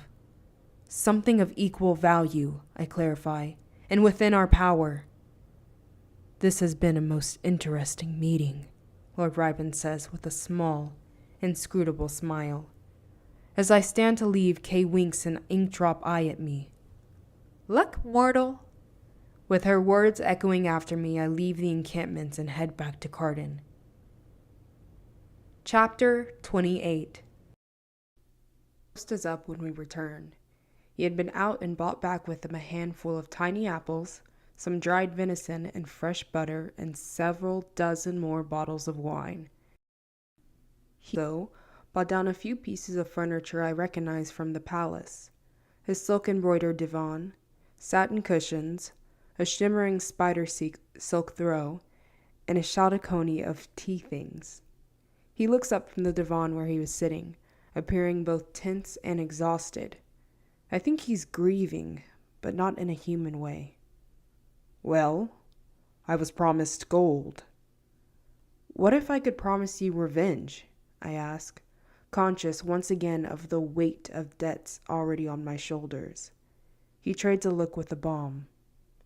So she really does have a scheme. The bomb settles herself on a cushion. A secret, which is far better than a scheme.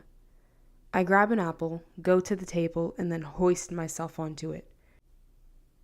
We're going to walk right into Balakin's feast and steal his kingdom out from under him. How's that for vengeance? Bold. That's what I need it to be. Like I own the place, like I am the general's daughter, like I can really pull this off. The corner of Ghost's mouth turns up. He takes out 4 silver cups from the cupboard and sets them before me. Drink. I shake my head, watching him pour. He returns to the divan but rests at the edge as though he's going to have to jump up in a moment. He takes a big swallow of wine. You spoke of the murder of Dane's unborn child, I say. The ghost nods. I saw your face when Cardin spoke of Luriope, and when you understood my part in it. It surprised me, I say honestly. I wanted to think Dane was different. Cardin snorts and takes the silver cup that was meant for me as well as his own. Murder is a cruel trade, says the ghost. I believe Dane would have been as fair as a high king as any prince of the folk. But my father was mortal. He would not have considered Dane to be good. He would have not have considered me good either. You do well to decide how much you care for goodness before you go too far down the road of spycraft. He's probably right. But there's little time for me to consider it now. You don't understand, I tell him. Luriope's child lived. He turns to the bomb, clearly astonished. That's the secret. She nods, a little smug. That's the scheme. The ghost gives her a long look, and then turns his gaze to me. I don't want to find a new position. I want to stay here and serve the next High King. So yes, let's steal the kingdom. We don't need to be good, I tell the ghosts, but let's try to be fair as any prince of fairy. The ghost smiles. And maybe a little fairer, I say with a look at Carden. The ghost nods. I'd like that. He goes to wake the roach. I have to explain all over again. Once I get to the part about the banquet and what I think is going to happen, the roach interrupts me so many times I can barely get a sentence out. After I'm done speaking, he removes a roll of vellum and a nibbed pen from one of the cabinets, and notes down who ought to be where at what point for the plan to work. Are you planning my plan? I say. Just a little, he says, licking the nib and beginning to write again. Are you concerned over Matic? He won't like this. Of course I'm concerned about Matic. If I wasn't, I wouldn't be doing any of this. I would just hand him the living key to the kingdom. I know, I say, gazing at the dregs of wine in the ghost's glass. The moment I walk into the feast with Carden on my arm, Matic will know I am running a game of my own. When he discovers that I'm going to cheat him out of Regent, he'll be furious. And he's at his most bloodthirsty when he's furious. Do you have something appropriate to wear? The roach asks. At my surprised look, he throws up his hands. You're playing politics. You and Carden need to be tuned out and splinter for this banquet. Your new king will need everything to look right. We go over the plans again, and Carden helps us map out Hollow Hall. I try not to be too conscious of his long fingers tracing over the paper, of the sick thrill I get when he looks at me.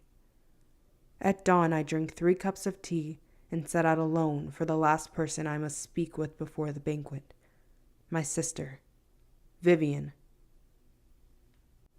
I go back to my house, Maddox's house, I remind myself. Never really mine. Never mine again after tonight, as the sun rises in the blaze of gold. I feel like a shadow as I climb the spiral stairs, as I pass through all the rooms I grew up in. In my bedroom, I pack a bag. Poison, knives, a gown, and jewels that I think the roach will find to be properly extravagant. With reluctance, I leap behind the stuffed animals from my bed. I leave slippers and books and favorite baubles.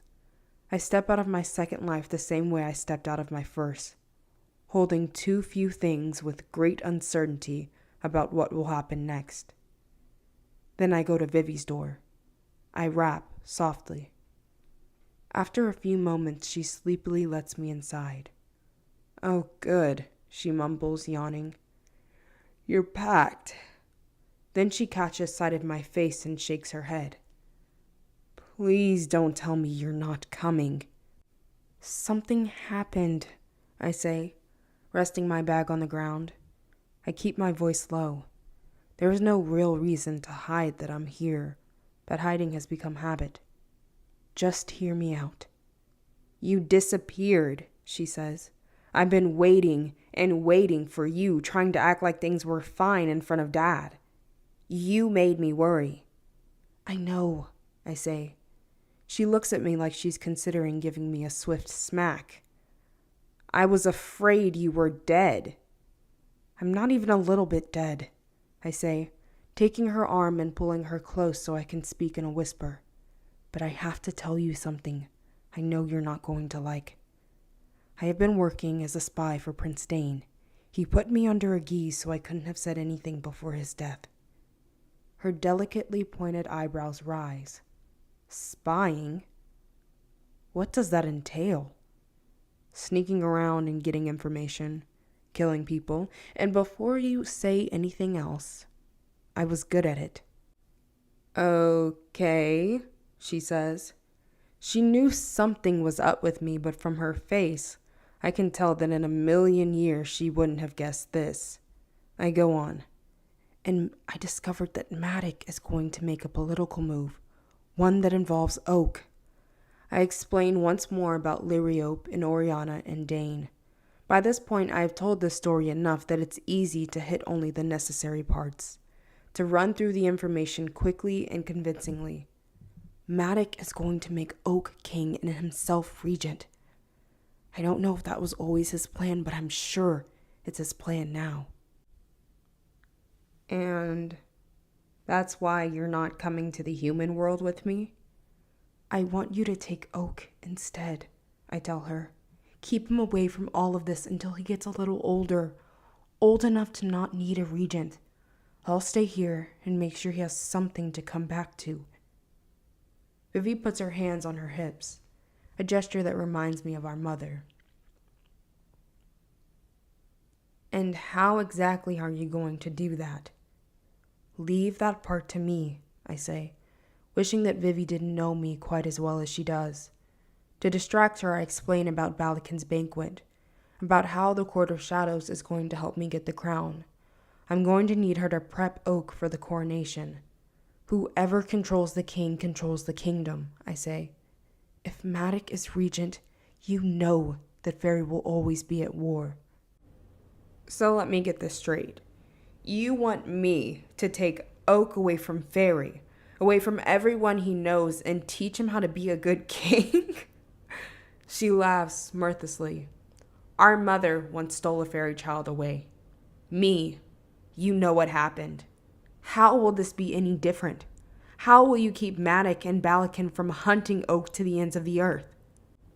Someone can be sent to guard him, to guard all of you. But as for the rest, I have a plan. Madoc won't follow.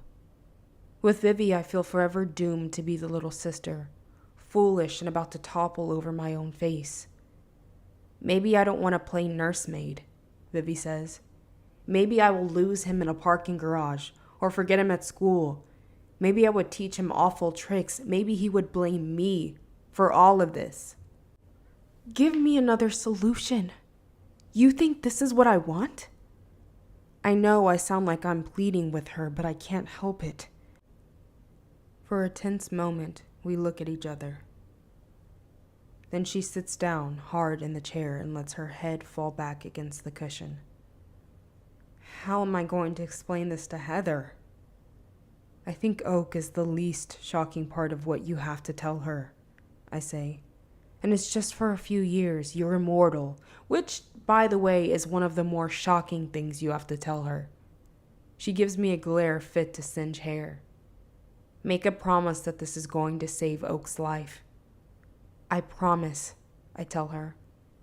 And make me another promise that it's not going to cost you yours. I nod. It won't. Liar, she says.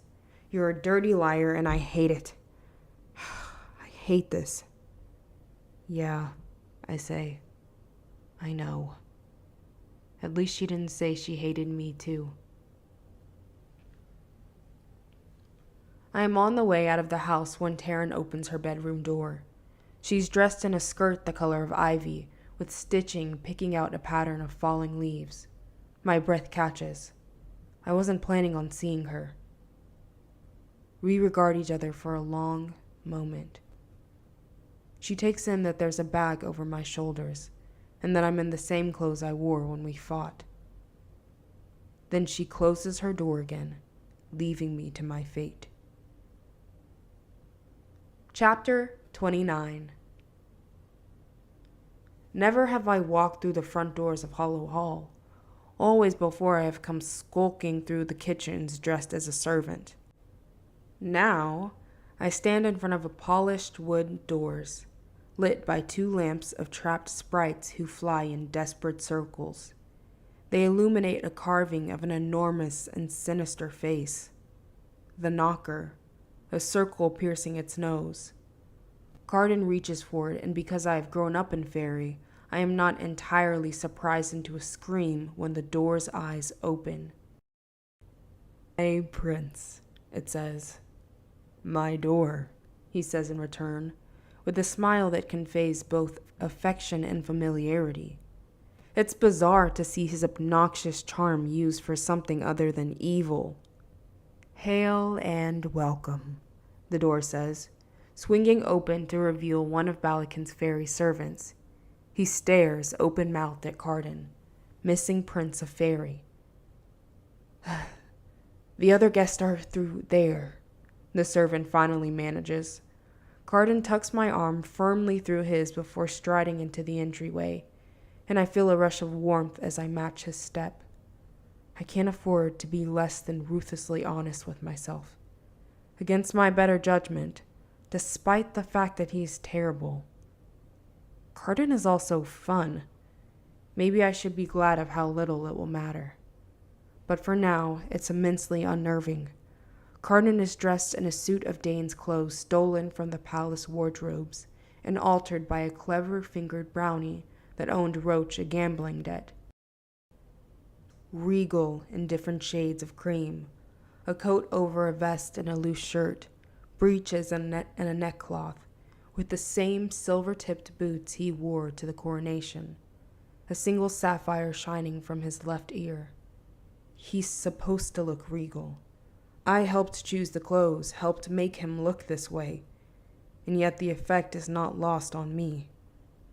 I am wearing a bottle green gown with earrings in the shape of berries. In my pocket is Liriope's golden acorn, and at my hip is my father's sword. Against my skin I have a collection of knives. It doesn't feel like enough.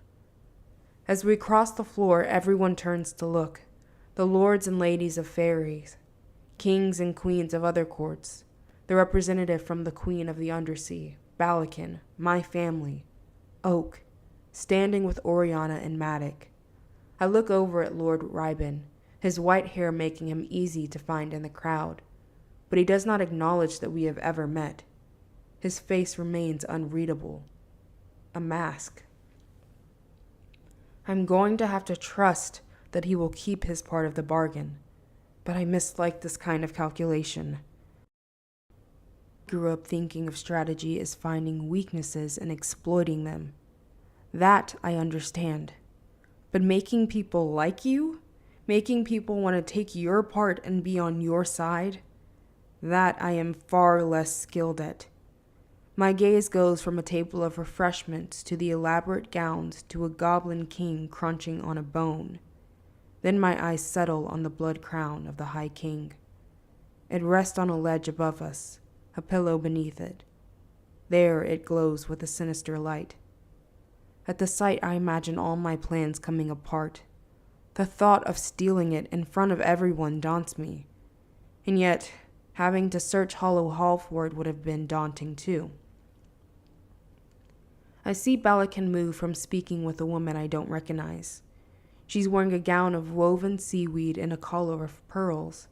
Her hair is black and tied to a crown festooned with more pearls, appearing like webbing above her head. It takes me a moment to puzzle out who she must be. Queen Orla, Nicasia's mother.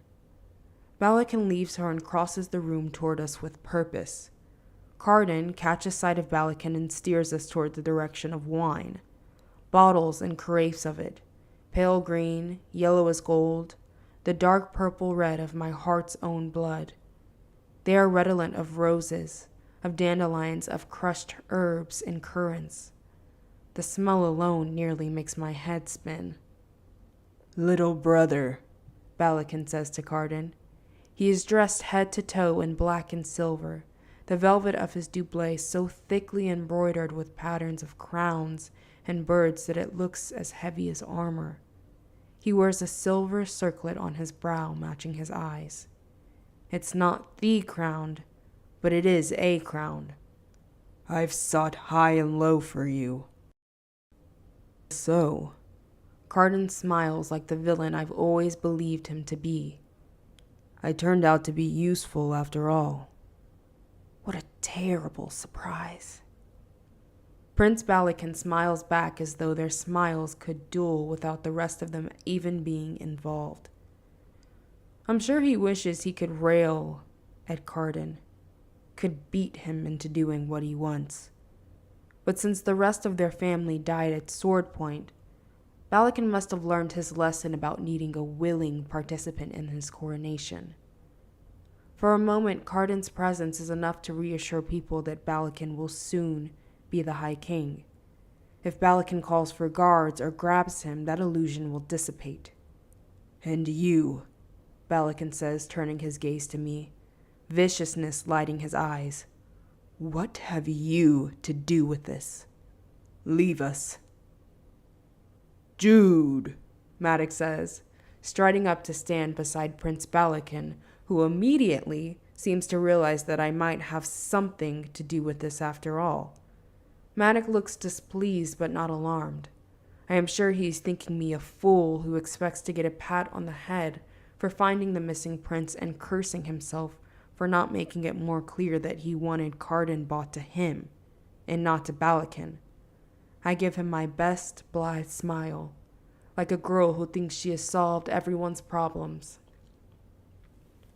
How frustrating it must be to come so close to your goal, to have Oak and the crown in one place, to have the lords and ladies of Fairy assembled, and then your first wife's bastard throws a spanner in the works by handing the one person most likely to put the crown on Oak's head to your rival.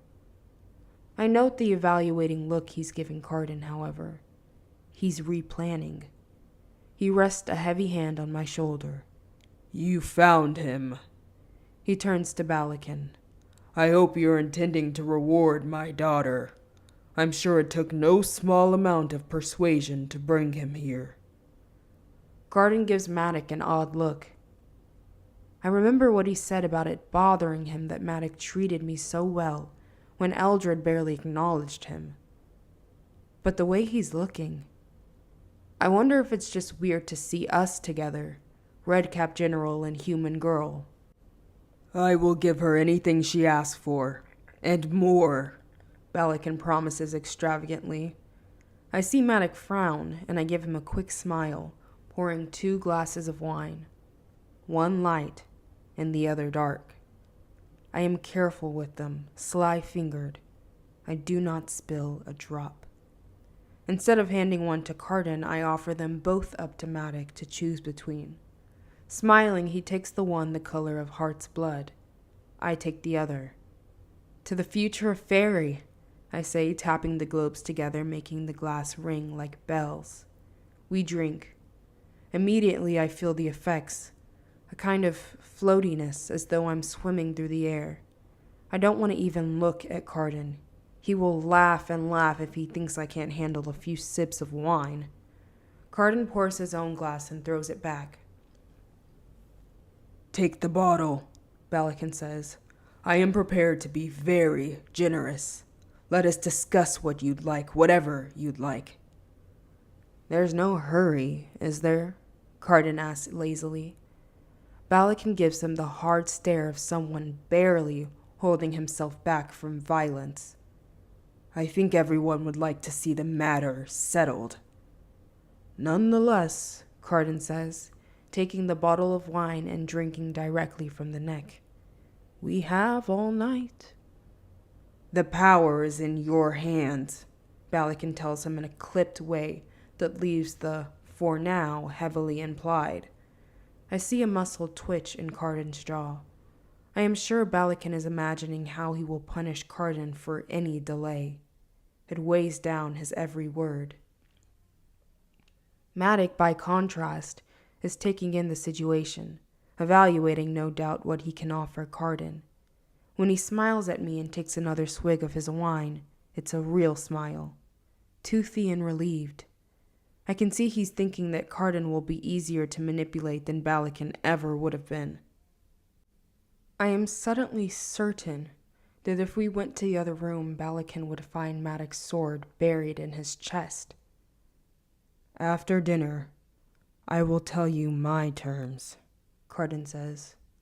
But until then, I am going to enjoy the party. I do not have endless patience, Balakin growls. Cultivate it, Carden says, and with a small bow he navigates us away from Balakin and Maddox.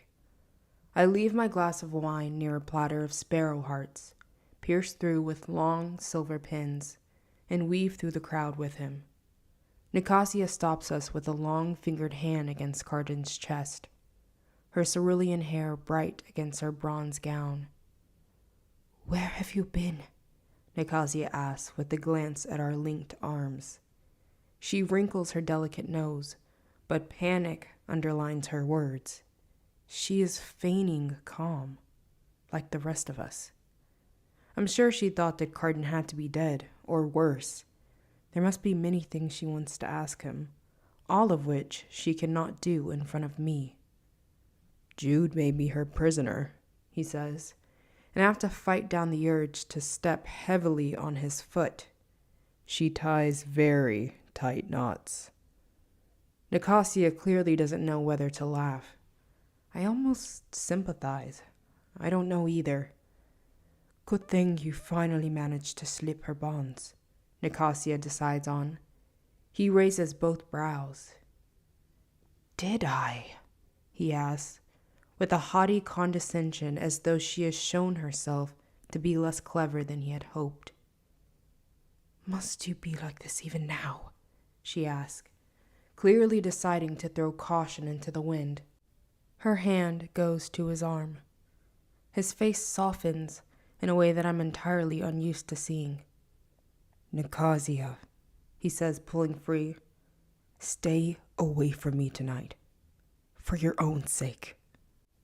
It stings a little that he has a kindness in him. I don't want to see it.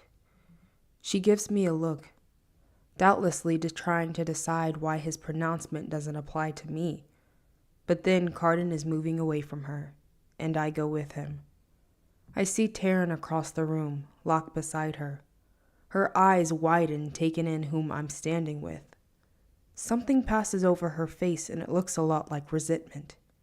She has Locke, but I am here with a prince. That's not fair. I cannot know she is thinking that from one look. Part 1 completed, I say, looking away from her, speaking to Carden under my breath. We got here, got in, and are not yet in chains. "Yes," he says. "I believe the Roach called that the, easy bit." The plan, as I've explained it to him, has 5 basic phases. 1, get in. 2, get everybody else in. 3, get the crown. 4, put the crown on Oak's head. And 5, get out. I take my arm from his. "Don't go anywhere alone," I remind Carden. He gives me a tight-lipped smile of someone who's being abandoned and nods once. I head toward Oriana and Oak. One on the other side of the room, I see Severin break off from a conversation and walk toward Prince Balakin. Sweat beads on my lip, under my arms, my muscles tense. If Severin says the wrong thing, I'm going to have to abandon all phases of the plan except for get out. Oriana raises both brows as I approach, her hands going to Oak Thin's shoulders. He reaches up his hands. I want to swing him up in my arms. I want to ask him if Vivi explained what's going to happen. I want to tell him everything's going to be fine. But Oriana grabs his fingers, pressing them between hers, settling the question of how many lies I could stomach. "What is this?" Oriana asked me with a nod toward Carden. "What you asked," I tell her, following her gaze. Somehow Balakin has drawn Carden into his conversation with Severin. Carden laughs at something Balakin said, looking as comfortably arrogant as I've seen him. I'm shocked by recognition. If you live your life always afraid, always with danger on your heels, it is not so difficult to pretend away more danger. I know that, but I didn't think of all people Carden would too. Balakin has his hand on Carden's shoulder. I can just imagine his fingers digging into Carden's neck. It's not easy. I hope you understand there's going to be a price. I'll pay it, she says quickly. None of us knows the cost, I snap, and then hope no one notices the sharpness of my tone. And we're all going to have to pay our share. My skin has a fine flush on it from the wine, and there's a metallic taste in my mouth. It's nearly time to put the next part of the plan into effect. I glance around for Vivi, but she's across the room. There's no time to say anything to her now, even if I knew what to say. I give Oak what I hope is an encouraging smile.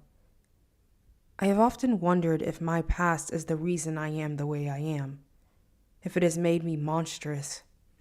If so, will I make a monster of him? Vivi won't, I tell myself. Her job is to help him care about things other than power. And my job is to care only about power so I can carve out room for his return. With a deep breath, I head toward the doors out into the hallway. I pass the pair of knights and turn a corner out of their sight line. I gulp down a few breaths before unlatching the windows.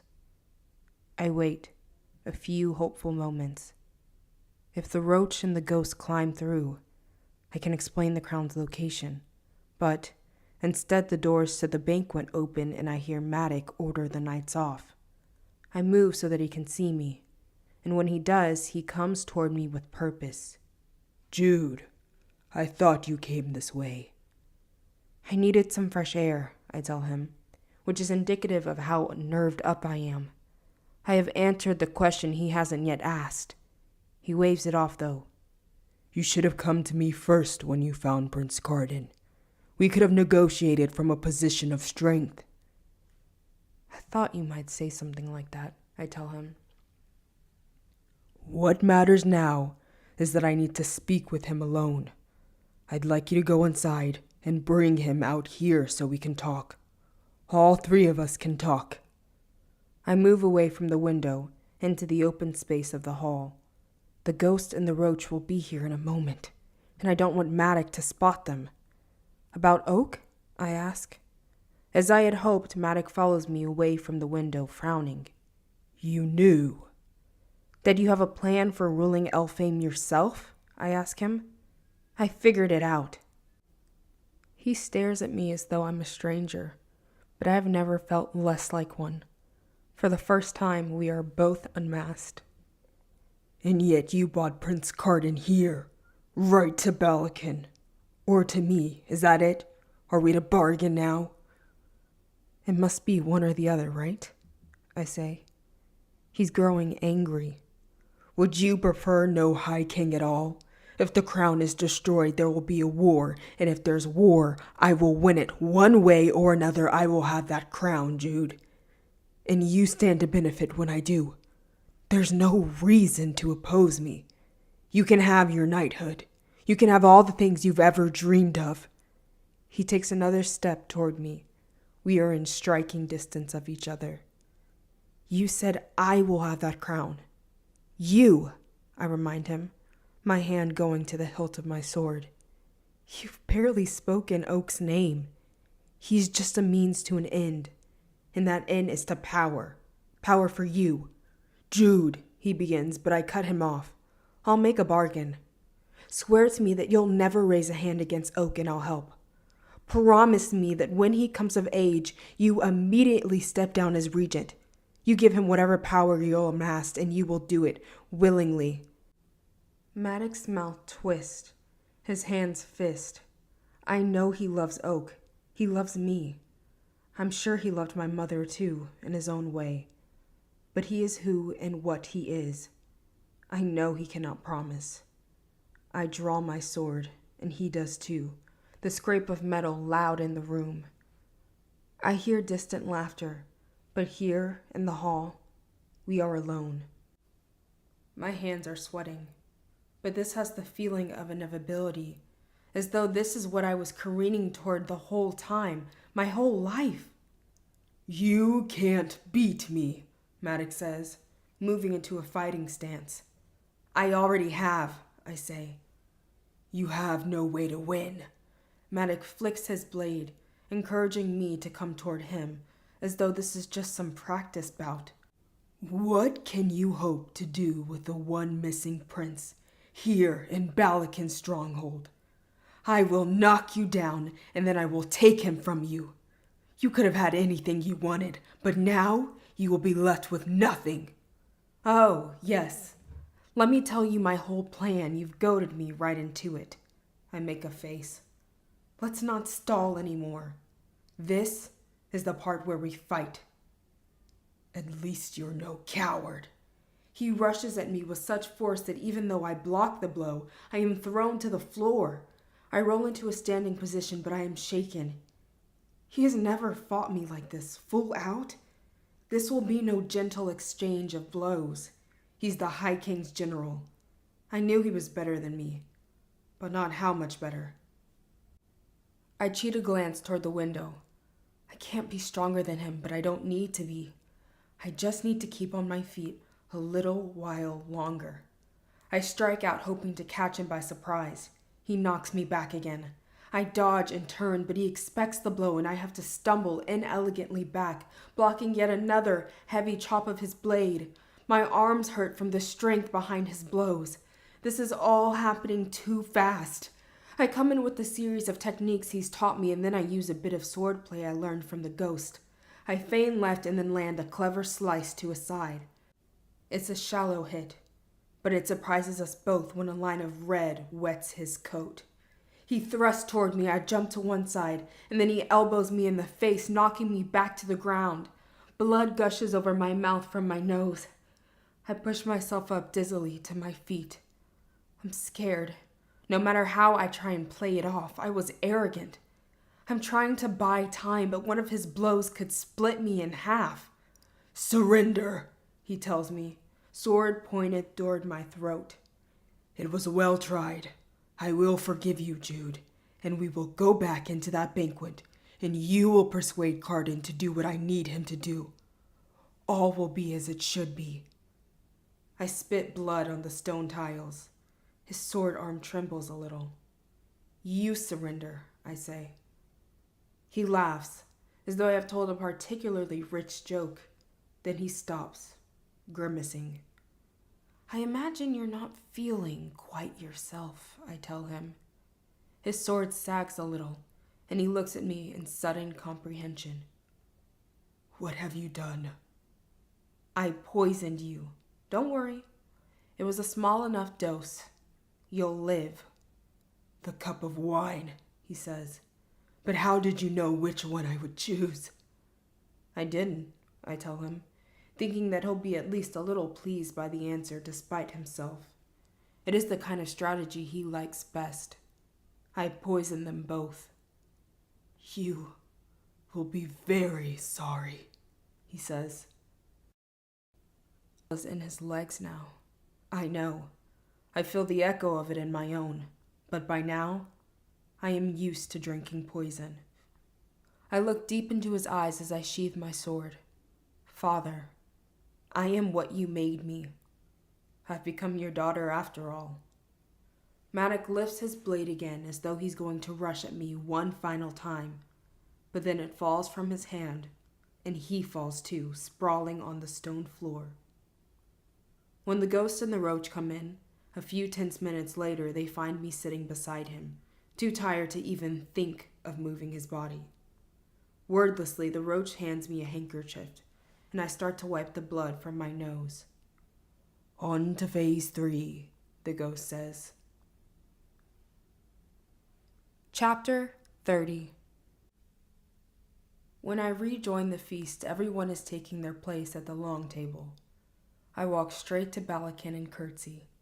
My lord, I say, pitching my voice low.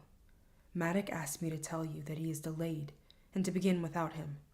He wishes you not to worry, but some of Dane's spies are here. He will send you word when he's caught or killed them. Balakin regards me with slightly pursed lips and narrowed eyes. He takes in whatever traces of blood I can wash from my nostrils and my teeth, whatever sweat I can wipe away. Maddox slumbers in Carden's old room, and by my calculations we have at least an hour before he wakes. It feels as though Balakin looked carefully. He could see that on my face too. You have been more helpful than I would have guessed, Balakin says, resting a hand lightly on my shoulder. He seems to have forgotten how furious he was when I first came in with Carden, and expects me to forget it too. Continue, and you will be rewarded. Would you like to live as one of us? Would you like to be one of us? Could the High King of Fairy really give me that? Could he make me something other than human, something other than mortal?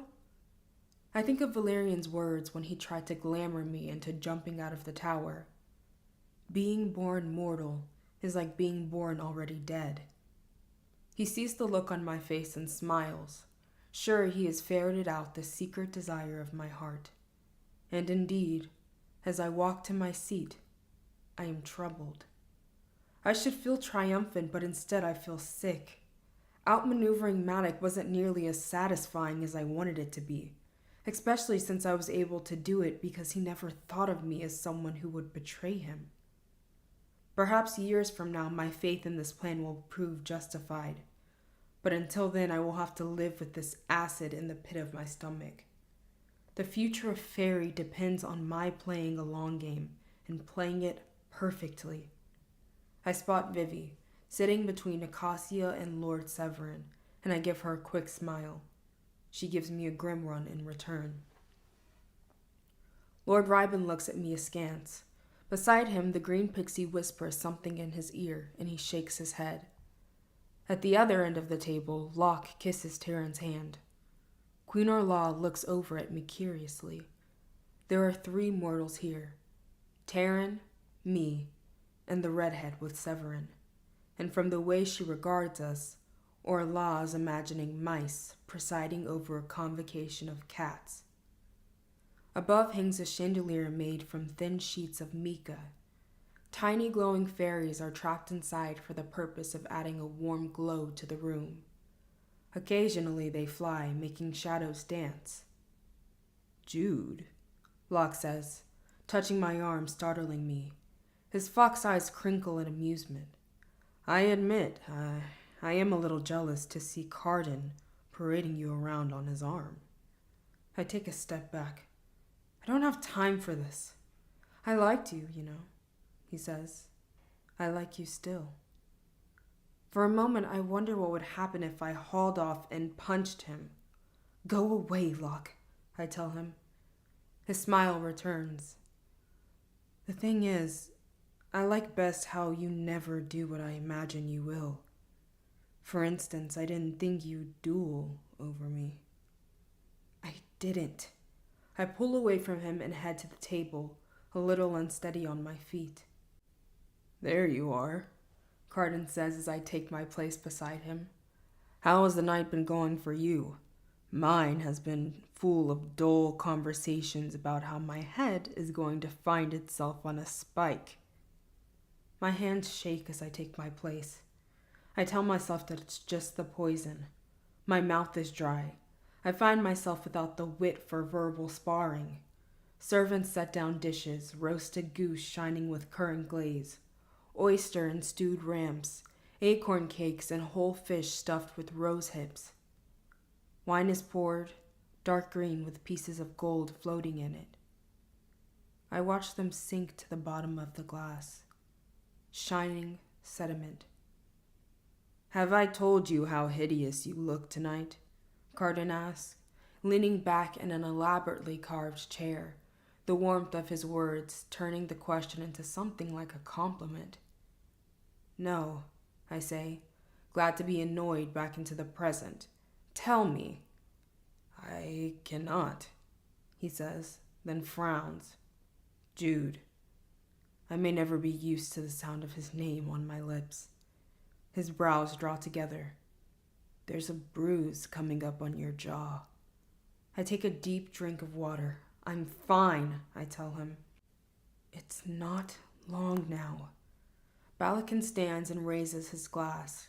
I shove back my chair so that I'm on my feet when the explosion happens. For a moment, everything is so loud that it feels like the room is tilting sideways. The folk scream, crystal goblets fall and shatter. The bomb has struck. In the confusion, a single black bolt flies from the shadowed alcove and sinks into the wooden table right in front of Carden. Balakin leaps to his feet. There, he shouts, the assassin! Knights run toward the roach, who leap out of the gloom and shoots again. Another bolt flies toward Carden, who pretends to be too stunned to move. Just the way we practiced. Explained to Carden in great detail how it would be much safer to be still, much easier to miss him that way. What we didn't count on is Balakin. He knocks Carden out of the chair, throws him onto the floor, and covers Carden's body with his own. As I stare at them, I realize how little I've understood their relationship. Because yes, Balakin hasn't noticed that the ghost has climbed onto the ledge with the blood crown. Yes, he sent his knights after the roach, allowing the bomb to bar the doors of this room. But he has also reminded Carden of why not to go forward with this plan. I have been thinking of Balakin as the brother Carden hated, as the brother who murdered their whole family. I'd forgotten that Balakin is Carden's family. Balakin is the person who raised him when Dane plotted against him. When his father sent him from the palace, Balakin is all he has left. And although I am sure Balakin would make for a terrible king, one who would hurt Carden along the way with many others, I'm equally sure that he would give Carden power. Carden would be allowed to be cruel so long as it was clear that Balakin was crueler. Putting the crown on Balakin's head was a safe bet, much safer than trusting me, than believing in some future oak. He's pledged himself to me. I just need to take care that he doesn't find some way around my commands. I am a beat behind, and it's harder to push through the crowd than I thought, so I'm not where I told the ghost I would be. When I look up at the ledge, he's there, moving out of the shadow. He throws the crown, but not to me. The ghost tosses the crown to my identical twin. It falls at Taryn's feet. Vivi has taken Oak's hand. Lord Ryben is pushing through the crowd. Taryn picks up the crown. "Give it to Vivi!" I call to her. The ghost, realizing his mistake, draws his crossbow and points it at my sister. But there's no way to shoot his way out of this. She gives me a terrible, betrayed look. Carden struggles to his feet. Balakin is up too, striding across the room. "Child, if you do not give that to me, I will cut you in half," Balakin tells Taryn.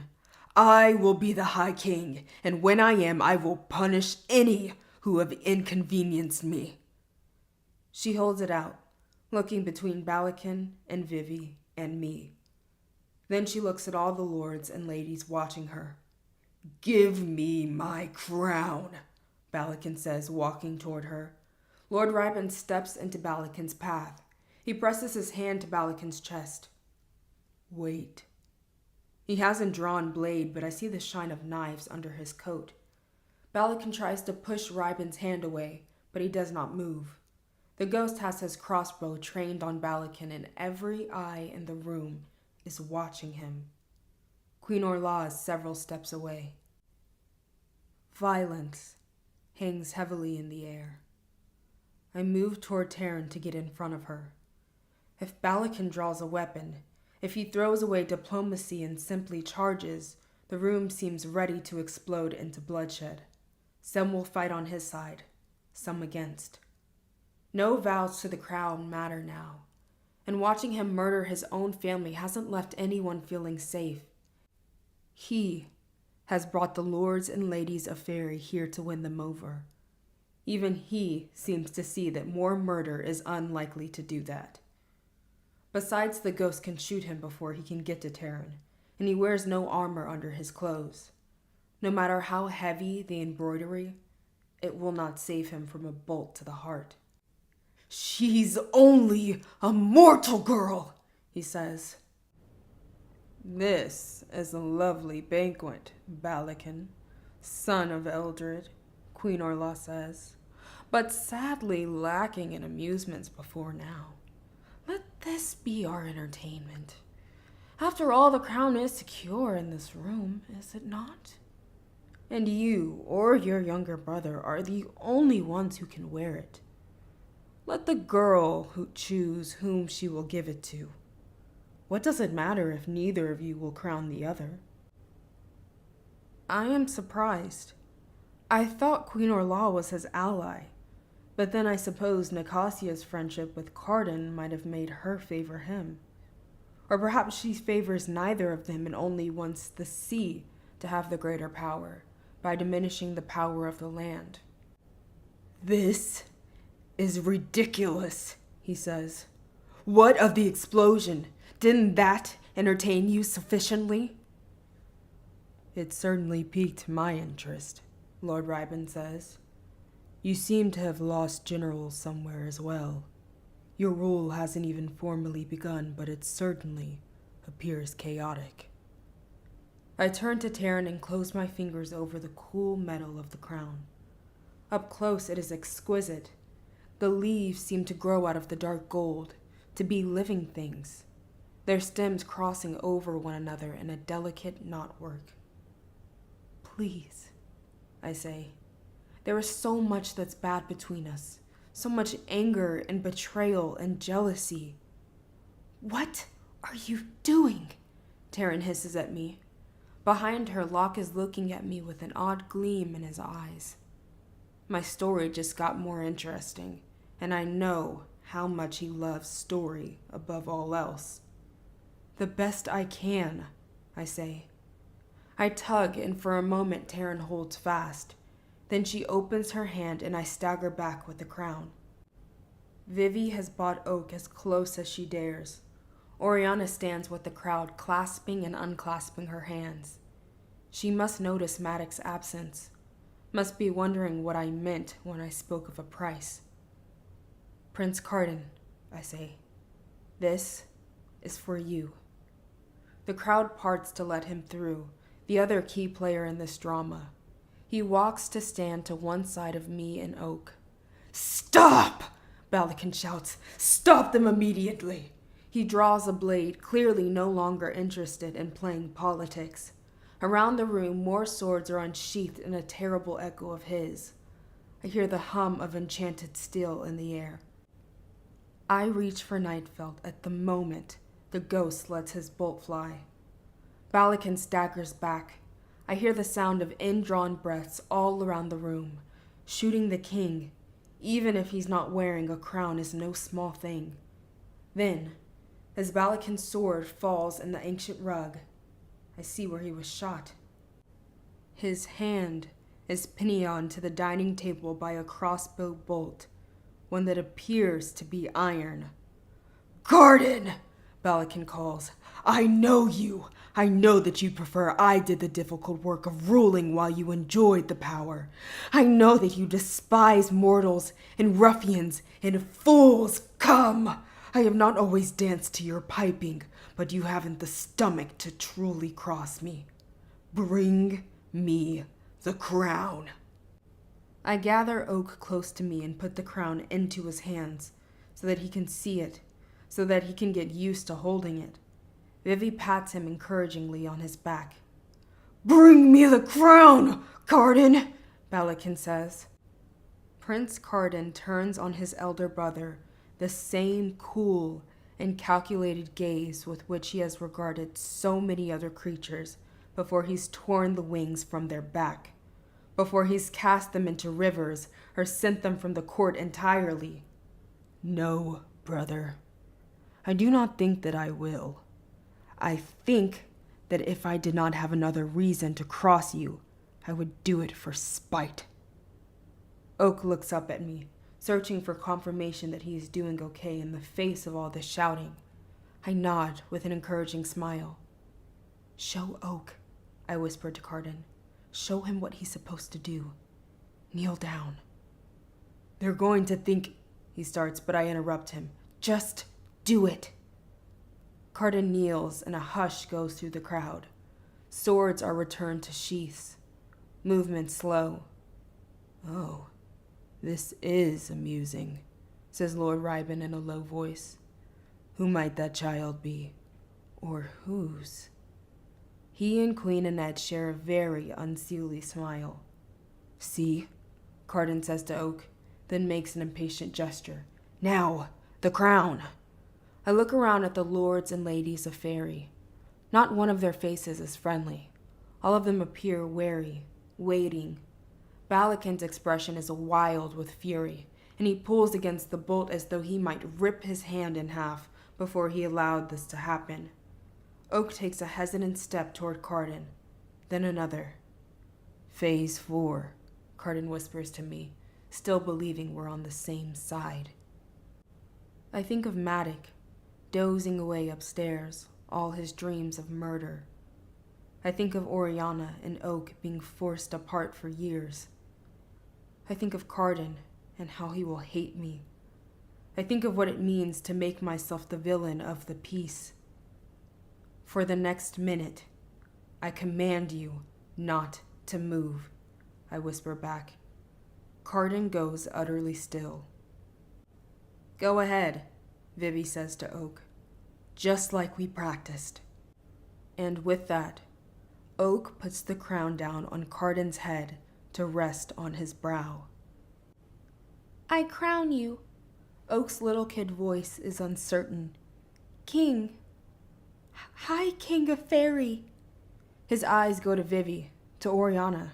He's waiting for one of them to tell him he did well, that he is done. People gasp. Balakin gives a howl of fury. There is laughter and outrage and delight. Everyone likes a surprise, and the folk like one more than almost anything else. Carden looks at me with helpless rage. Then, the full minute of my command up, he rises slowly to his feet. The fury in his eyes is familiar, the glitter of them like banked fire, like coals burning hotter than flames ever could. This time I deserve it. I promised he was going to be able to walk away from the court and all its manipulations. I promised he would be free from all of this. I lied. It's not that I don't want Oak to be High King, I do. He will be. But there's only one way to make sure the throne remains ready for him while he learns everything he needs to know. And that's if someone else occupies it. 7 years, and Carden can step down, abdicate in Oak's favor, and do whatever he wants. But until then, he's going to have to keep my brother's throne warm. Ivan sinks to one knee as he promised. My king, he says. I wonder what that promise will cost. I wonder what he will ask us for now that he has helped give Carden a crown. And then the cry goes up around the room, from Queen Annette to Queen Orlaw and Lord Severin. From the other side, Taryn stares at me, clearly shocked. To her, I must seem mad, to put someone I despise on the throne. But there's no way for me to explain myself. I sink to my knees along with everyone else, and so does she. All my promises have come due. For a long moment, Carden just looks around the room, but he has little choice, and he must know it. Rise, he says, and we do. I step back, fading into the throng. Carden has been a prince of fairy all his life. No matter what he wants, he knows what's expected of him. He knows how to charm a crowd, how to entertain. He orders the broken glass cleared away. He has new goblets brought out, new wine poured. The toast he gives to surprises and to all the benefits of being too drunk to show up for the first coronation causes all the lords and ladies to laugh. And if I notice that his hand grips the wineglass tightly enough to turn his knuckles white, then I imagine I am the only one who does. I am surprised when he turns to me, eyes blazing. It feels as though the room is empty but for us. He lifts his glass anew, mouth curving into a mockery of a smile. And to Jude, who gave me a gift tonight, one that I plan to repay in kind. I try not to visibly flinch as glasses lift around me. Crystal rings, more wine flows, more laughter sounds. The bomb elbows me in the side. We came up with your code name, she mouths. I hadn't even seen her come in past the locked doors. What? I feel as tired as I have ever felt, and yet, for 7 years, I will not be able to truly rest. I expect her to say the liar. She gives me a tricksy grin, full of secrets. What else? The Queen. It turns out, I still don't know how to laugh. Dog. I stand in the middle of Target, pushing the cart while Oak and Vivi pick out bed sheets and lunchboxes, skinny jeans and sandals. Oak looks around in mild confusion and pleasure. He keeps picking up things, puzzling over them, and then setting them down again. In the candy aisle, he adds bars of chocolate to the cart, along with jelly beans, lollipops, and chunks of candy ginger. Vivi doesn't stop him, so I don't either. It's odd to see Oak with his horns glamored away, his ears looking as round as mine. It's odd to see him in the toy aisle, trying out a scooter with an owl-shaped backpack over one arm. I expected that it would be hard to persuade Oriana to let him go with Vivi, but after Cardin's coronation, she agreed that Oak, being away from the court for a few years, was for the best. Balakin is imprisoned in a tower. Matic woke in a rage only to find that his only moment for seizing the crown was past. "Oh, he's really your brother, right?" Heather asked Vivi as Oak kicks off on the scooter, flying through the greeting card aisle. "You could tell me if he was your son." Vivi laughs delightedly. "I've got secrets, but that's not one of them." Heather wasn't thrilled about Vivian showing up with a child and a half-baked explanation about why he had to live with her, but she didn't kick them out. Heather's sofa pulled out into a bed, and they agreed he could sleep there until Vivi found a job and they were able to afford a larger apartment. I know Vivi isn't going to get conventional work, but she will be fine. She will be better than fine. In another world, given our parents and our past, I would have kept on encouraging Vivi to trust Heather with the truth. But for now, if she feels like she has to keep the deception going, I'm hardly in a position to contradict her.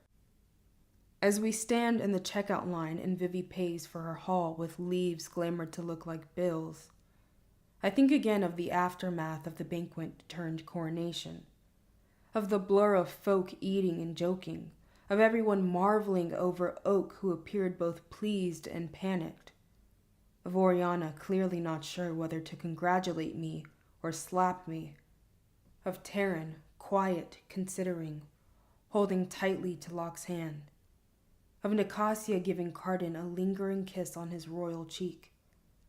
I have done the thing, and now I must live with what I have done. I have lied, and I have betrayed, and I have triumphed. If only there was someone to congratulate me. Heather sighs and smiles dreamily at Vivi as we load our purchases into the trunk of Heather's Prius. Back at the apartment, Heather takes some pre-made pizza dough out of her fridge and explains how to make personal pies. "Mom will visit me, won't she?" Oak asks as he places pieces of chocolate and marshmallows on top of his dough. I squeeze his arm as Heather sticks the food in the oven. Of course she will. Think of being here with Vivi as an apprenticeship. You'll learn what you need to know, and then you come home. How will I know when I learned it since I don't know it now? He asked. The question sounds like a riddle. Come back when returning feels like a hard choice instead of an easy one, I can answer finally. Vivi looks over as though she's overheard. Her expression is thoughtful. I eat a slice of Oak's pizza and lick the chocolate off my fingers. It's sweet enough to make me wince, but I don't mind. I just want to sit with him a few more moments before I have to fly back to Ferry, alone. When I dismount from my ragwort steed, I head to the palace. I have rooms there now, a vast sitting area, a bedroom behind latching double doors, and a dressing area with empty closets. All I have to hang in them is what I took out of Maddox's estates, and a few things I got at Target. Here is where I will live, to keep Cardin close, to use my power over him to ensure things go smoothly. The Court of Shadows will grow beneath the castle, fed on being both the High King's spies and his keepers. They'll have their gold, straight from the king's hand. What I have not done, not really, is spoken with Cardin. I left him with only a few commands, the familiar hatred in his face enough to make a coward out of me. But I am going to have to talk to him eventually. There is no profit in putting it off any longer. Still, It is with a heavy heart and leaden steps that I make my way to the royal rooms. I knock, only to be told by a prim-singed manservant with flowers braided into his blond beard that the High King has gone to the great hall. I find him there, lounging on the throne of fairy, looking out from the dais. The room is empty except for us. My footfalls echo as I move across the floor. Cardinal is dressed in breeches, a waistcoat, and another coat over that fitted in his shoulders, tapered in sharply at the waist and falling to his mid-thigh. The cloth is uncut velvet in deep burgundy, with ivory velvet at the lapels, shoulders, and waistcoat. Stitching in golden thread covers the whole, matched by golden buttons and golden buckles on his tall boots. At his throat is a ruff of pale owl feathers. His black hair falls in opulent curls around his cheeks. The shadows bring out the sharpness of his bones, the length of his lashes, the merciless beauty of his face. I am horrified by how much he looks like the King of Fairy. I am horrified by my own impulse to bend my knee to him, my own desire to let him touch my head with a ringed hand. What have I done? For so long, there was no one I trusted less. And now I must contend with him, must match my will to his. His oath does not seem enough of an antidote against his cleverness. What in the world have I done? I keep walking, though. I keep my expression as cold as I know how. He's the one who smiles, but his smile is colder than any stiff face could be. "A year and a day," he calls out. "Blink, and that will be over. And what will you do then?" I draw closer to him. "I hope I can persuade you to remain king until Oak is ready to return."